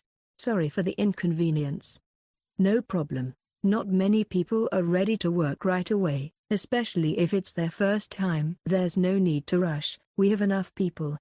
If you ask me if we have enough people, I'm a little skeptical, owner. We are just barely holding it together with our shifts. Well, this coffee shop is not extremely large. I'm not sure how many people are going to be able to work with the number of people that we have now. So it's great to have you in here, Fujimiya. The first time I saw the B in the name of the bee, I thought it was a good thing that the bee was a bee, and I was surprised to see the B in the name of the bee. By the time I returned home after being instructed by the seniors at work on this and that, it was time to take a bath, which I would normally have done. As he rode the elevator to the apartment where he lived, Amane let out a deep breath. He was exhausted even though he had only been on the job for a mere 4 hours, which was probably due in large part to the unfamiliar environment and work. Although he has not made any major mistakes, or rather, he has not been entrusted with any work that could lead to major mistakes.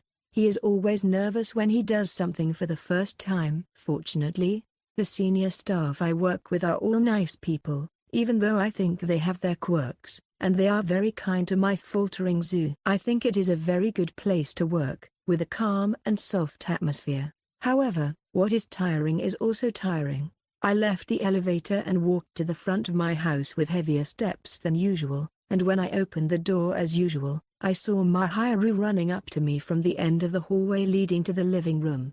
Mahiru blinked at Zu, who seemed to be in a hurry and wondered what was wrong, but Mahiru smiled reassuringly. Welcome back, Zu. I'm home, you didn't have to run. Sorry to keep you waiting. Perhaps, but he had been waiting for Amane to come home for a long time. I had told him what time I was coming home, but maybe he was feeling lonely alone. Since they started going out, Mahiru has been staying at Shu's house except for bath and bedtime, so it has become a matter of course for him to stay here. In such a situation, if she were suddenly left alone, she would probably feel lonely. No, that's not true. I have a lot of things to do while Amane is gone, and I'm sure you didn't miss me because you had so much to do. So, that's another story. The most important thing to remember is that you are not alone. Mahiru's cheeks puffed up a little as she noticed. I took her off my shoes and went up to the house without stopping to smile at Mahiru, who turned away from me with a sulky look on her face. When I went to the bathroom to wash my hands, I saw a light on in the bathroom at the back of the house. I turned and looked at Mahiru, who seemed to be in a better mood, and stood there looking as if it was a matter of course. Which would you like to do first, the bath or the meal? Mahiru's mouth almost slackened, but I managed to hold it back. He probably wasn't aware of it, but it was cute. I am sure that if Amane had told him the words he had just swallowed, his cheeks would have flushed red. However, if he told Mahiru now, he might not be able to function for a while. So he held back and smiled at Mahiru, who was smiling so ladylike that he left everything up to Zu. Mahiru is probably hungry, too, so I think I'd like to have dinner first. Okay, I'm going to go serve rice roughly. I made dashimaki tamago, rolled egg, an award for my hard work today as it's my first part-time job. Yay! That's one hell of a reward. Amane must be a lucky guy, because when he gets home, his bath and dinner are ready, and they even have Zu's favorite food ready for him. Ha! That's very cheap. It's my favorite, very tasty, and with the added value of being Mahiru's, I'd say it's top quality. Thanks again. I think it's not cheap at all, because it takes a lot of time and effort to have it made for you in the first place. The fact that they made it for Amane is enough, and since it tastes so good, it is a very extravagant reward. I am grateful that he cooks for me every day and takes my tastes into consideration. I am reminded once again what an invaluable partner I have. I wash my hands and head for the living room, thinking that I should repay this devotion, when I see Mahiru clinging to my back. I turn around to check Mahiru's expression, but I can't see her face because she has her face on Zu's back. The only thing I could tell was that he was embarrassed. Mahiru is rubbing his forehead against Zu's stomach and hugging him tightly. I laugh a little, thinking that I'm glad I've been doing muscle training, and Mahiru, who seems to know I'm laughing by my breathing and the shaking of my stomach, pats me on the abdomen. Thanks for the appreciation, but not for the surprise. You can't just give me advance notice and praise me out of the blue. Well, that would be a problem, though. I'll play around with you someday. The most important thing to remember is that the best way to get the most out of your money is to be prepared to pay for it. I'm going to be able to get a new one, he said. Speaking of which, how was your part-time job? Mahiru seems to have been concerned and asks me in a slightly fidgety tone as I eat my dinner, which seems to have been prepared in Japanese style today. Mahiru said that he refrains from saying too much about Shu's work, but he seemed to be concerned about his first day at work. Well, I didn't have any problems. I mean, I wasn't given a big job on my first day. The seniors seemed nice, and it's a good place to work. I see. Good. I'm glad if it seems like a good place to work for you. If you think it's a black place to work. Kaido's introduced me to the company, and Chino works there and doesn't seem to have any complaints, so you'll be fine in that area. In the first place, it is run by Ayaka's relatives, Bunker, so if there is any problem, Ayaka will be aware of it, and she won't make Suji work there. That's why I started working there without any worries. Ayaka is a good woman, even though she has only been talking to him for a short time, and even though she tries to tell Mahiru some strange and unnecessary things about her sexuality. The owner, Fumika, is also a normal, kind, and modest woman, according to Suji, as long as she doesn't provoke his fantasies, so there should be no problem working for her. Don't worry, you'll be safe and sound. She's willing to accommodate your working hours and such. That's fine then. I'm glad you're going to be able to do your best, Shikan. I can only watch over you and support you. That's all I can do. I'm happy just to come home and have a delicious meal and a warm bath prepared for me. Thanks for everything. I'm grateful just to have your support in that way, and I'm a lucky man. I'll do my small part to help, to get Shikan to show us his work as soon as possible. Is that what you want to see so badly? I want to see my girlfriend at work. Besides, looking at Ms. Chino's school uniform shown to me by Mr. Kaido, it looks like it would suit Shikan as well, so, I guess so. I'm looking forward to seeing it. As for me, I don't mind being embarrassed to be seen. It's not that I don't like it, but I'm going to be showing a different side of myself than I usually show to Mahiru, and that's what makes me feel indescribably embarrassed. However, Mahiru seems to think that this is a good thing because it gives her a gap between herself and the other people, and she wants to see something she doesn't usually see. If you don't like it, I'll put up with it. I don't mind, but, do you enjoy seeing my sales smile? I usually never do, so I'd rather see the opposite. I'll do it as much as Mahiru wants, but, that would be versus private smiles, so that's a separate category. That being said, I certainly can't assure you that I won't give Mahiru special treatment, and I'm confident that I can turn my smile for Mahiru. Besides, I want to see Shukan doing his best. I'll try my best to get used to it as soon as possible. If she says this to me, I will have no choice but to work even harder. If you want to see your beloved girlfriend working as a full-fledged employee, you have to spare no effort. The sooner she gets used to it, the better it will be for the restaurant, and the more confident Amane will be. I thought to myself that I was being naive for being motivated by Mahiru's words, but my dismay melted away when I saw Mahiru's smile with a slight twinkle in her eyes, as if she was expecting something. Chapter 8, A Senpai's Secret Worry. I gradually became accustomed to the unfamiliar environment, and within a week I was able to handle my part-time job to a certain extent. Basically, his main job is to serve customers, and he is not entrusted with the job of making orders. As Amane is aware of his inexperience, he is relieved. He has not yet been allowed to make coffee for customers, but he has been given instructions on how to make coffee in the backyard during his free time. This coffee shop is obsessed with coffee, so they do not allow any compromise in taste. They say that the temperature and time of the hot water used for extraction varies depending on the beans and the fineness of the grind. Since they have decided that this is the taste they want to serve to their customers, they make me practice until I can reproduce that taste. However, once you learn the extraction time, how to use the equipment, and the timing of stirring, you will be able to produce consistent coffee, so you will be able to do it with a lot of practice, even though you have been instructed to do so. Yes, it's delicious.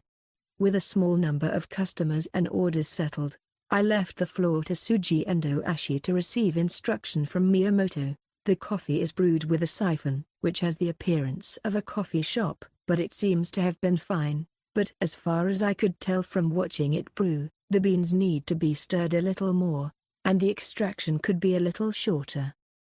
I do use a timer. I'm not used to using this equipment, and I'm being very careful, so it's taking a little bit of time. Maybe the time loss is making you a little more astringent. I'm sorry, I'll take care of it.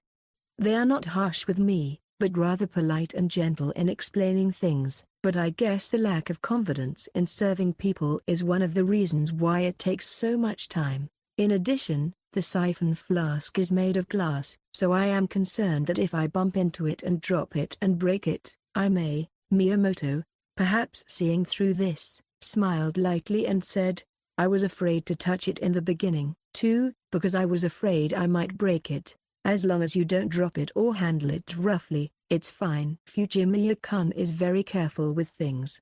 Then that's fine. That horse there, Reno, cracked it on the first day, so I think Fujimiya-kun is being careful. I think I heard something very badly restated, but I pretended I didn't hear it. Well, everyone makes mistakes, and you won't be scolded if you break one or more, so don't worry. If you break more than one piece of stone at once, the owner will scold you with a troubled look on his face. You sound as if you've experienced it. Because Reno did. Amane smiled vaguely back at Miyamoto, who muttered with a nostalgic look and voice. The owner's face was twitching at that time. It must have been a snarl. I know that there are not that many siphons in the store, and the fact that multiple siphons were damaged at once would have been a problem for the business. The siphons in this store are made by Wenhua's favorite maker, and I don't even want to think about the amount of damage that would be incurred if they had to replace several of them. I promised myself that I would be careful, and sipped my own coffee that I brewed while I was making Miyamoto's. The deep, bitter taste on my tongue was a delight. A deep bitterness spreads across my tongue. The coffee is light and smooth, and the bitterness does not linger on the tongue forever. It is mild but has a deep, rich flavor. Amane does not like coffee with strong acidity, but this coffee was very easy to drink, with a good balance of bitterness, acidity, and a hint of sweetness from the bean itself. However, I felt that the astringency and bitterness were stronger than the one that Miyamoto brewed for me as a model, so I reminded myself that it needs to be improved. Oh, I love it. I love it. I love it. I love it. I love it. I love it. As I take a break from ordering, Oashi comes in from the floor. In his hand is a tray and a used plate, which he has probably come to clean up after the customers have left the restaurant. Fujimiya-chan, give me a bite. Oashi put the plate in the sink and came to ask for it, and the next moment, Miyamoto grabbed Oashi by the neck and pulled him away from Zu. It was so brilliantly done that for a moment he could not understand what had happened. Hey, Fujimiya has a girlfriend. Fujimiya has a girlfriend, so don't do anything that could be misunderstood. Oh, I'm sorry, come to think of it, I think I said something like that. I have a lot of older brothers, and they don't mind doing this kind of thing, so. Miyamoto must have stopped him, since he had lightly explained the circumstances of working. Oashi also retreated with an open and honest attitude. Oashi, smiling at Miyamoto, who did not hide his dismay, seemed very friendly to him, even though they were just co-workers. This is something I have strongly felt over the past week, but I'm wondering if I should ask him. You two are very close. Well, we've known each other since childhood. I've been by your side for 20 years now. I guess you could say we're related. Isn't it awful? Oashi, who is grumbling and chopping at Miyamoto's side, screams when he is pinched in the side, but he immediately punches back, taking advantage of the fact that he is not visible to the customers here. The ease with which he did this could not have been achieved overnight, and I was convinced that this was why he was so friendly with them. However, I can't help but feel that they are close even for childhood friends, but I tilt my head and wonder if this is the kind of distance between male and female childhood friends. I know Ayako and Suji are dating, so I can understand the distance between them. But the distance between Miyamoto and Oashi also smells rather similar to those two. I don't think they've gotten to know each other well enough to point this out, and it would be rude to inquire whether they are dating out of curiosity. So, although I was curious, I didn't pursue it and just watched their light-hearted exchange. By the way, what kind of girl is Fujimiya-chan's girlfriend? Oashi, who had managed to get rid of Miyamoto's hand, asks innocently, and Amane looks up at her. What kind of, you might say, kinda nice girl? It's hard to explain what kind of girl Mahiru is. If you ask me, people from the same school would understand without saying, but Oashi is a college student and has no connection to Zu's school, so it is hard to understand without explaining. However, if I were to tell someone outside the school who has never seen her in person that she is a girl called Angel Lady, they would either laugh or be turned off, so I can't explain it to them either. On the other hand, if I tell them what Amane thinks Mahiru is, they will probably be favorites of my boyfriend, and I may end up falling in love with her even though I didn't intend to. So, I used a common expression, but it didn't seem to satisfy Oashi, and his lips twitched with a look. Well, looking at Fujimiya-chan, I think she's probably a messed up nice girl too. But just saying she's nice doesn't really convey the information. Well, that's what I think too, but anyway, she's a nice girl who works hard. I mean, do you really want to know so much about a person's girlfriend's personality? That's right. Girls love to talk about love, no matter how old they are. Love stories are also welcome. Girls. Dickie, you got a problem with me? No, nothing? Well. Oashi comes even closer to Shu, who is sipping his coffee, which has begun to cool, while quieting the two, who for some reason seem to be on the verge of a fight, with a subtly prickly atmosphere, probably due to Miyamoto's words. Let's put that aside. Fujimiya-chan is a serious person, right? That Fujimiya-chan seems to be in love with her, and I'm curious about her existence. I'm curious. Hey, you're not bringing him? I've told her not to come, at least until she gets used to the part-time job. That's too bad. Oashi makes a cute, dissatisfied sound, but I'm not going to give in here. In the first place, I don't know why they let him bring her to his part-time job, or why he's so ready to visit her. It's not supposed to be a quirk to be told by the senior staff at work, starting with Itsuki. Well, let's believe that one day she will be able to see it. By the way, is she cute? Objectively, or from my point of view? Both. I think it's incredibly cute from an objective point of view. From my point of view, you're prettier than anyone else. I should answer honestly and without falsehoods here, so I answer as simply and passionately as possible to avoid excessive infatuation. Mahiru's looks alone are good enough for anyone with different tastes to say that she is beautiful, and that part is non-negotiable. From the boyfriend's point of view, Mahiru's cuteness is not her looks, but her behavior and the pampered appearance she shows only to her lover. It's not that he's trying to be cute, but he's cute all the same. He is very cute in the way he sulks when he is jealous of a girl, or when he pulls the hem of his dress when he is lonely, or when he headbutts Mahiru to hide his embarrassment after his embarrassment explodes. If Mahiru had intended to do this, it would have been considered mockingly cute.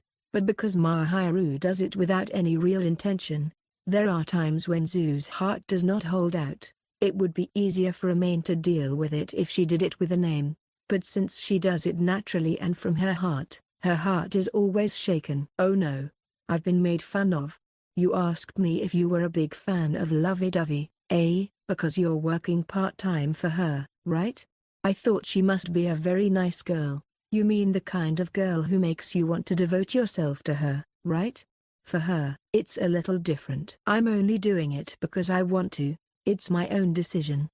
I'm going to have to deny it here. I'm not going to take on a cause for Mahiru, even if it is for Mahiru's happiness. Even if he understands that this leads to Mahiru's happiness, it should not be for Mahiru's sake, as if he is placing a part of the responsibility on her. Amane is doing this of his own volition and for his own sake. Even if the result is for Mahiru's benefit, this was non-negotiable. I can't say it's for her sake. I want to do this on my own. And as a result of my actions, I'm making her feel lonely. I'm a selfish person. Mahiru respects Zu's choice and accepts her being away from him, but I understand that I am still making her lonely and placing a heavy burden on her. That is why I am always grateful to her and can strive to achieve my goals as soon as possible. Both Oashi and Miyamoto blinked in admiration at Shu's assertion that he never wants to think of her as the reason he is having a hard time or struggling. You're a serious guy, aren't you? You're nothing like Reno. Why is she putting me down? You switch around too much. How many months did your last boyfriend last? Shut up. It's none of Dookie's business who I go out with. I'm not taking anyone's boyfriend, and I'm not going out with you. Don't be so stingy with me just because we're childhood friends. Oh, yeah, well, I'm sorry about that. Miyamoto, who had been poked hard, raised his eyebrows slightly and averted his gaze somewhat painfully, but Oashi, not noticing this, returned to the floor in a somewhat bad mood. Miyamoto, who had been looking at me with a faint clinging look, noticed Zu's gaze and changed his expression to his usual calm eyes and meekness, as if nothing had happened. Mr. Miyamoto. I'm sorry. I'm sure this happened because Amane said something unnecessary, and my eyes are downcast. But Miyamoto is laughing it off with a light, karate-like wave of his hand. Oh, it's okay. It's okay. It's not Fujimiya's fault. It's been that way for a long time. And I think it's too late for me to say this or that. No, it's not that. Fujimiya, yes. The human heart is a tricky thing. I know it all too well. Yes, you don't care that much. No, don't worry about it. Whether it was to blow off Zu's worry, or whether he had already given up on the idea, Amane didn't know. What was certain, however, was that Miyamoto's eyes scrutinized him for a moment, as if he were in pain. Whether he knew how Amane was feeling or not, he said in his usual expression, "I'm going to the floor, so please clean up," and left the kitchen in a simple voice with no emotion attached. Suji returns with a tray of dishes and a wry smile on his face. I don't think it's any use telling Miyamoto-san, he's that guy who's prepared for a different vector than Fujimiya. Suji, who was probably near the counter and seems to have guessed what was going on, laughs and shakes his head loosely while lowering his eyebrows as if he was troubled. Suji seems to know about the situation between the two of them, as he puts down the used dishes and says that he is concerned about them in his own way. I don't feel comfortable digging into people's circumstances too much, but am I right in my imagination? I'm not Fujimiya, and I can't see into your head, so I don't know. But maybe. I don't know how to judge, because I'm not the type of person who's around people like that. If this evil guess is true, I can tell even after listening to a little bit of the story that Miyamoto must have had a very difficult time. He has been dealing with other men who are not him, and he has changed his partner many times. It must be very painful for him to be kidnapped by someone who never turned towards him, but remained in close proximity to him as a childhood friend. I thought it would be rude of me to speculate about his feelings, but even so, just imagining it makes my heart ache. Let me tell you something so that you don't misunderstand me. Mr. Oashi is not a bad person. He's just a little bit easy to fall in love with and easy to cool down. That much? I've been working here since my freshman year, and Oashi-san has been here since before that. But as far as I know, he's had 5 or 6 boyfriends over the years. I don't have multiple boyfriends at the same time, but they all changed from one to the other. Oh, you're so irresistible. She's a soft and fluffy beauty on the outside. On the inside, she's a rather open and caustic person. She is a tall, slender model with a sweet, fluffy face. And she is a neat and tidy woman as long as she doesn't talk. When she opens her mouth, she is the type of person who is rather high-spirited and talks about the lower half of her personality. So there is a big gap between the two. She is cheerful and friendly, but you would never guess her personality from her appearance. I even have an evil guess that this might be one of the reasons why her boyfriend was taking over for her. Did Mr. Miyamoto also keep quiet and keep an eye on that male history? I suppose she would. That's also, well, it's not for us to say this or that, and at this rate, we'll be able to handle it, won't we? After all, the only one who can understand and take care of Mr. Oashi is Mr. Miyamoto. I'm sure it will all fall into place. I'm sure Mr. Oashi will cry to me. Tsuji, who seems to have no intention of losing his position as a senior and junior colleague in the workplace, makes a really simple assessment. Perhaps it's because he's seen this kind of exchange many times before, but this calmness makes Amane realize that there's nothing he should meddle in even though he and Miyamoto aren't that close. Rather than worrying about this and that and making things worse by meddling, it would be better to watch their choices and see where they end up. Sometimes it is important to push back, but it can also trigger a breakdown of the relationship. Amane is not close enough to him to take on that responsibility. Well, Miyamoto-san and Oashi-san will be fine, he said. What do you call this kind of thing, a cracked pot with a cracked lid? Chino, that's rude. Who's a spelling bee? Gee, Mr. Miyamoto.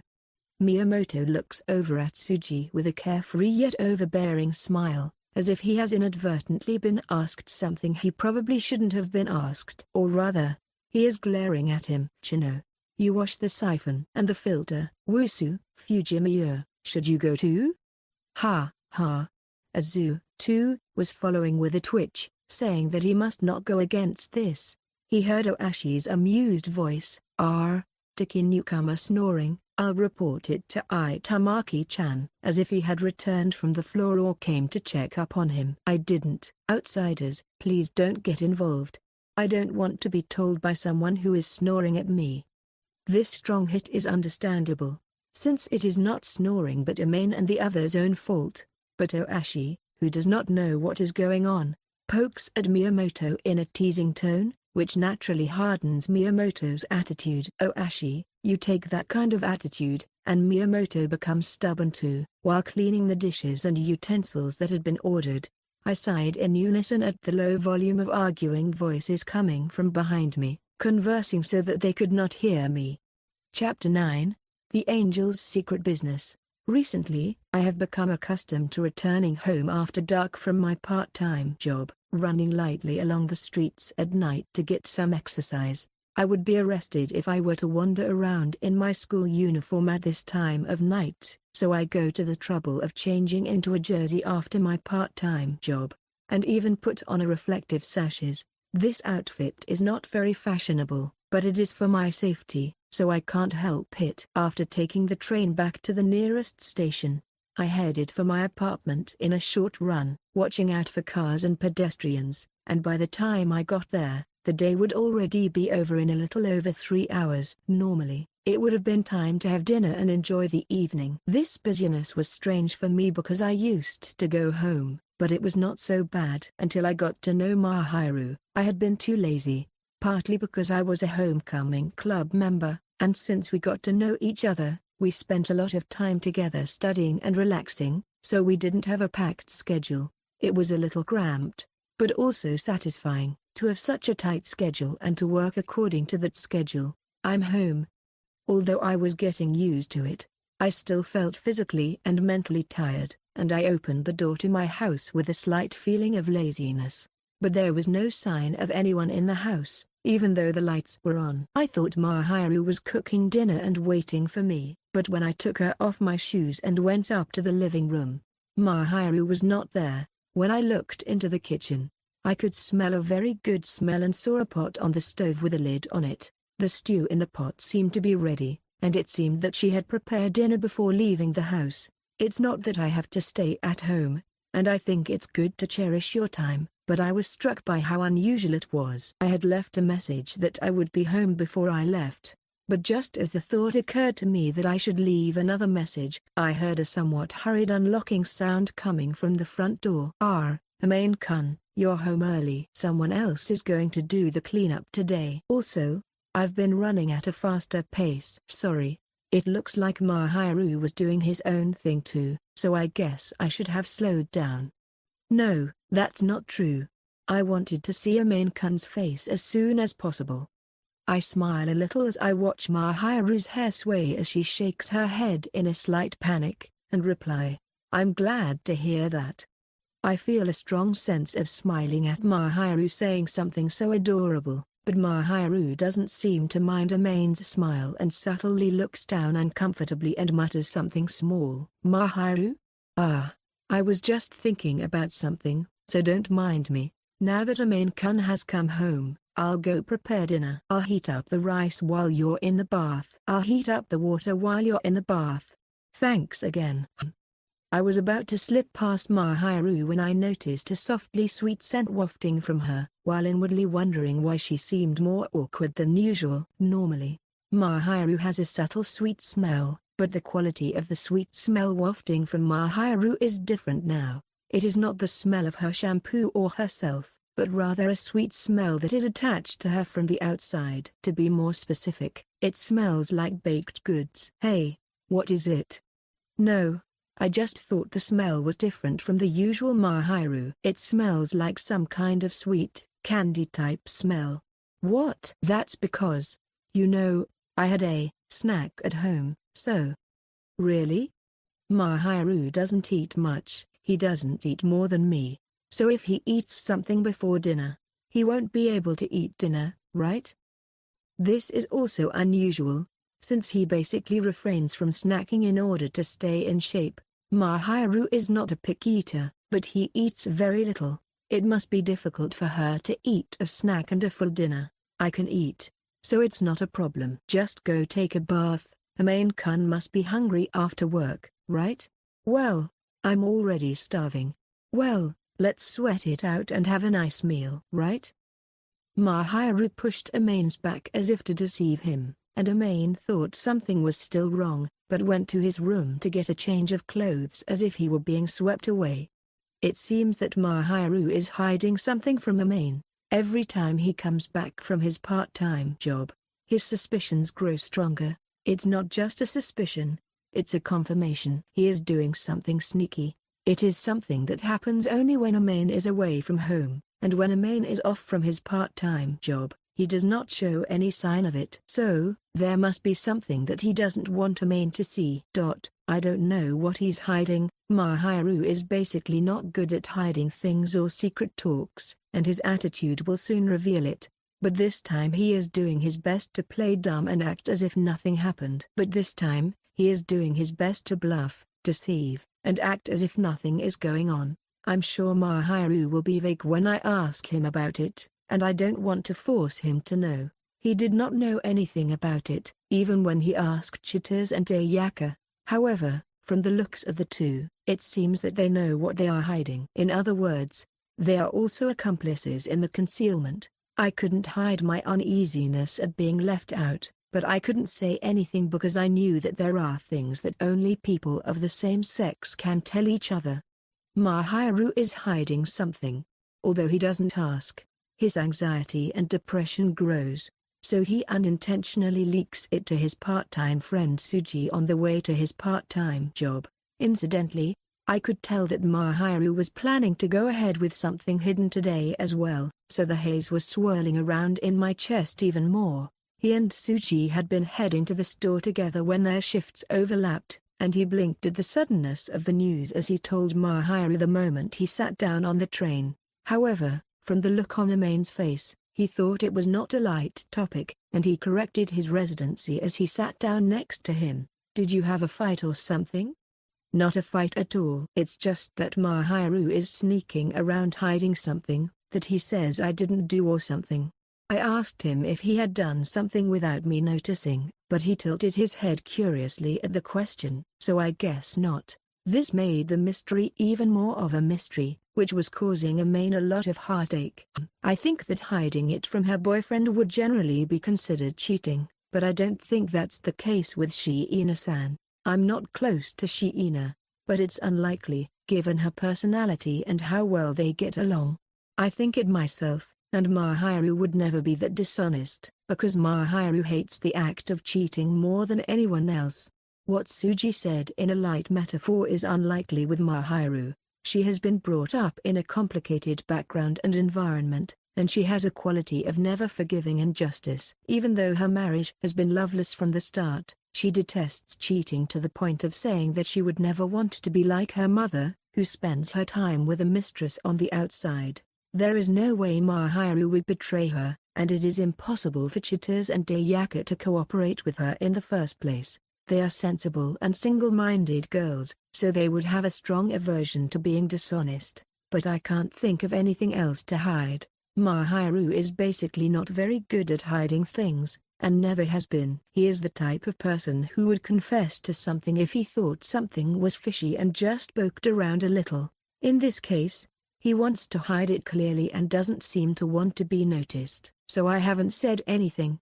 But the basic premise is that he doesn't want to hide anything and can't lie. That's why I'm wondering. Then, Mahiru's hiding things from me is probably not a sinful thing. Something he doesn't want me to see or know is not a bad thing. It's either something that he's embarrassed for me to know, or something about me. If he broke something or something, he'd be honest enough to report it and apologize, and it doesn't sound like it's something that was harmful. I've known Mahiru for about a year and we've been dating for about 5 months, but after spending so much time together, I've already grasped Mahiru's personality and habits. She has her own thoughts about them, and she is trying her best to hide them. So I know that they are not particularly harmful, but they are considerable. So what are you going to do about it then? I don't really have anything to do with it. What? Suji asks, seemingly taken aback by Amane's casual remark. Hearing the low, rattling, roaring sound of the train, Amane exhales softly to blend in with the sound. It's something Mahiru wants to keep hidden, so it's probably not a good idea to ask him to dig down to the root of it. I have 1 or 2 things I want to keep secret too, and if you don't want me to touch it, I won't. Even Amane is hiding from Mahiru the reason why he is working part-time, so he has no right to say anything about Mahiru. If they are hiding things from each other and their relationship can be successfully maintained despite it, then there is no problem, and that's fine. I trust Mahiru that he would never intentionally hurt me. Instead of getting involved in everything, it's better to keep the things we want to keep hidden from each other inviolate. He said that because we trust each other, we should respect each other's private life. He says that's the key to staying calm all the time. This is coming from parents who have been flirting for years, so it must be persuasive.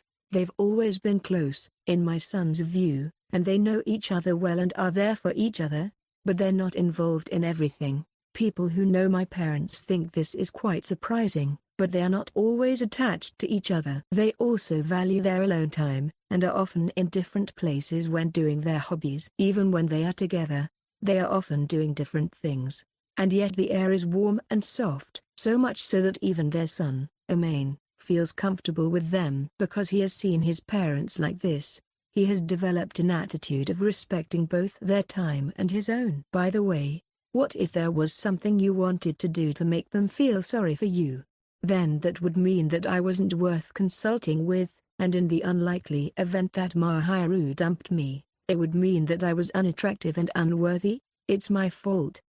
Mahiru is probably a very loving, single-minded, and sincere girl. If Mahiru dumped Amane without consulting Amane, the problem would most likely be on Amane's side. Mahiru would have sincerely expressed her feelings and dissolved the relationship.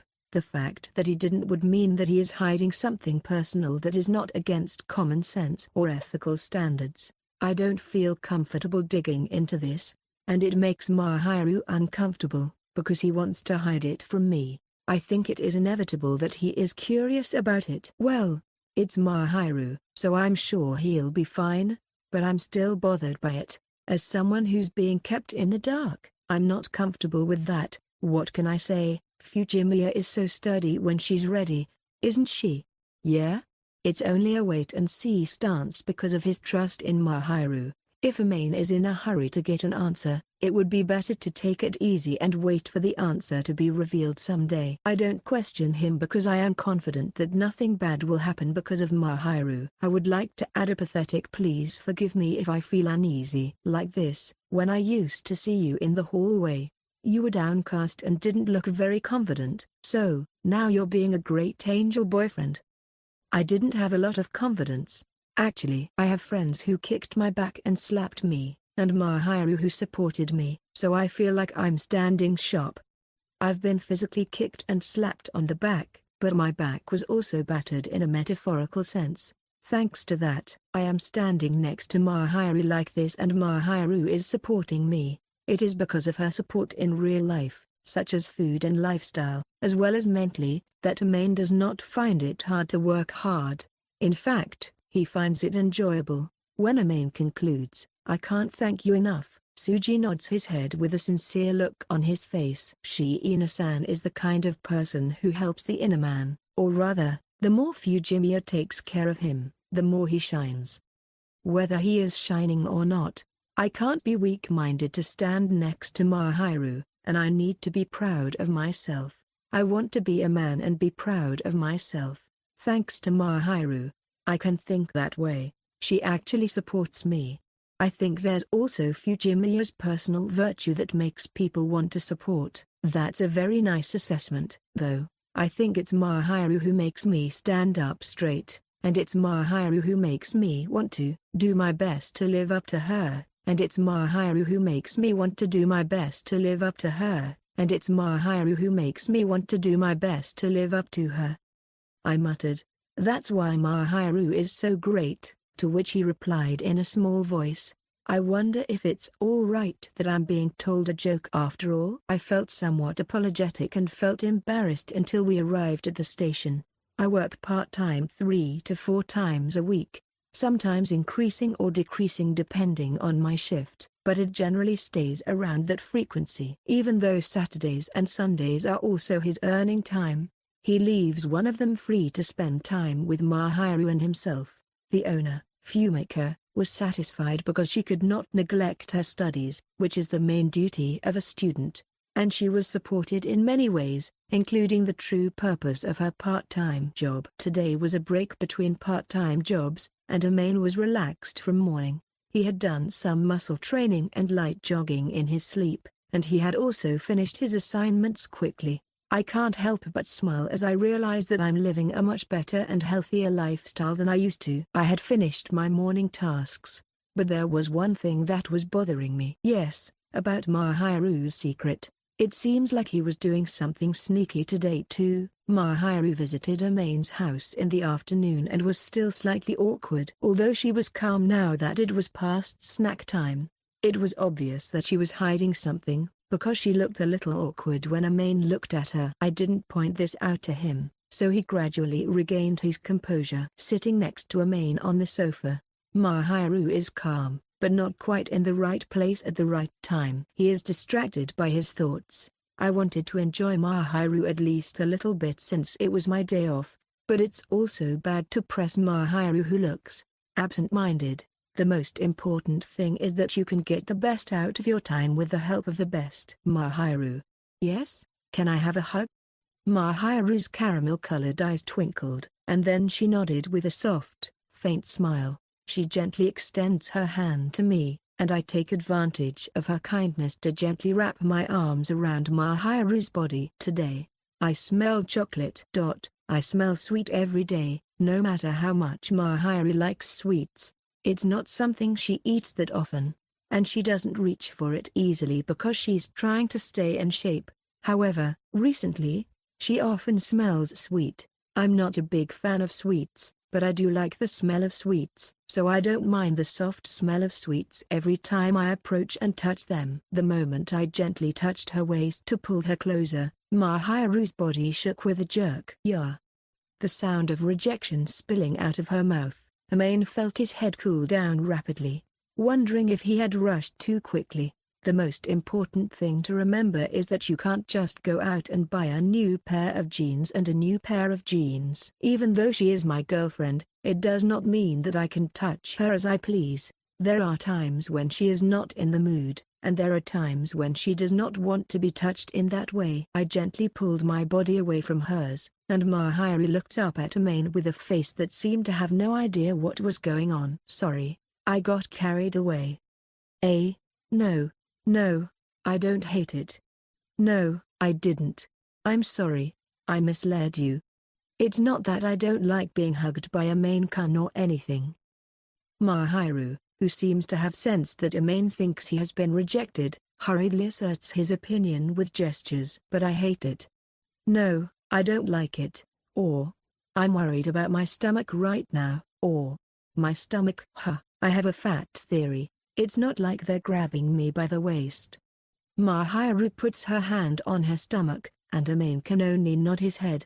Mahiru, who has perfect self-control, seems to be maintaining her best shape and does not look or feel fat at all. She was as thin as usual just now, which made me feel uneasy. In fact, she is so slender that I am concerned from a health standpoint that she might be better off with some meat on her body. Where? I'm still thin. You didn't have a fattening diet to begin with.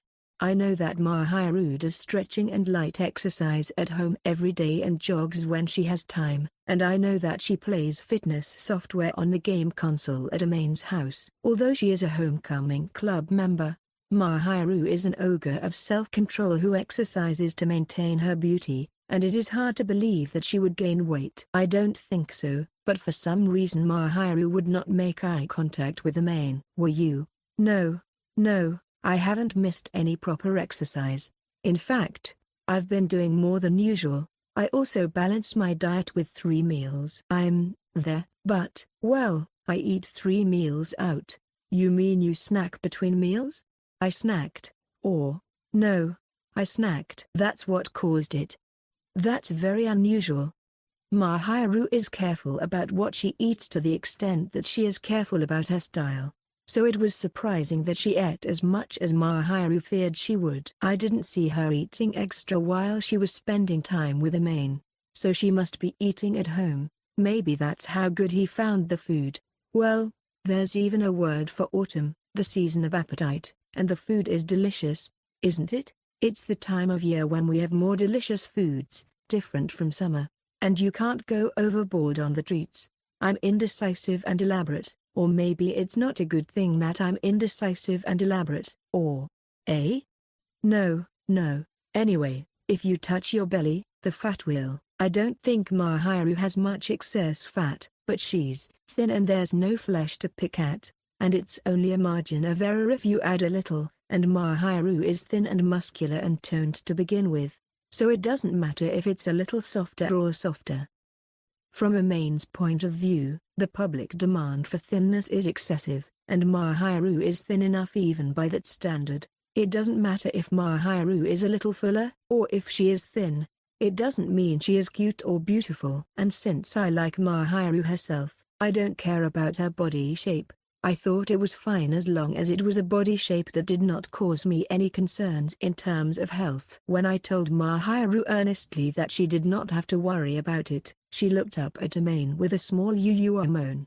It may be a big problem for him, but for Amane, a little fat gain is nothing to worry about. In fact, the fact that Mahiru's area of the world is increasing is probably a good thing for him. It is a matter of life and death for him to be left alone, since there is no increase in terms of touch. I'd like to be healed a little. No? No, not no, but. Okay, but. Laughing at Mahiru's slightly desperate look, Amane pulled Mahiru closer to him. Rather, he lifted her up as if holding her. I sat back down on the sofa, holding Mahiru, who had stiffened, between my legs, in a stuffed animal cuddling position. This is the most comfortable position for hugging on the sofa, but Mahiru looked slightly uncomfortable. Perhaps because of embarrassment. However, Mahiru seemed to be slightly uncomfortable. Perhaps due to embarrassment, but I guess it was not because she was not averse to it. He puts his hands firmly in front of him and touches his abdomen, which he seems to be concerned about. But it is so thin and slender that one wonders where the misconception that he has gained weight is coming from. It hasn't changed after all, but I'm making an effort, but I'm curious. You're such a thin guy. Well, if Mahiru is concerned about it, I can't say too strongly. But don't push it. I like any Mahiru, yes. If Mahiru wants to be thin without being too much, I will support her. But I did not wish for her to be thin. I will categorically deny the mistake of thinking that she has gained weight. But I will not deny her desire to lose weight or her efforts to lose weight afterwards. I would not deny her efforts to lose weight, but I could not deny her desire to lose weight and her subsequent efforts to lose weight. I wonder how a girl's body can be so thin and yet so soft. And as I bury my face in her shoulder, a sweet smell slips into my nostrils, mixed with the milky scent of fabric softener and Mahiru herself. I slide my lips to the base of her neck and press them lightly against it. I have no intention of doing anything to him, but I feel happy when I touch his skin and think that his white skin looks delicious. It's a man's saga, and I couldn't help it. Mahiru made a tickling sound when I put my lips to her smooth skin, kissed her on the mouth, and rubbed my cheek against hers. Amane-kun becomes a spoiled brat when he gets tired, doesn't he? I can return it exactly like that. Well, I miss human skin.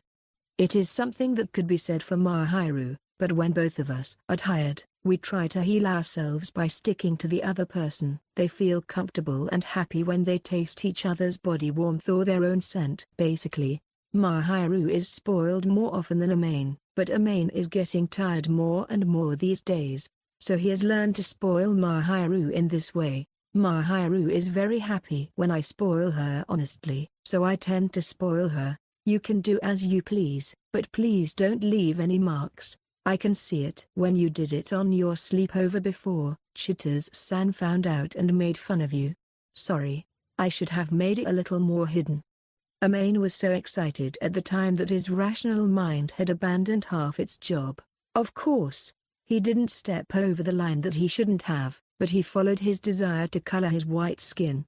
Thanks to you, I even put it on as far as I could see, and I regret it. When I recall the scene of that night, I feel irresistibly embarrassed and my embrace becomes stronger, but Mahiru in my arms slapped Amane's thighs firmly. That's not even the point.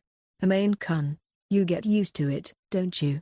Well, I'm not used to it, but it's nice for a guy to wear the mine sign, so there's no way I could get used to it after seeing my skin once. Just remembering it brings shame to my face, and my desire is now rising up to my neck. I just suppress it with my reason. However, the desire itself is inevitable, and if there is a next time, I will leave the same trail of Amane's lips on my white skin again. Mahiru suddenly became quiet when I intertwined the hand that was slapping her thigh with my own while murmuring to the frustrated Mahiru in my arms, "I'll never get used to it. It's her bare skin. Her ears are red, so it is obvious that she is embarrassed. Next time, you'll have to fasten it a little where I can't really see it."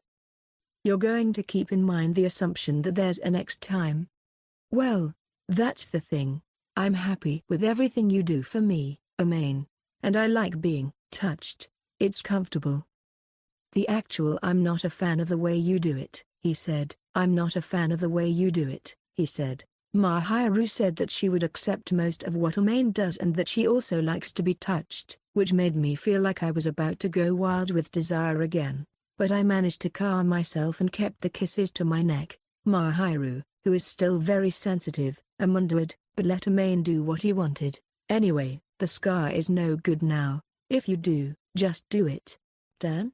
It's nothing. Never mind. I care so much. It's okay. When Mahiru stopped in the middle of saying something, Amane smiled and accepted it, thinking how light he was, as he tilted his head back to Mahiru and threw his weight on Amane with a flurry of words as if to cover up his mistake. Chapter 10, and so, X-Day arrived for the angel. Amane has started a part-time job, but it is not the case that he spends all the days when he does not have a part-time job with Mahiru.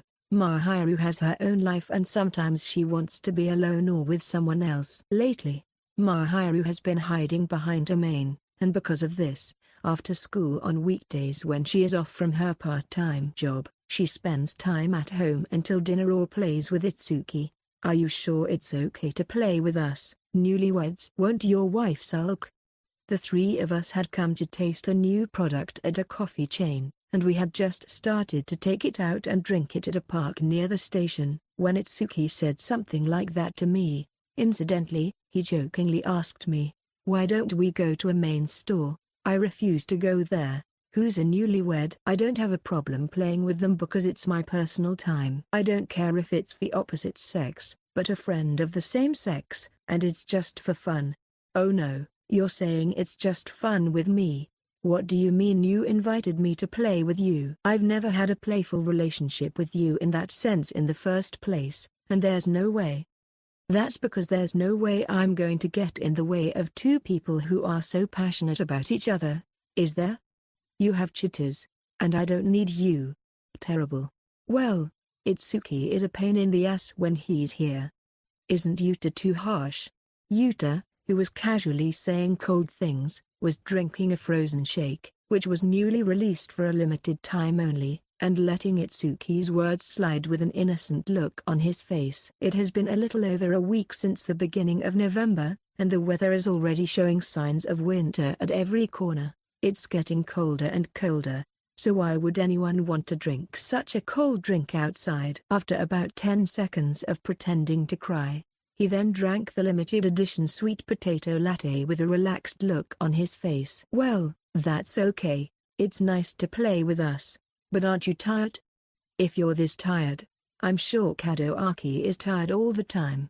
Well, we make sure that we take all our vacations, and it's not like we have to deal with the mental stress of customer service. So it's not like that, you know?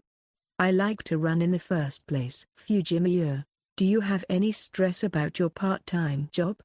Not really. Well, I don't really like customer service, but most of the customers are older and more relaxed, and the older part-timers are kind and teach me well, so I may be stressed about my inadequacies, but not in the environment.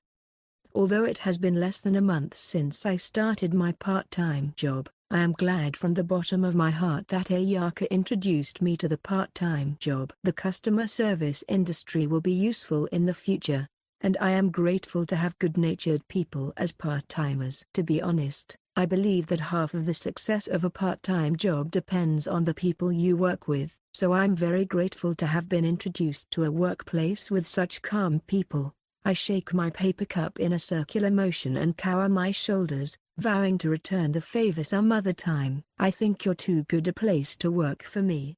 Good then, I guess the work environment is important to me when I work, and I don't want a place where I'm used and discarded. If it's that kind of workplace, I'd quit immediately. You have the right to choose. Even if it's a part-time job, my body and mind are more important, and Mahiru probably wouldn't like that kind of workplace. They love you. I don't think that's relevant right now. I looked at Yuta, wondering if that was all he wanted to say, but he just smiled at me, so I turned away, feeling itchy. Well, Amane works in a coffee shop, right?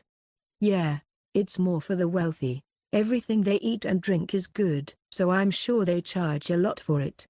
The coffee beans are carefully selected, from where they are grown to how they are roasted and blended, and the coffee at this store is a perfect example of that attention to detail. Of course, coffee is not the only thing they are proud of. Other items on their menu, though few in number, are also very tasty, and they are loved by their regular customers as a hidden gem. It is at times like this that I wonder who Fumika really is. But it seems that even her niece Sayaka has a face that she doesn't fully grasp, and after hearing that, I'm even more confused about Fumika. By the way, Amane, don't you get picked on or something? The kind that seems to happen all the time. What's your image of the coffee shop in your mind? I don't get picked up. I get compliments from calm ladies who say I'm cute, but that probably means I'm cute in a poor way, and they look at me like they're looking at their grandchildren.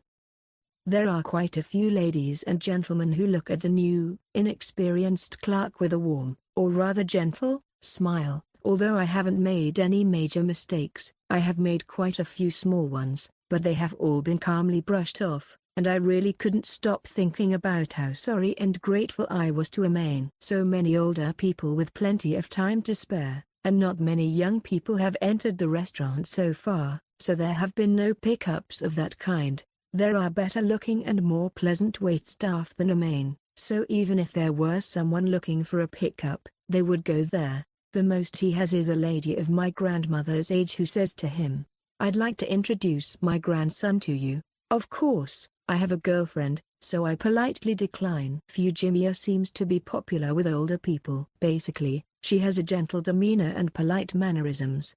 I'm a customer service person, there's no way I'd make a messy move. Well, in terms of clientele, it's easier to talk to a quiet and sober person like me. I get talked to a lot. That must be popular with them. As a companion, it doesn't matter if you're male or female, regardless of age, it's a relaxed atmosphere, so the wait staff can talk with customers when they're free.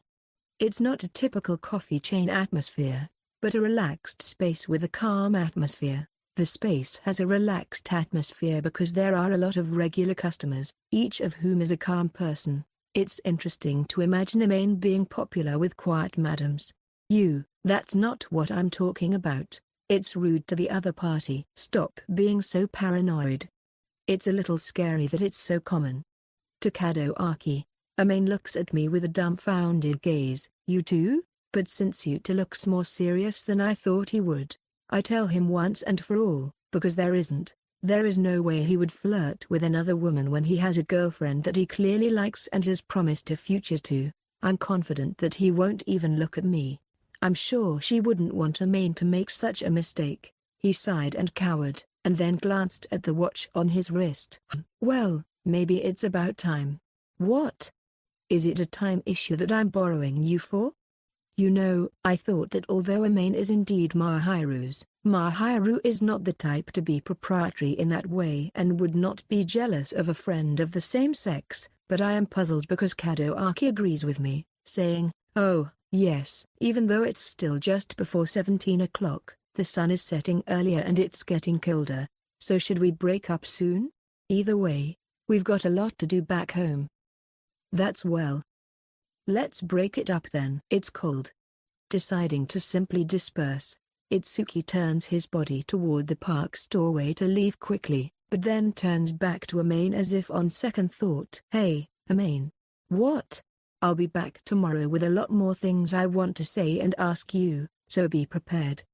As I was stunned by the Itsuki that suddenly said something I don't understand with a smile and left, Yuta also chuckled and said, "From me, too." "I'll see you tomorrow," he says and leaves. With mixed feelings of being subtly left behind, I tilted my head and wondered what was going on with Amane and headed home. When he returned home, Mahiru greeted him as usual. What was different was that Mahiru had a smile on her face when she greeted me. Her eyes were sparkling and bright, and her smile was soft and gentle. Her cheeks were slightly flushed, revealing Mahiru's good mood. "Welcome back, Amane-kun."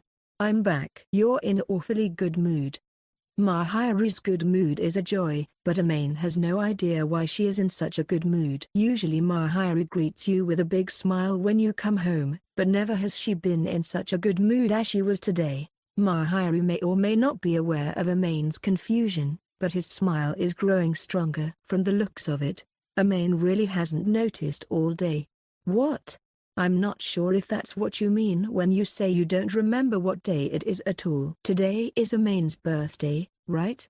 At the sound of a slightly stunned voice, Amane let out an unintentional ah. Oh my god, Amane-kun. Happy birthday, Amane-kun. I completely forgot about it. I don't really care about it, because it's my own thing. It's strange that he realized it after Mahiru told him, but it was so far out of his mind that he wasn't aware of it at all. Mahiru didn't know it was my birthday last year, and in the past few weeks, I've been so busy with my daily routine of muscle training, jogging, and reviewing that I've completely forgotten about it. He had been so busy with his daily routine of muscle training, jogging, and reviewing for schoolwork, that he had completely forgotten about it. That was probably one of the reasons. When I was living at home, my parents celebrated my birthday, but since I started living alone, I have not been aware of it, and here I am. It doesn't matter, does it? For me, I am grateful for this day when Amane was born. Without him, I would not have been able to truly trust and love people. Mahiru gently takes Amane's hand, chuckling about the fact that Amane had completely forgotten about it. Thanks to you, I was able to know that love is indeed something that exists. I can now think from the bottom of my heart that I am happy. I am so grateful that you were born. Unlike when we first met, his eyes are warm and soft, and he gazes at me. His hands are warm. It was as if the heat that Mahiru was holding in Amane's hands now was directly contained in his hands, and they conveyed a gentle yet comforting warmth. Thank you for being born and meeting me. I felt my cheeks heat up at the sound of his voice and smile, which clearly expressed the emotion of being truly happy. I realized that heartfelt gratitude and blessings can make my body feel so hot. It was the first time I met Mahiru that I knew it was not something unpleasant, but something comfortable and fluffy, different from being swept away by the heat. Amane must be a very lucky man to be thought of in such a way. Thank you for thinking of me so much and congratulating me. Mahiru beams as he says thank you, faltering a bit, not knowing how to convey this passion and emotion. I have prepared a fine, but not too fine, feast for you today, so please enjoy it. And before we eat, there are 2 things I need to apologize for. Yeah? Things I need to apologize for? Mahiru's eyes were somewhat awkwardly downcast as Amane tilted his head. Well, I think Amane-kun noticed that I was sneaking around. I'm sorry for making you uneasy. Mahiru's attitude, which has been suspicious until now, must be for today. Yeah, that's because, well, I knew from what I just saw that Mahiru wasn't going to do anything terrible to me, so I was worried that I might have done something wrong. But I don't think Amane-kun would do anything to me, though. This is just because I wasn't very good at hiding things from him, and on the contrary, I made him uneasy. I'm sorry for hiding things from you, Amane-kun. Mahiru is not the type of person who can hide things from Amane very well, and he felt guilty. It was a cute little secret, and he was doing it for Amane's sake, so I didn't blame him very much. I don't really care about it. What's the other one? That I was preparing for my birthday behind the scenes, and it seems that you all were so concerned about the surprise that you didn't say anything about it on the day of the event. If it was true, everyone was supposed to celebrate at school today. Because of me, I interfered with the blessing that Amane-kun should have received today. Oh, that's what you mean. In case you're wondering, Itsuki, Chitters and the others know my birthday, and they're the type of people who celebrate their friends' birthdays because they're pretty meticulous people. That's why they didn't say anything to me. And that's also the reason why I didn't realize it was Amane's birthday. It was because he was cooperating with Mahiru that he didn't say anything today, and probably invited him to play after school today to keep him company. I know better than anyone that the sound of those guys is soft. I am wondering what to do about Mahiru's apologetic look, and gently pat him on the head as he turns his head down. Well, To be honest, I myself don't think it matters what date, place, or whether I tell him or not. Well, as for the date, they've been so busy that they forgot about it, and there's no reason why they shouldn't celebrate today, right? It's like they were thinking about me in their own way. But I think they think the best thing for me is to accept Mahiru's idea of a celebration, which is why they colluded to keep it under wraps. Their cooperation with Mahiru this time was a result of their attempt to celebrate Amane in their own way. Amane doesn't care if they don't congratulate him on the day of the event. I feel that they are celebrating Amane. I know I'm blessed with that many friend-oriented guys, and that's enough for me to know that I'm being celebrated. It's not that the celebration has to be direct, and I don't measure friendship by whether or not I'm approached. People celebrate in different ways, and if this is how they think they should celebrate, then that's fine with Amane. I don't remember being the kind of person who judges by words and things, and I didn't build such a flimsy relationship with them. Their feelings were enough. Mahiru still looks slightly disappointed, and Amane chuckles as he gently strokes Mahiru's head and gently looks into her face. And well, I'm going to get squirmy tomorrow, so Mahiru can have me all to herself today. I'm going to be asked a lot of questions tomorrow, just enough to make me squirm, you know? Yes, Mahiru laughed and nuzzled his face into Amane's chest. Gorgeous. Looking at the items lined up on the dining table, I couldn't help but spill out my true feelings. The dishes on the table as a birthday feast are, to put it plainly, a collection of Amane's favorite foods. Normally, the menu would be balanced in terms of nutrition, but not today. The dishes were prepared in accordance with Amane's taste, as he professes to be an egg lover. Although he loves eggs and they are nourishing, he has been restricted from eating too many eggs per day because it is not good for him to eat too much of the same thing. One dish that stands out at the table is a hard-baked omelette rice with beef stew, which Mahiru rarely makes because it can only be made the day after cooking and it takes too much time and effort. Other dishes include chanmushi, steamed egg custard, potato salad with a lot of boiled eggs, and egg in a purse, which is a typical high school boy's diet. But there are many different genres and items, including many of Amane's favorite dishes. The almost complete absence of vegetables is probably due to Amane's excessive fondness for eggs, rather than his dislike of vegetables. These side dishes are a collection of Amane's favorite dishes, though, with no consideration for culinary genre or nutritional balance. It's safe to say that they're all one-sided for a day or so. Mahiru's cheeks are slightly stained with joy as she tells him with an elegant smile that he can just add more vegetables the next day. By the way, I'll make the dashimaki tamago for you tomorrow morning. I thought it would be better to make it in the morning to make it tastier. I'll also prepare Amane-kun's favorite salmon sekiyoyaki, grilled salmon. For the miso soup, can I use tofu and daikon? It's a feast in the morning. No. The one in front of you is also a crazy feast. Anyway, please enjoy it before it gets cold. Today's beef stew turned out moderately tender. Yay! An omelette with beef stew on top is justice. Personally, I would like to exclaim with pleasure, as it is a favorite dish that is rarely served due to the hassle involved, but I hold back and clasp my hands together. I would like to shout out with pleasure, but I hold back and join my hands together. The beef was so tender that it could be cut with a spoon, but it was very tasty without being dry in the mouth. I knew immediately upon biting into it that they must have used good meat, as I nodded my head in agreement with myself that the flavorful taste of the omelette was the best when combined with the rice. I reached for other side dishes at a pace that it was not vulgar, and Mahiru was watching me with a smiling face as I ate my meal. What's wrong? No. Amane-kun always eats so deliciously, and I'm so proud to be the creator of this dish. That's because it's delicious. I'm not exaggerating when I say it's the best. If you gave me the highest rating among Amane's, I'm satisfied too. I won't neglect to be diligent, though. Smiling at Mahiru's stoicism to no end, I was shoveling the food into my mouth, and in no time at all, my plate was empty. There were quite a variety of dishes, but the portions were kept to a reasonable level, so Amane, who has become even hungrier since he started working, was able to easily finish his meal.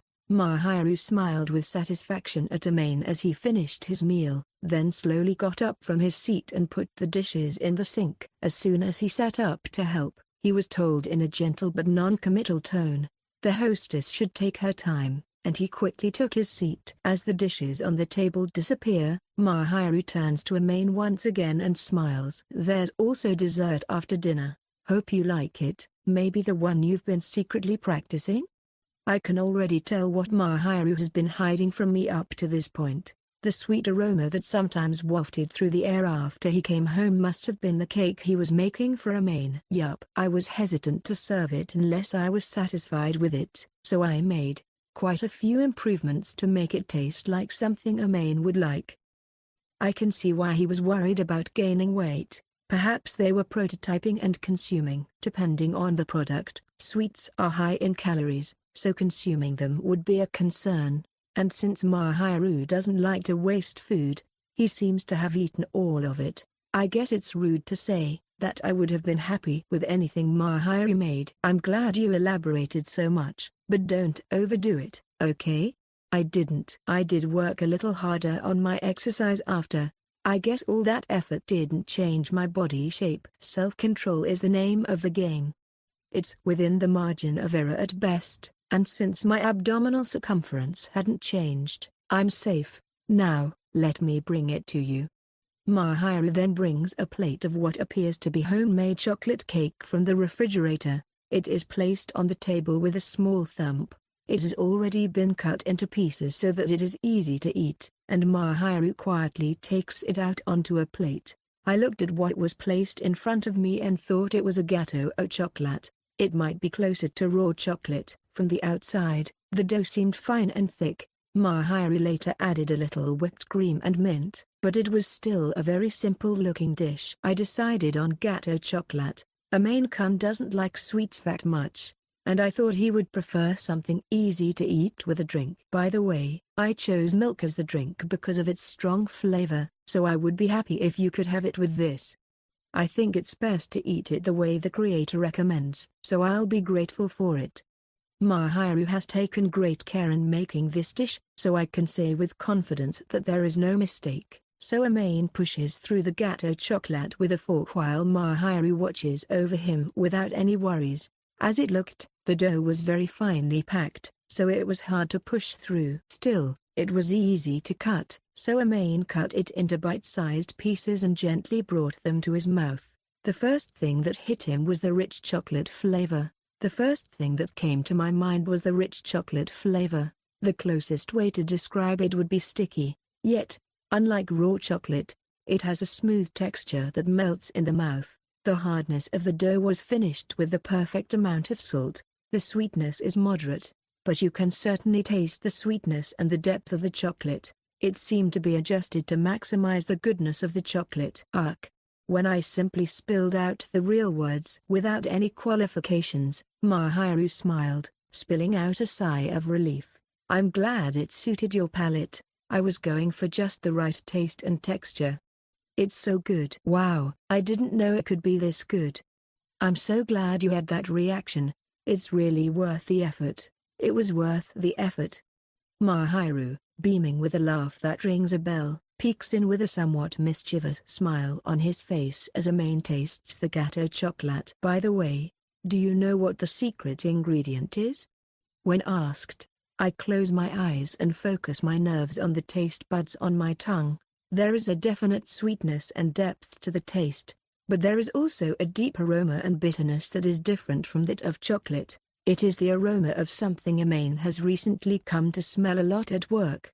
Coffee. But is this from our store? The delicate taste and aroma standing out were similar to the coffee we serve at my current place of work. It was a half guess, but Mahiru smiles and claps his hands together. Great answer. You figured it out pretty well, didn't you? No. Well, it was appropriate. But since you're sneaking around with Kaido included, I thought it might be possible. You looked at it closely. Oh, I haven't gone to see how things are going yet, you know? As you may have guessed, Kaido-san helped me buy coffee beans from the coffee shop where Amane-kun works. I really can't thank the owner enough for even blending the chocolate to give it richness and depth. Even Itamaki-san was complicit in this. I thought he was smiling at me every time I saw him lately. I didn't think that even the owner, Bunker, was involved in this, and I was inwardly breaking out in a cold sweat, thinking that my next part-time shift was going to be a disaster. However, the coffee at that coffee shop is indeed delicious. I had heard that freshly ground coffee tastes exceptionally good, and I had been thinking about grinding it at home when I bought a coffee grinder, but I never thought I would be able to enjoy it in this way. I was only relying on Kaido-san, but before I knew it, the conversation had spread and he willingly cooperated. I'm glad you didn't hear about it, Amane-kun. Really, Mahiru doesn't seem to spare no effort for Amane's sake, and I can't help but feel amused. I'm not sure if it's a good idea to have a little bit of a wow factor, but it's a good idea to have a little bit of a wow factor. I look up and see Mahiru's eyes meet mine with a glamorous smile on her face. Since it's your birthday, I'll feed it to you, right? It's your birthday, so I thought I should feed it to you myself. No, that's... Don't be shy. Mahiru gently puts a chocolate gateau on his mouth with a smile that says she doesn't care about Amane's hesitation, as if she's going to blow him away. Mahiru's gesture, knowing that there was nothing to be disgusted with, made Amane's chest prickle with shame, but he still immersed himself in the sense of happiness that welled up inside him. Mahiru was embarrassed to death when Amane was forced to eat the portion that had been divided for him by Mahiru. But Mahiru was still smiling with satisfaction and happily watched Amane's embarrassment. Was it delicious? It was delicious, but do I need to feed you? There was, because Amane-kun is the star of the show. If there were other people there, he'd be exposed for sure. It's just the two of us, though, so it's okay. If Itsuki were here, they would definitely be smirked at and made fun of, or they would give me a warm look and a smile. The next time you are in the market for a new product or service, you should consider the following. The next time you are in the market for a new product or service, you should consider the following. Mahiru smiles and pulls something out of her bag. It is a white box slightly larger than her palm, decorated with a navy blue ribbon. The box is a little bigger than your palm and is decorated with a navy blue ribbon. It's a birthday present. I don't know if you'll like it, but... Mahiru, who placed it gently in Amane's palm, looks at him with a sobbing look. It seems that he may open it right here and now. He probably wants to see the reaction. I carefully unwrapped the ribbon and opened the lid of the box to find a velvet box inside. I was surprised to find a velvet box with a gift inside. I thought the gift was directly inside, but I was a little disappointed for a moment. But I guessed that Mahiru's desire to surprise me was mixed in with the fact that he treated the gift so carefully. Gently opening the box inside, I found a clip-like object with a subdued white shine. It was open-worked with some kind of flower-like pattern, and for a moment I couldn't make out what it was. But then I quickly realized that it was something that Amane wears during school ceremonies. Type pin? Great answer. I honestly had a hard time deciding what to give a man. The most common type of wristwatch is the expensive one, which will make him feel uncomfortable. In the first place, Amane has a watch, and he seems to like it, so he doesn't wear a wristwatch much because he basically has his smartphone at hand, but the only one he wears when he goes out is probably the wristwatch his parents gave him as a gift for entering high school. It was a bit expensive, and I was hesitant to wear it to school, and I don't go out for long periods of time, so I don't wear it often. However, he still wore it when he went out with Mahiru, so Mahiru seemed to have remembered it. Then, I decided to go with something that I would have a moderate chance to wear and that Amane wouldn't normally buy. At our school, you are free to wear a necktie pin as long as it's not too flashy, except for ceremonies, right? I thought I'd go with something he could use even after he enters the workforce.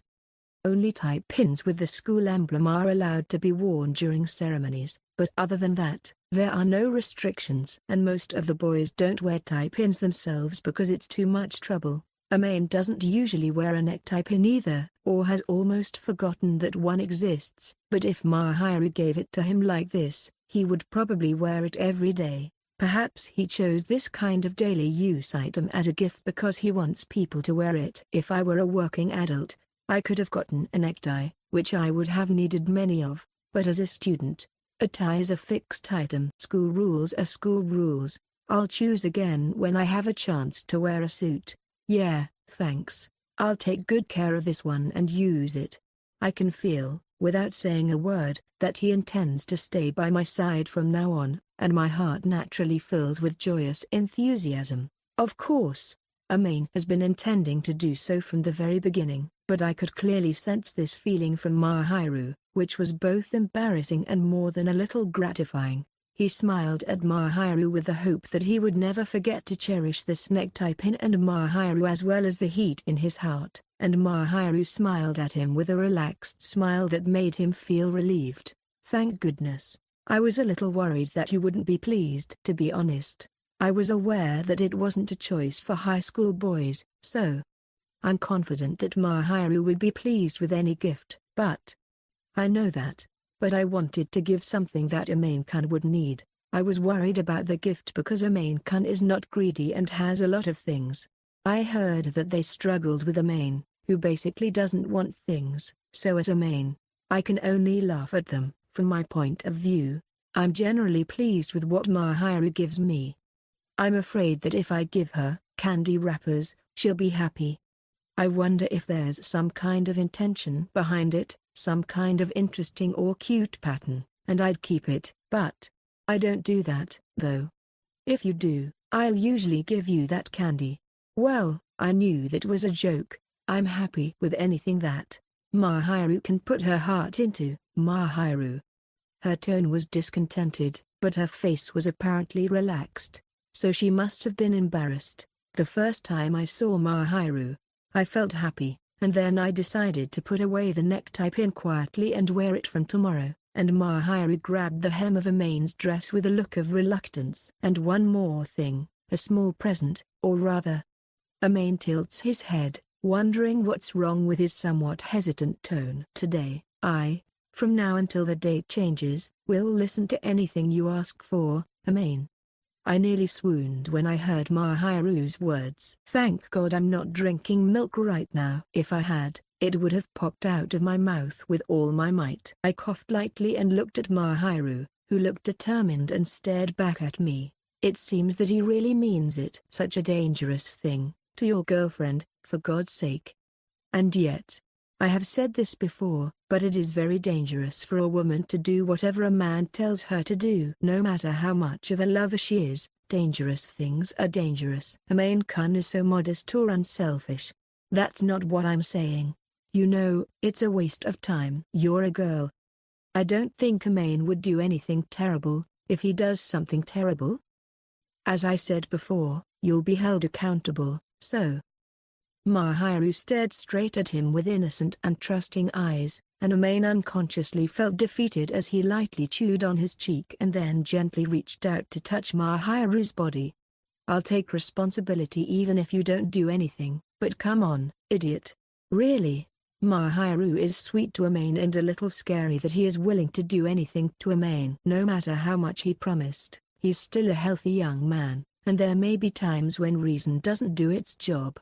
I guess that's a sign that they like you that much. I gently pull her soft body into my arms and bury my face in her shoulder, thinking that I'm giving her too much credit. I inhale, and I smell the scent of body soap a little stronger than usual, as if she had already taken a bath first. Maybe if I said I wanted Mahiru here, he'd nod. I have no intention of breaking my own vow, but I could easily imagine the sight of her nodding her head in embarrassment. So she is still a frightening sweetheart.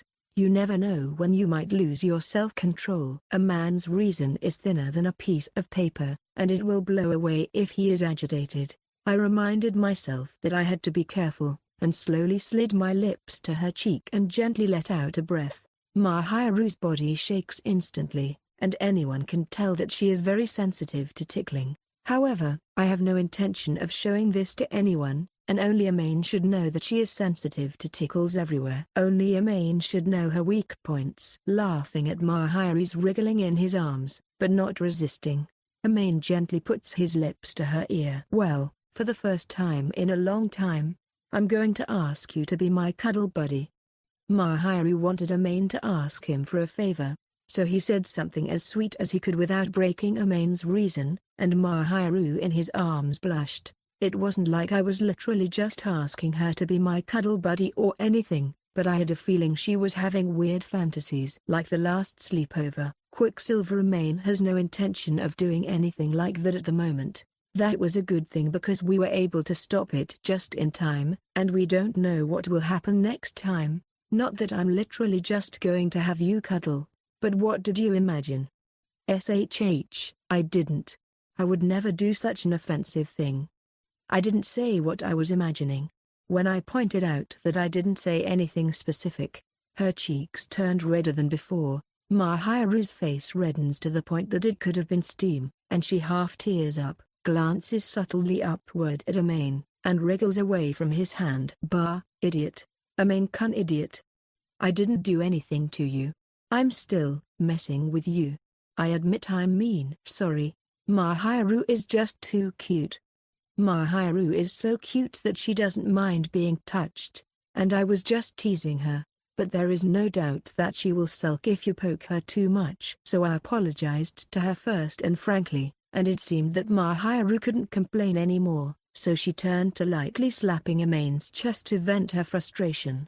The most important thing to remember is that you can't get rid of the problem by simply just going through the motions. "I'll go get you a change of clothes, and you can take a bath while I do that."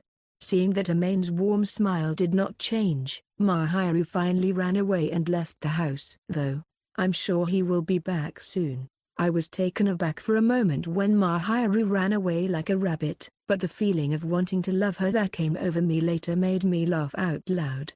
When Amane returned to the living room after taking a bath, Mahiru, who had disappeared, had returned. She had already changed into her nightgown and was wearing the light pink stuffed rabbit pajamas she had bought earlier in the day. Although Amane also has a pair of stuffed cat pajamas, they do not match, but Amane was wearing a regular nightgown because he did not expect Mahiru to wear it today. Her hair, which is usually swept down her back, is tied loosely under her ears, and she is wearing a hood that gives her an off-duty appearance that is very endearing. The previous sleepover, although she had a jacket, she was wearing a rather revealing negligee, an outfit that deliberately shook Amane's rationale. "Looks good on you, Mahiru-esque."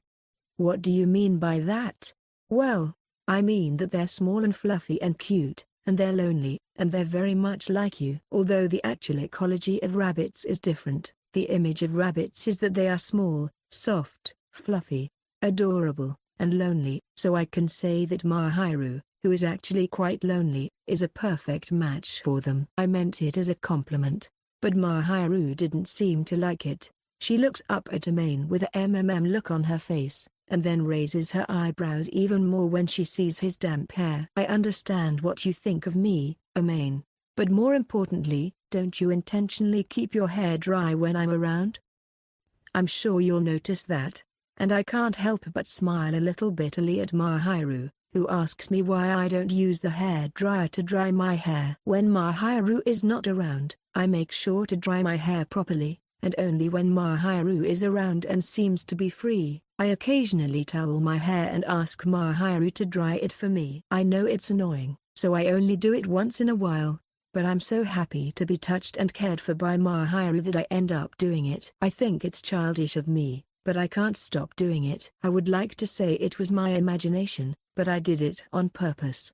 I don't mind anymore. It's fun. I'm sure you want to spoil it in your own way, so. It's complicated that he can see through that much, but Mahiru's ticklish smile is enough to make me feel better about it. I sit down on the sofa as Mahiru asks me to come in, and I turn on the hair dryer with a look of helplessness in my eyes, but with a relaxed smile on my mouth. As I can't hide my joy, the dryer in the house is a silent one, so it makes a subdued sound, and warm air blows from Mahiru's hand. I had already roughly removed the moisture from my hair with a towel, so all I had to do was to blow off the moisture before finishing. But as Mahiru carefully applied the warm air to my hair, she murmured, "I haven't neglected taking good care of it." Just as Mahiru takes good care of her skin for Mahiru's sake, thinking that it should be smooth to the touch, Amane also takes good care of his hair, thinking that Mahiru will be pleased if it is comfortable to the touch. Thanks to this, I was able to keep my hair smooth and shiny, so it was less likely to get stuck when I dried it, and I had no trouble with it. Amane, I knew your hair quality was good to begin with. It's inherited from my parents. It's a soft type, so it's easy to get tangled up. That's good, because it's easy to become glossy and shiny. Maybe you could have given her some hair care products as a gift or something. After drying her hair, Mahiru pulls out a comb from out of nowhere and quickly adjusts her hair, which has become airy and fluffy. Then the usual hairstyle Mahiru prefers is done. If you're happier with a shinier look, I can get you a better one of your own. I'm happy, I mean, it feels good to the touch, and it's fun to comb my hair. I'll ask Kadoaki for some recommendations, and if Mahiru is happy with it, I'm happy too. Besides, I'm sure he'll be more in touch with me on a regular basis. I don't need to tell you that that's actually the main thing. I'm not going to mention that that's actually the main thing. If Mahiru is happy with my self-polishing, then it's worth it, and it will lead to confidence, which is a good thing. When I was thinking that, Mahiru put the comb on the table and pressed her forehead against my arm. That bunny there has all 4 of his ears pink. It's noisy. I would have liked to see Amane in a kigurumi too. And I'm the only rabbit. The cat's gonna get groomed by the rabbit. Isn't he cute? I hope Mahiru is the only one who's cute. I think it's funny that a cat and a rabbit, which could be a predator-prey relationship, get along well, but I don't think it's cute when Amane becomes a cat. Recently, his body has become more solid than in the past, and the juvenility has gradually left his face. I object to Mahiru's perception that she is cute even though she has left her cuteness behind long ago, but I can't help it because it is a matter of personal sensitivity. The blush on his cheeks has subsided a bit, and he looks up at Mahiru, who for some reason finds him cute, and deliberately takes his lips away without warning.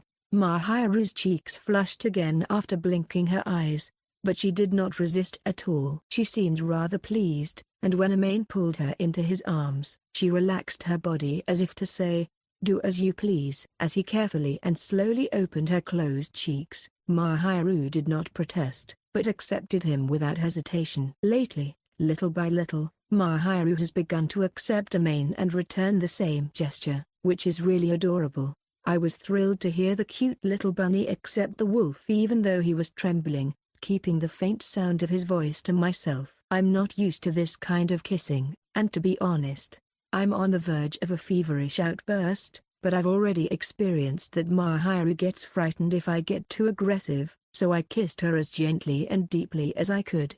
I should have bought a stuffed wolf instead of a cat.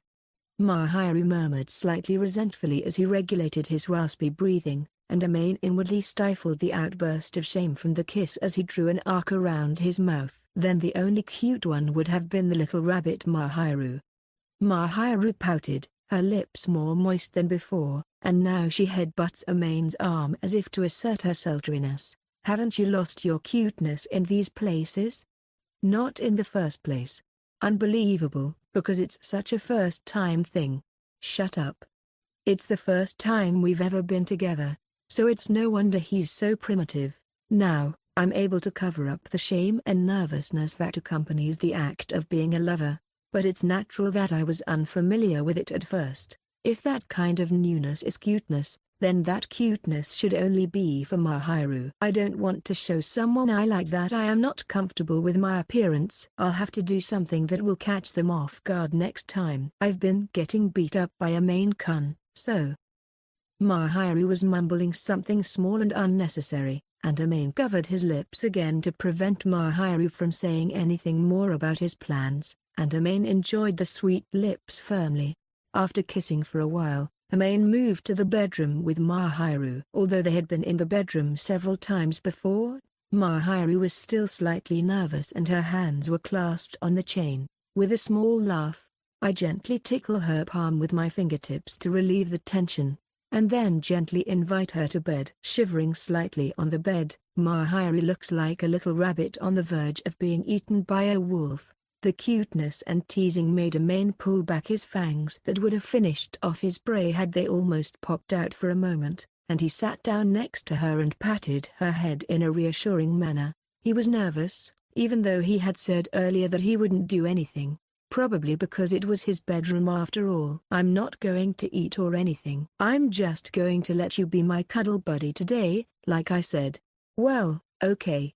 Like you were expecting." "No, I didn't. It's just that, more and more Amane-kun is me.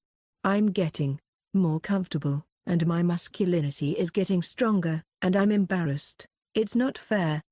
Mahiru looks up at Amane with a squirming, embarrassed look on his face, and I smile a little, thinking that I'm apparently doing a good job of mending my ways. It is true that on the surface, I may appear to be relaxed, but in reality, I'm not. In fact, once you get to know Mahiru to some extent, there is no room for complacency. I can't scare Mahiru with my impatience, and I'm trying to keep my composure because I think it's lame to be too relaxed. I think I've told you before that I don't really have any leeway. I just want Mahiru to think I'm cool, so I'm not being facetious. If I ask you to put it on your face, will you? No. No fair. You're pathetic, aren't you, all red-faced and scowling? It's been about 5 months since we started dating, and it's pathetic to be red in the face every time we kiss or touch each other. I thought it would be better for a woman to be dependable, and for Mahiru to be calm in a place like this, but Mahiru made a hesitant motion and picked at the hem of Amane's dress. Is it selfish of me to want to see Amane just as he is? Amane hides his face once with his palm and sighs quietly. It seems that Amane's coolness was an unnecessary concern. You have to understand that I like and wanted him to look cool like this. Amane hugged Mahiru by his side and put his forehead against his shoulder. Mahiru was stiff for a while, but a small laugh reached his ears. "You're always cute and cool. Cute is superfluous. Hey, I get to see both sides, which is a perk for me." The shock to Mahiru's heart was so great that she blinked repeatedly. Amane hugged Mahiru and nuzzled her face into the large undulations. The bulge was warm to the touch and soft to the touch, perhaps due to being wrapped in a stuffed animal, and there was also the indescribable smell of Mahiru's home, a combination of sweetness and freshness. If Mahiru had been half expecting and half worried about the atmosphere, she might have been excited. But now she was relaxed and had no intention of touching Amane, so only a sense of comfort and happiness was taking over her body. Mahiru tensed up for a moment, but when he saw that nothing was being done to him, he stroked his head. "That was also pleasant. You're being a bit of a spoiled brat today, aren't you? Okay, forgive me." "Yes, yes, yes." Mahiru seems to see through the embarrassment, and a giggle and a small burst of laughter arrives. "You're very bold today, Amane-kun. I thought I should touch Mahiru a lot, at least today. Of course it's nice, but for that, it's kind of a normal way to touch it. I thought you were going to touch it a little more, directly." "No, well, I like to touch you and I want to know a lot about Mahiru, but it's also true that just being by your side and feeling your warmth is fulfilling." I look up from the soft undulations and embrace Mahiru, this time wrapping my arms around her slender body. As for Amane, he doesn't intend to do anything like what Mahiru once imagined. If he had to do that every time he stayed over, he was sure that one day he would lose the edge of his rationality. "She is so cute and accepting of me that I feel like I will endlessly ask for more and more. However, I really don't intend to do anything today. Just because I'm a man doesn't mean I want to do all those things. Spending time with the woman I love peacefully is enough to make me happy. The physical satisfaction may be less than the previous sleepover, but in terms of spiritual satisfaction, it is no less. Thus, there is a woman whom I love so much that I can pledge my future to her, and she is there for me with eyes full of trust and affection. There is no other act that fills me with such a sense of security, happiness, and fulfillment. Mahiru gives a lazy smile and rubs against Amane's chest, as if agreeing with Amane, who feels fulfilled just by touching her. I'm happy just to be by your side, Amane. Thank God. If it was just me, I felt like it would be unfair. I can be happy easily. I'd be easily happy by your side too, right? If Amane-kun is there, I'm fine with that, but, I'm happier when I touch you. Mahiru looks up at Amane, saying something very cute, and appeals to him with her gaze, asking if she can touch him. You want to touch it? I don't mind, but it's a man's body, so I don't think it's very comfortable to touch you. Really? I like the muscularity that I don't have. If you trace my belly, it's burly. When I get permission, I touch Amane's chest and abdomen with my fingertips as if tracing them with discretion, which makes him flinch lightly at the tickle. The most important thing to remember is that the best way to get the most out of this product is to make sure that you are getting the best value for your money. I've been doing muscle training every day, and it's paying off. I guess you could say I'm getting rid of the bean sprouts. I think it's good. At least I don't have any unnecessary flab. And I'm hard. You're a lot more robust than you used to be. I don't want to remind you of the old days. I was so lanky. I am so embarrassed when people remind me of when I met Mahiru. Now, I am toned and muscular, but I used to have a very unreliable body shape. He did not have a lot of flab, but he had a body that could be described as skinny and slender. Looking back on it now, I feel like punching myself in the face and telling myself to work harder. Mahiru seems to like my current shape better, and I am glad from the bottom of my heart that I made the effort. I can say that I made no mistake in deciding to be worthy of Mahiru at that time, because I look better when I wear stylish clothes. But I thought you were a boy. I thought he was different from me, from his skeletal structure, when he gave me a piggyback ride. Well, that's right. Mahiru is so skeletally small. She has a soft and slender body that is toned by her own efforts, but she is also slender in the part of her skeleton that has nothing to do with her efforts. You could say that she is small overall. She's small, but she's sturdier than you think, Amane. Even so, it's still slender. I think you have to touch it gently. I'm going to fold it. You've never put any effort into it at all, not even to the point of folding it. And yet, you want to cherish, so that's what you're going to try to do on a regular basis. You're a very important person. As much as possible, I want to be kind and gentle to Mahiru. I will spend the rest of my life taking care of him and protecting him by my side. So I need to be careful not to hurt him in any way. It is not that I want to be overprotective of Mahiru, but she is still a fragile woman. No matter how hard she works at self-improvement, she is inferior to men in terms of strength and sturdiness due to her gender, so Amane should take care of her. I know that Mahiru does not want to be wrapped in cotton wool, so I respect her free will and try to be gentle so that she can spend her time comfortably. I want to respect Mahiru's free will and be kind to her so that she can live comfortably. I want to never make her cry. When Amane, who intends to make Mahiru happy for the rest of his life, whispers with determination, Mahiru's face turns red beyond recognition and she replies in a small voice, "Oh, thank you very much. I feel like it's Amane's birthday, but I'm the one who keeps getting it." "No, I'm the one getting it, okay? Besides, the date's changed. I'm getting a lot from Mahiru, and it's not Mahiru's concern since it's only Amane's feelings that I want to take care of. Besides, I realized that the date has already changed. It was past my birthday. It seems that the time had passed unnoticed while we were cuddling and kissing on the sofa and bed. It was an easy birthday, but I think I received more than enough happiness. It's true, was going to ask for a few more favors from Amane-kun, too. Time goes by so fast, doesn't it? I guess he won't be asking me for any more favors. What were you going to say, by the way? I was going to say that I wish Mahiru would give me a kiss before good night. I just kissed him a few minutes ago, but that was from Amane. It is rare that Mahiru, who is more shy than Amane, gives me a kiss. He likes kissing, but he is too shy to do it himself. I decided to ask Mahiru to kiss me the way she wants to kiss me, something that would be embarrassing if anyone were to ask me. I thought it was a very good request, but for some reason, Mahiru looked annoyed and slightly dismayed. Amane-kun is so selfless, isn't he? I thought he would beg for something bigger. I'm so full of life, what more can I ask for? I have a lover who celebrates my birth, who is by my side and gives me warmth, and that's enough.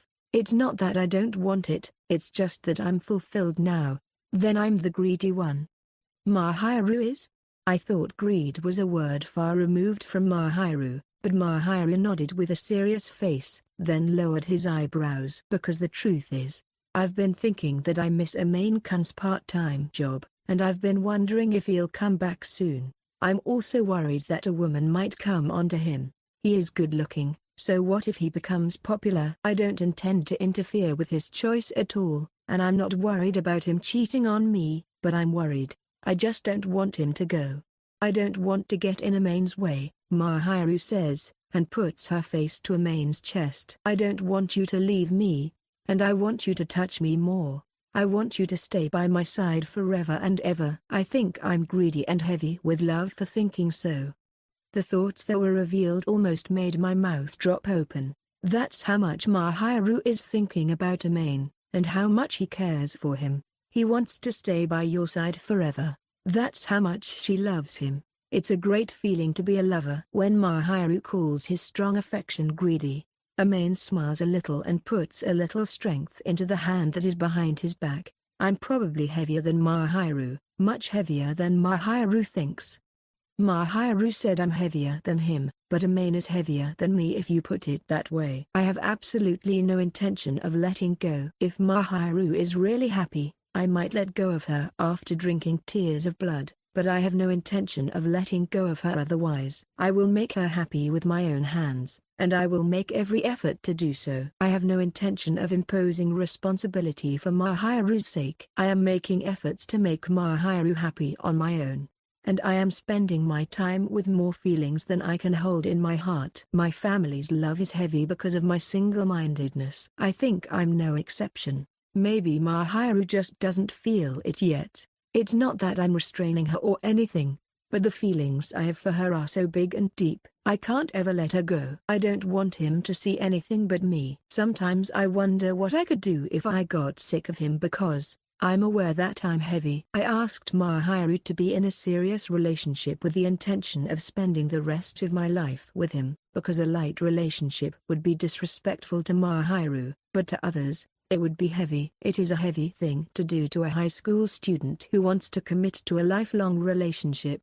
Yet, Mahiru smiled happily. She smiled happily. A blurry smile. If you love me that much, I think I'm a lucky man. Isn't it ideal that you can hold on to me and never let go, and look only at me? I wonder if it's true. It's true.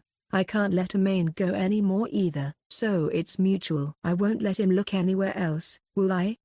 The first thing he said was that it was impossible, and Mahiru nodded his head, smiling with satisfaction and shifting his body slightly upward. A mischievous smile appears on Mahiru's neat face as he moves closer. I will give me to Amane-kun, so you give me Amane-kun, okay? He whispers feverishly, and the distance between him and me closes. Their faces are so close to each other that their breaths entwine, and soon they close the distance and touch each other without separating the air. Their lips gently touch, and even though it is such a kiss, I feel a burning heat. It was a comfortable mixture of security and happiness, and my heart was naturally hot. Although they only touched each other for a few seconds, Amane and Mahiru looked at each other and smiled, feeling a different kind of satisfaction from a deep kiss. They must have seen only each other. There is no need to worry. Good night, Amane. Sweet dreams. Good night, Mahiru. Mahiru smiled a melting smile as she clung to Amane as if to say that she was mine, and Amane returned a gentle smile and gently closed his eyes. Afterward, author's notes. Thank you for picking up this book. My name is Siki-san, the author. I hope you enjoyed the 8th volume of Angel Next Door. So how was this volume that started with Mahiru's unexpected behavior? Mahiru wants Amane-kun to love and want her as a girl, and Amane-kun wants to take good care of her. So he is stepping out of line. Basically, Amane is the type of person who wants the person he loves to be happy and cherish him as much as possible.